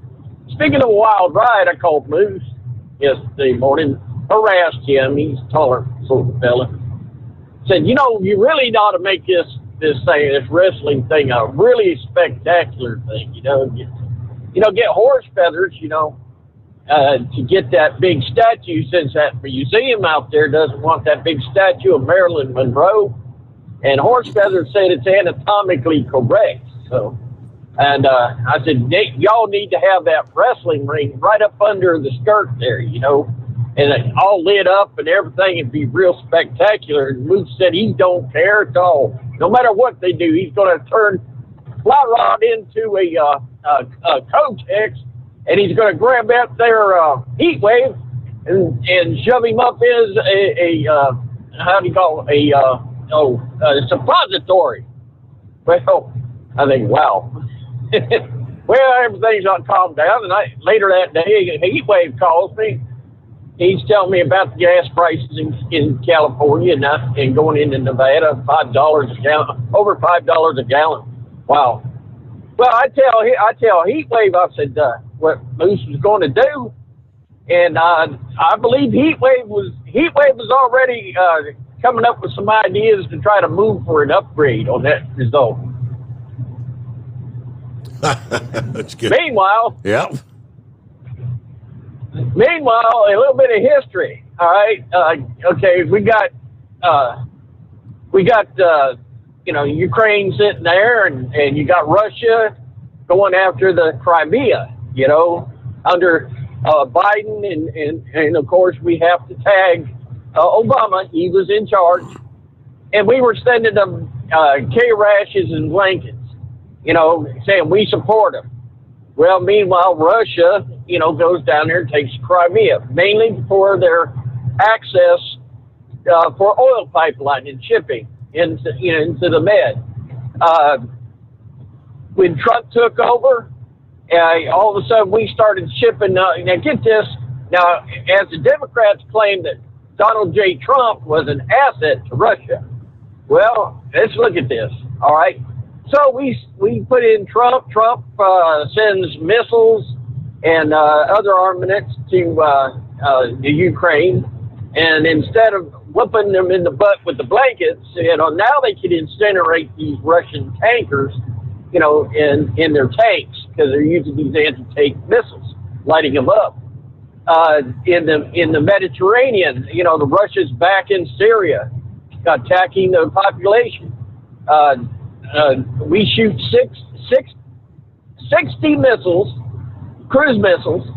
59 hit their mark just outside these dugouts. I mean, it's amazing. 2 U.S. Navy destroyers, 60 missiles.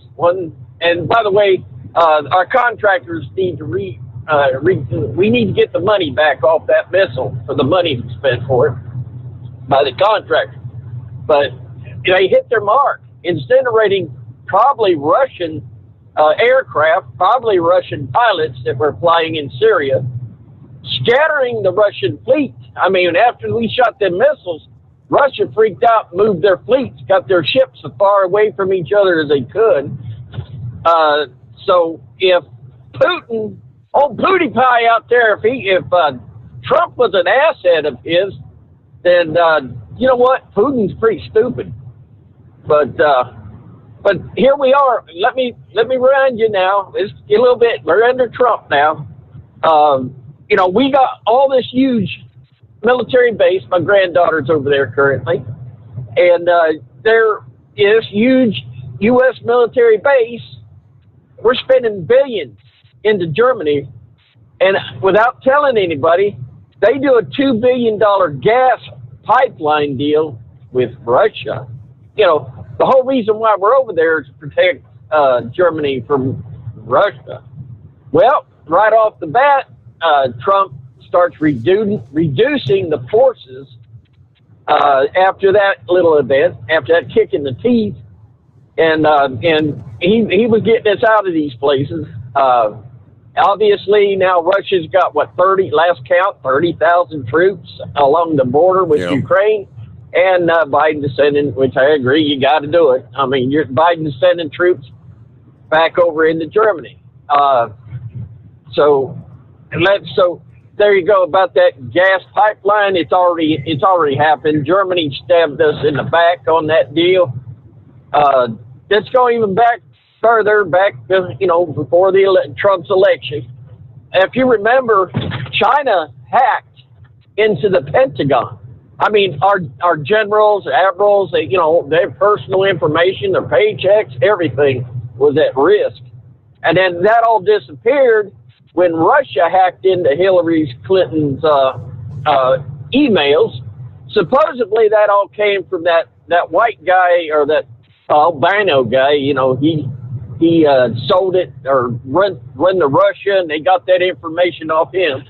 And I still scratch my head, because that Bradley Manning, I believe Jesus said, God made a male, God made a female. So I will not, bow down to the devil on that. So he was Bradley Manning, and he's the one who went to jail for that, for basically getting it to that, that Norwegian or whatever he was. And at the same time, remember when Obama left office, now go figure, he gives him, he's already been convicted. Obama gives him a pardon, lets him out of there. when he caused all this risk and this misery for the Democrat Party, for Hillary. So I'm going to step back and let me tell you, the only thing that makes sense today is that wrestling match coming up. Politics don't make no sense to me at all. Why in the world would you vote for somebody that's going to allow illegals to come flying into your country and do what they're doing? But the fact of the matter is, you got to sit down and listen to the evening news, and they're not. I don't think I heard anything about Israel in Gaza in the fight until Israel targeted the building that housed the media. And mind you, Israel plainly stated that they let everybody know to get out of that building. They did. We're going to shoot that building and knock it to the ground. And my understanding they did their best. My understanding was none of them died. No AP members, no Al Jazeera people.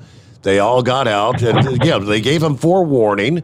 I guess the only people they didn't warn would have been the operatives that may have been operating out of there with Hamas. There you go. I mean, like the other night I said on the news, the Biden administration is compelling Netanyahu to back down or to moderate and put ceasefire. I said, man, the Jews didn't throw. I think they had 6 missiles hit their country before they shot the first missile off back in. Because it took them time to target their enemies and, where this stuff was coming from. But, go talk to the Palestinians. And, now I guess Egypt's jumping in there. But like I said, this wrestling match makes a whole lot more sense to me than anything in politics right now. So, whoever you meet out there, you treat them with respect. You treat them with the good old American, tolerance and love. And if you can help anybody out, it don't matter. You don't ask for the green card. You don't ask for nothing. If they broke down, you see who you can help. You just try to live your life the way you do as you would do unto others, and you'd have them do unto you. And that's the best thing I know is get right and make it right with the good Lord, because there's things happening right now, and it's happening so quick. I think Glenn Beck said it a few years ago. If Donald Trump would lose this election, you won't recognize your country. Well, can you imagine if you 2 years ago, if you went into a coma and then you woke up right now? Can you imagine? You would not recognize your country. Yep. Your military is openly recruiting perverts. Openly recruiting perverts. And in my day, they asked you, you like girls? I said, yeah. And they shouldn't have let me in. They should have said, you like women. But no. Now you've got a transvestite in office. You've got for trucking. You've got a homosexual. You got perverts running the country. And now I'm evil because I said that. I was just going to say you're not allowed to say that, Chevy guy. That's you're entitled to your opinion, right? But you're politically incorrect. Well,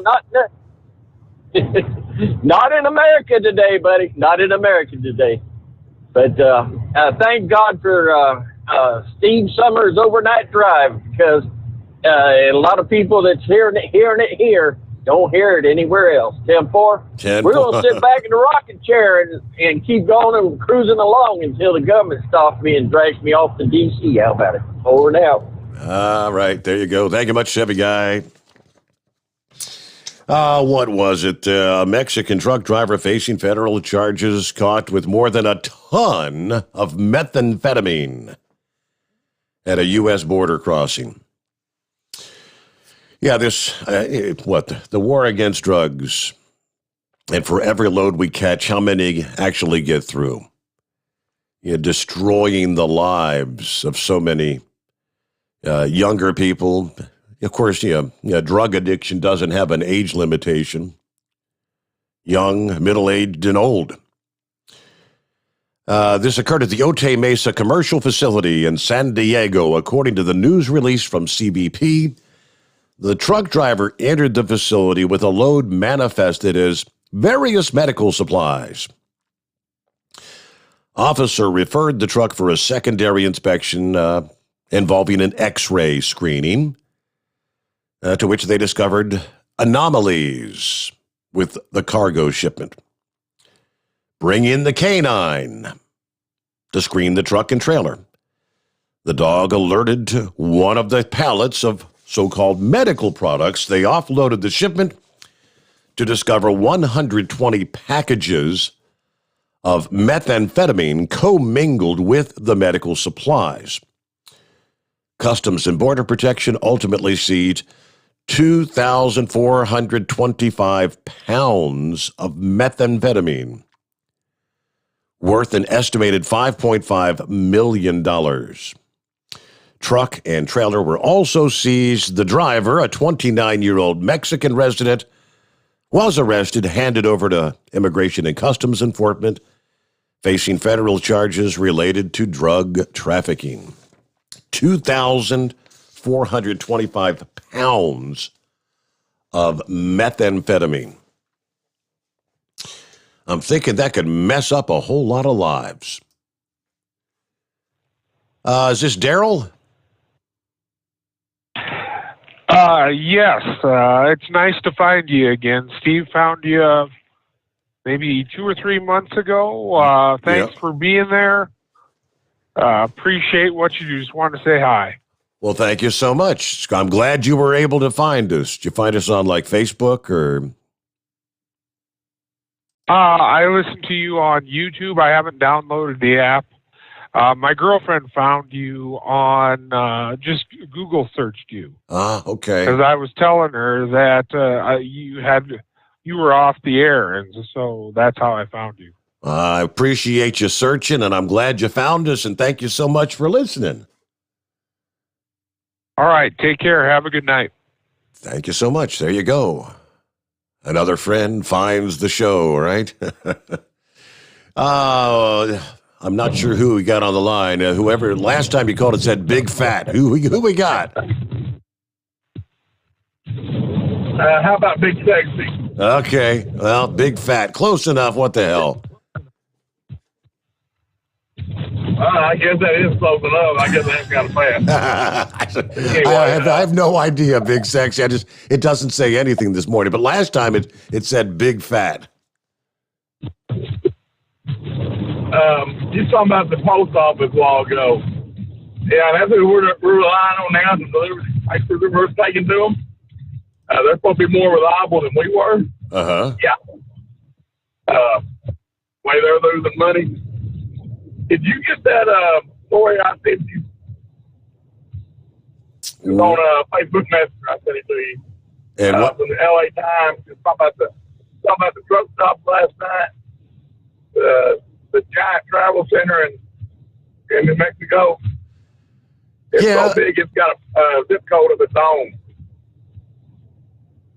Okay, I mean, I don't know. I shared I thought it was Heat Wave that said that he went in there yesterday, and is that what you were responding to? The one in Gallup? Yeah, the one in Gallup. I don't guess I got your email because I haven't. I didn't send it by email. I sent it, Facebook Messenger. Oh, Messenger. Okay, well that'd probably be why I didn't see it. I'd have to. I don't get a lot of the messages on. It was a story about the LA Times. It told how big it was and all the stuff it had in it and all that. They mentioned in there that it was so big it had its own zip code. Wow. The travel center did. I'll be darned. So, yeah, I'm on that match between them. They talked about a while ago. Somebody said something about trying to run out the time. They'd be running to the time run out, making a no time limit, and then they run all they want to. But eventually they get tired and they catch them. That's all I got this morning. I just want to catch you that only as hour, you know. I appreciate that. Thank you so much for checking in. Yeah, I'm looking through my messenger. I'll keep scrolling through here and see if I can't find that link to that. I guess he said it was a giant truck stop. Let's get our news break in here. Final news break of the morning. And we'll come back. It's 844-844-3388 to the Steve Sommers Overnight Drive, live from the Hotshot Secret Studios. USA Radio News with Dan Naraki. Israeli Prime Minister Benjamin Netanyahu says his nation is determined to continue its operation against Hamas, despite a call from President Biden for a de-escalation of the conflict. The White House said in a statement that during a Wednesday call, Biden told Netanyahu that he expected significant de-escalation today on the path to a ceasefire. But Netanyahu said later that he's determined to continue the operation against Hamas until its aim is met. Hamas has fired more than 3,000 rockets into Israel since the conflict began, with Israeli forces responding with airstrikes against Hamas military targets. And House Republicans have introduced a counter-proposal to President Biden's infrastructure package. The $400 billion bill is narrowly focused on core infrastructure, funding bridges, highways, and transit systems. The proposal is even smaller than the $570 billion proposal crafted by Senate Republicans, and much smaller than the president's more than $2 trillion proposal. This is USA Radio News.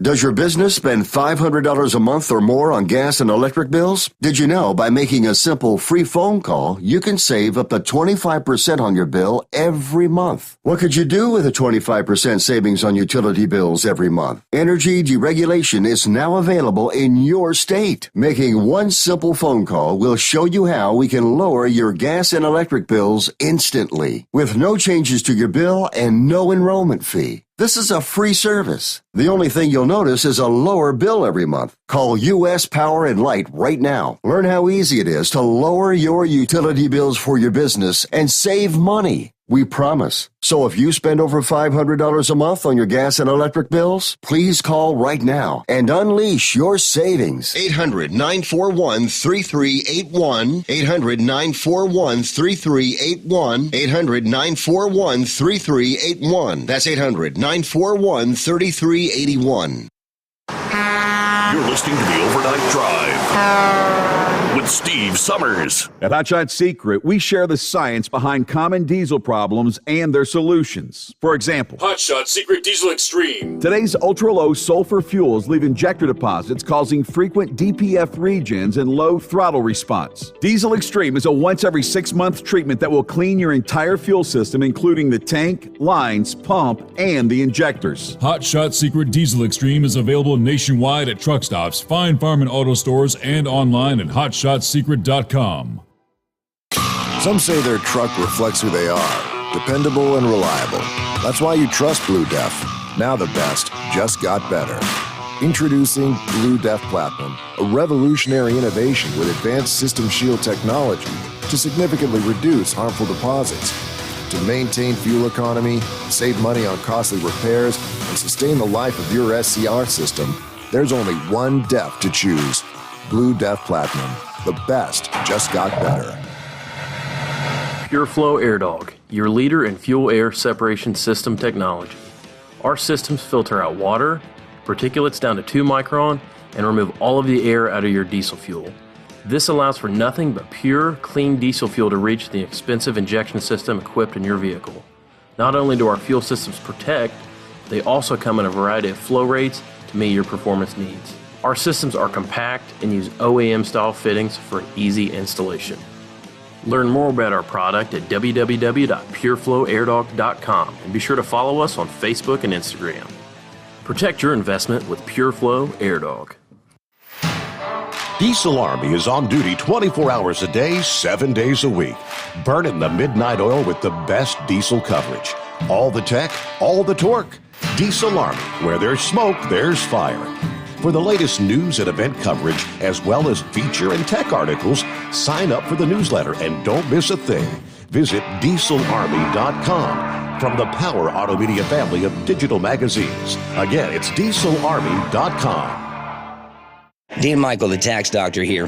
I have one question for you. Do you want to stop worrying about the IRS? If the answer is yes, then look no further. I've been around for years, I've helped countless people across the country, and my success rate speaks for itself. So now you know where to find good, honest help with your tax problems. What are you waiting for?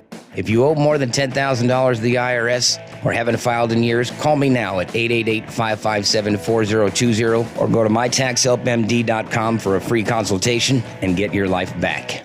For anything diesel, take it to Scheid Diesel. They provide a wide variety of services and diagnostics to determine what the problem is with the latest technology. From simple oil changes and preventative maintenance to fuel system diagnostics and repairs, engine rebuilds and cylinder head repairs, and rebuilds with our in-house machine shop. They also have on-site DPF cleaning for exhaust issues and DOT inspections. If your diesel is asking for some attention, Scheid Diesel has the specialist you need for anything diesel. Located in Terre Haute and Lafayette, Indiana, and Effingham, Illinois, Scheid Diesel has you covered.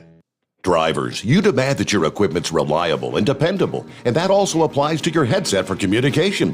Well, our friends at Stellar Electronic have you covered. The Pluto Duo headset bundle is the best communication headset you can find in the industry. No matter the challenging environment you're driving in, the Pluto headset will make you sound crystal clear all the time thanks to their 99% noise cancellation. And the Duo's not only a stereo converter for the headset, but also a power bank so you can charge as you go. Learn more at StellarElectronic.com or visit them on Facebook. At Hot Shot Secret, we share the science behind common diesel problems and their solutions. For example, diesel particulate filter regeneration. The DPF catches particulates left over from combustion. The DPF regeneration cycle cleans the filter with temperatures exceeding 1,000 degrees Fahrenheit. A computer sensor triggers the DPF regen, which is often accompanied by a loss of power and fuel economy. The frequency of DPF regens are in correlation to the cleanliness of the fuel burn. Under heavy operation with the dirty burn, DPF regens can occur multiple times per day. Hot Shot Secret Diesel Extreme Fuel Additive promotes a more complete combustion, creating fewer emissions and therefore fewer DPF regens. Vehicles using Diesel Extreme experience 83% less DPF regens. Hot Shot Secret Diesel Extreme is available nationwide at truck stops, fine farm and auto stores, and online at hotshotsecret.com. Hot Shot Secret, powered by science. Because Channel 19's a little congested. Call Steve now at 844-844-3388. The Overnight Drive.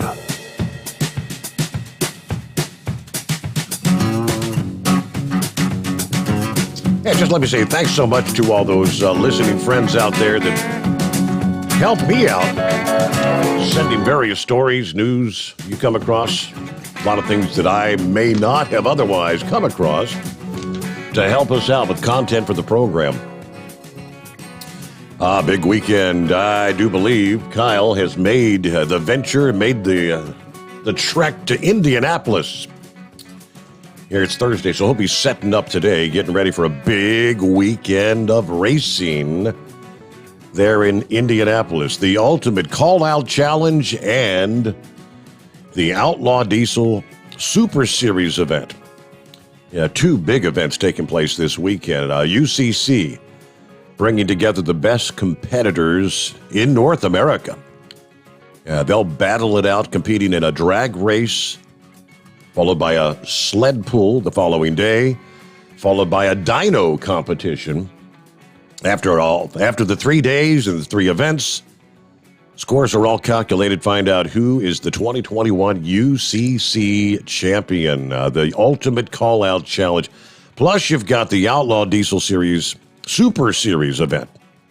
And we're talking some of the drag racing with some of the best diesel drag racers in the country. You'll also find, I believe, the Hot Shot Secret Fire Punk Diesel S10 pickup will be there, competing this weekend in Indianapolis. Maybe, you think maybe they can set another world record? Going to be a hot weekend. I think they're going to be 80s, maybe even approaching the 90-degree mark.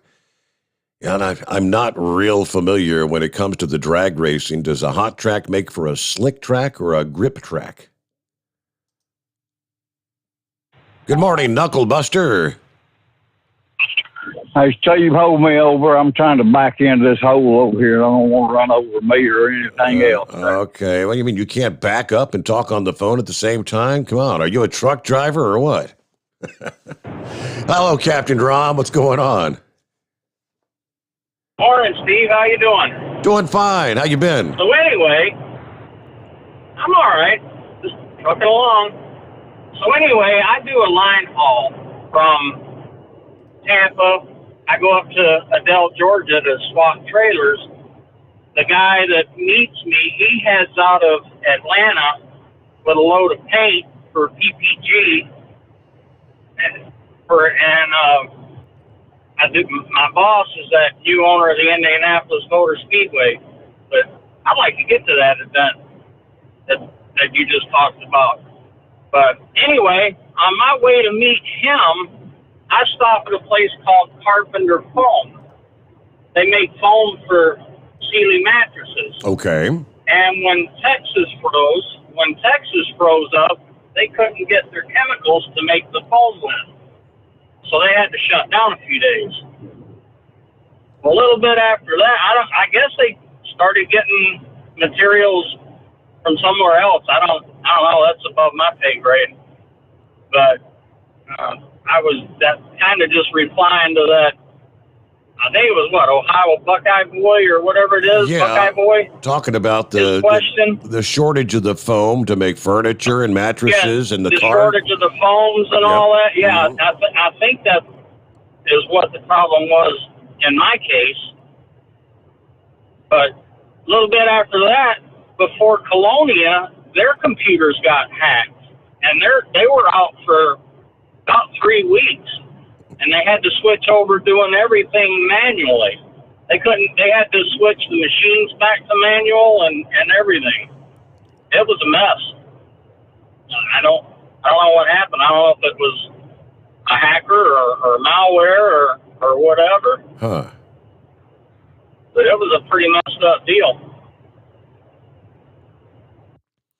So, well, I mean, I would have thought. Now I heard. I would have thought with the fact that the whole Texas freeze, it lasted for about a week. But I mean, I think by now they should have had a chance to recuperate from that. I mean, to have the raw materials they need to make the foam. Yeah, we've been hauling out of there almost every day, but there was a few days where we couldn't get any loads because they couldn't make any of the foam. It comes in by rail on those tanker cars, I believe. Mm-hmm. But now I heard, now keep this between me and you, but I heard that them pictures of Big Moose are just all photoshopped. I heard he wasn't but about 5'2", about the size of one of them Kentucky Derby horse jockeys. Right, yeah. If that's the case, he wouldn't have enough power to get himself out of a paper bag with that downstead Volvo of his. Or Chevy guy's Mercedes. What do you think? I think you better be watching your P's and Q's or you might end up being thrown in the ring with him. I'm neutral. I missed that day. But I'll let somebody else get in here with some more intelligent conversation, but that's just what I heard. All right. Well, he knows this. He's got this one particular wrestling move. It's called a steamroller. You better watch out or he'll be doing a steamroller on you there, Captain Ron. And when you're done with that, you'll be flat as a pancake, trust me. Hey, good morning, Larry. What's going on? Good morning. He just said to allow for some intelligent conversation. I'm surprised you clicked on me. Holy cow. I enjoyed yesterday. I didn't get a chance to call in, but all the conversations about the truck stops. Steve, there was, I'm sure, anybody who ran up and down I-75 into Jellicoe area will remember down around Renfro Valley, there was a truck stop there that the gals would get on the CB radio on channel 19, and they would talk about the special of the day, whatever that was. There's a variety of different things, but they would always end up with nanner pudding. And I just got such a kick out of listening to them talk about the nanner pudding all day long. And then people would chime in about coming to get some nanner pudding. Yeah. Have you ever heard about that place? I can't say that I have, no. Yeah, it's right down there just for you. It's in the Renfro Valley area. I know you're familiar with that area. Oh, yeah. But this truck stop, they religiously was on the radio all the time advertising their specials and the fuel prices and everything. So it was, like I say, I'm sure a lot of guys will remember that place. It's long gone. I mean, I don't know that anybody's on Channel 19 anymore. Are they really? Not much. No, I know. It's if you turn it on, supposedly all you get is a bunch of, who wants some of this and who wants some of that, drugs and chicks and lot lizards, and most of them don't much turn it on anymore. Wow. No. About the only time I just carry a handheld anymore in my pickup truck, and if I'm getting around traffic anywhere, I might turn it on. But even at that, you really don't get any real intelligent responses. It's just not the same. Yeah. I think that's the case pretty much across the board these days. Yes, sir. Well, have a good day, and I'd be very interested to see if anybody chimed in about that truck stop down in Renfro Valley. That was always a treat when I was traveling south into that area. Have a great morning. Thank Good you very talking much. to you again. Well, I am one that likes some good nanner pudding. Haven't had that in a while, but hey, Grandma used to make some really good nanner pudding. Okay, take two, Knucklebuster. Well, I still ain't got back in, but I'm stopped long enough I can give a little baloney here. The only thing I can think of right off the top of my head is when my love returns from the ladies' room, will I be too old to care? See, I've got a yard mule parked in front of me, a concrete wall, and just enough room to put the trailer in. So I'm not too happy with this place this morning. I don't know. We don't have a whole lot to worry about, Steve. The big man and Secretary Booty Hole's in charge, right? Yeah, right. They ain't gonna let nothing bad happen to us. Yeah, right. Mm-hmm. Yeah, the only one I trust is myself. That's all my baloney for today, Steve. I'm gonna try to get back in here without running over something. So have a great morning. All right. Yep. Be safe. Yeah, got to pay attention what you're doing there. Don't want to be backing into somebody else's truck. They'll think you're a Swift driver. Oh, that wasn't right. But I gotta tell you, I gotta laugh at some of the memes I see, because there's no shortage of those on Facebook and whatnot. All right, it's about 12 before the hour as we begin to wind things down here. There's a lot of talk about UFOs in recent years. And actually garnering more, like mainstream attention, and more in leadership positions, saying that there may be something to it. It may be real. There's going to be some big report released here in the not too distant future. Marco Rubio out of Florida is leading calls to take reports of, they call them UAPs. Unidentified aerial phenomenon, or we call them UFOs. He said, take these reports more seriously ahead of next month's anticipated release of a government report on such sightings. There's a stigma on Capitol Hill. Some of my colleagues are very interested in this topic, and some kind of giggle when you bring it up. He's also called for a detailed analysis on unidentified aerial phenomena. The goal is to have a process to analyze the data every time it comes in. There needs to be a place where this is kind of cataloged and constantly analyzed and until we get some answers. Maybe it's a very simple answer. Maybe it doesn't. Now, of course, Rubio, who's the acting Senate Intelligence Committee chair, also asked for an unclassified copy of the report that is going to be released to Congress. And he said, anything that enters an airspace that's not supposed to be there is a threat. He's not the only one with concerns, though. Former Navy Lieutenant Ryan Graves told CBS that he and other members of his FA-18 fighter squadron detected unexplained sightings in restricted airspace southeast of Virginia Beach every day for at least a couple years, starting in 2014, like every time we'd go up there. The Pentagon confirmed they could not identify images of these unidentified aerial phenomena. Those were shared with 60 Minutes that ran last Sunday.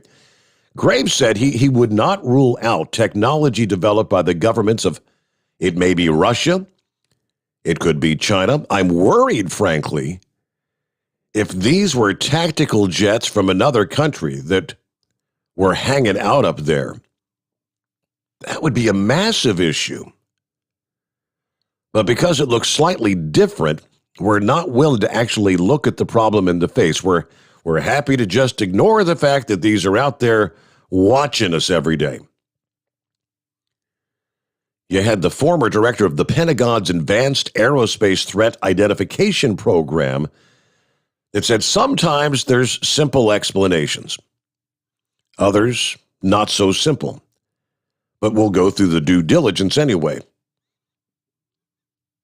Is it some sort of a new type of cruise missile technology that China has developed? Is it some sort of a high-altitude balloon that's conducting reconnaissance? Ultimately, when you've exhausted all those what-ifs, and you're still left with the fact that this is in our airspace and it's real, that's when it becomes compelling. That's when it becomes problematic. All right, here, got a few minutes left. Raymond, what's going on this morning? Oh, it's actually Demon, but, Okay. I guess Raymond at work. What's going on, Demon? Kmart sucks. But, is this George Norrie, Art Bell? You talking about UFOs and all that stuff? But this is the real deal. This is not a conspiracy theory. No. It's all conspiracy theories, everything, every bit of it. But the driver was just talking about Renfro Valley. I don't know if you remember. I think it was probably the last time we seen Elvis at the truck show. Remember he had that girl with him? You know, and how many years ago it was. Yeah, I do. That I remember. waitress was actually from Renfro Valley truck Oh, yeah? stop, Okay. from what I understood. That's you got to think back a long time ago whenever he was there. But yeah, that's where supposedly she was a waitress from there. Okay. I that was just the rumor going around. It's what he'd said, but I mean, Elvis can't tell on himself now, obviously. Well, he might have met her at a strip Somebody club probably for all knows. we know. Yeah, but yeah, a long time ago, that truck stop's been gone for a long time. A lot of the old mom and pop truck stops are gone. The first part of the show, there was somebody called about parking and everything. And I've said this before, it's not only the, people leaving their trucks in there for the weekend and stuff like that. That's not the real big deal. You take, when we say there's a shortage of parking out here, all these big fleets and these drivers, all they're looking for is the big marquee sign. They're looking for the Petro, the TA, the Pilot, the Flying J, the Loves. There's a lot of little mom and pop truck stops left out here. A lot of places that got truck parking, and I don't look for the big truck stops. I go try to find the little ones. Usually, 2, 3 o'clock in the morning, people are getting up and leaving. You'll find a spot, you know. But even at 9 o'clock at night in these smaller truck stops, you'll find parking spots to do. Everybody's looking for the big name truck stops, and yeah, they're packed before the sun goes down.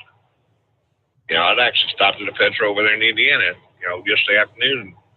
I woke up fairly early, and it was already full. It was still daylight. Huh. But I'm not going to say there ain't a shortage of parking because, you know, sometimes it's tough. But if you'll get away from the big truck stops, you can find places to park. You know, and my job I have now, most of the time I go park at the customer anyway. I mean, when you're out, you know, when you're traveling during the overnight hours, you'll see it like at rest areas and whatnot, where you know the rest area is full. But I mean, hell, there's trucks all lined up for the entrance ramp, the exit ramp, and everywhere you go, ramps are lined up with trucks. Right. You know what's odd to me though, and I've said this before. You'll come up on a ramp where there's a truck stop, and you'll have the whole ramp lined up, the off ramp.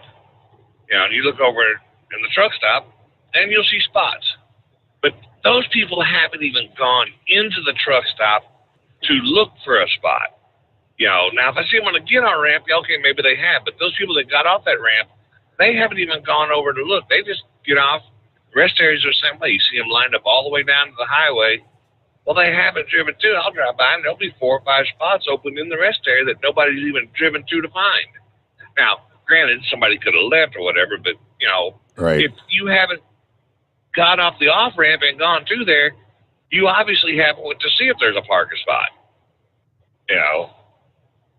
But I think I heard I forget what it was. I don't know, something on CDL Live I read yesterday, but, you know, just the sheer number of trucks, more trucks there is now than what there was, you know, 25, 30 years ago. Right. It did amaze me. You know, I don't know if you was talking about that. I forget what it was. It was the total number of vehicles on the road and whatnot. They're going to study the impact on the highway system kind of thing. Yeah. But there's a lot more trucks out there than there was. Oh, absolutely. But yeah, but nobody drives at night anymore either, though. Too, you know, I mean. I'm on 70 over here in Missouri, and for the most part, it's pretty quiet. There's, you know, it's not bumper to bumper. Of course, I choose to drive at night for that reason. But anyway. Okay, well, I guess you're about the top of the hour, ready to call it a day. Yep, we're about to close it out. I'll let you go. All right. Well, thanks for checking in. Have a good morning. One final tidbit of information for you. I didn't mention earlier that you got high wind warnings and actually red flag warnings. Yeah, all of northern Arizona. Yeah, from southern California, southern Nevada, the northern half of Arizona, southern half of Utah. Yeah, all under red flag warnings. You're going to have some high winds. The high wind warnings. We're talking like the Indian Wells Valley, Kern County Desert, Tehachapi area, Fort Tejon. Areas through and below canyons and passes. High wind warnings are in place through the day to 11 o'clock tonight, Pacific time. Damaging winds may bring down trees and power lines. Power outages are possible. Strong crosswinds will be hazards for motorists in the high-profile vehicles, campers, tractor trailers. Be aware of areas of blowing dust that may restrict visibility in some locations. So we're talking Highway 58 through and below Tehachapi Pass, including Mojave, Highway 14, Highway 178 between below Walker Pass and US 395. Yeah, talking winds up to 65 miles per hour. So be careful traveling in those areas. Have a safe day, have a great day, and we'll see you back at the midnight hour tonight where, looky there, we'll be working our way into a Friday, getting ready for the weekend. I hope you'll join us. The Steve Sommers Overnight Drive live from the Hot Shot Secret Studios.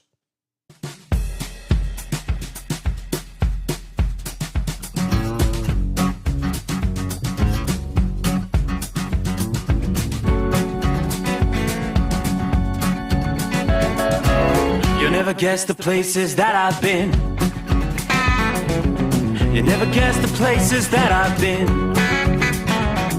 'Cause everything is like a dream, yeah, but only in that dream that I live in. I'm never gonna let the day begin. Never gonna let the day begin. 'Cause everything is like a dream, yeah, but only in that dream that I live in. Oh, don't wake me up before you go, and I'll just make this bed my home. Oh, darling, please just let me sleep. Give me my dreams.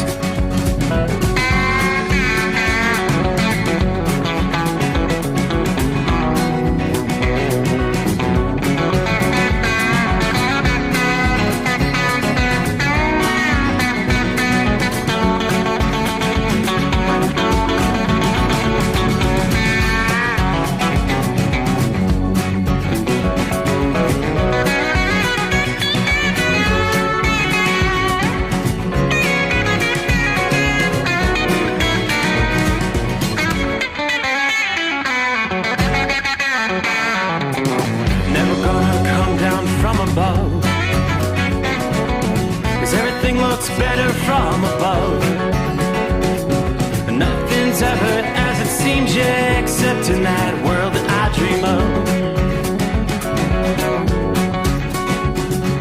Never gonna lose the ones I love. Never gonna lose the ones I love. 'Cause everything is like a dream, yeah, but only in that world that I dream of.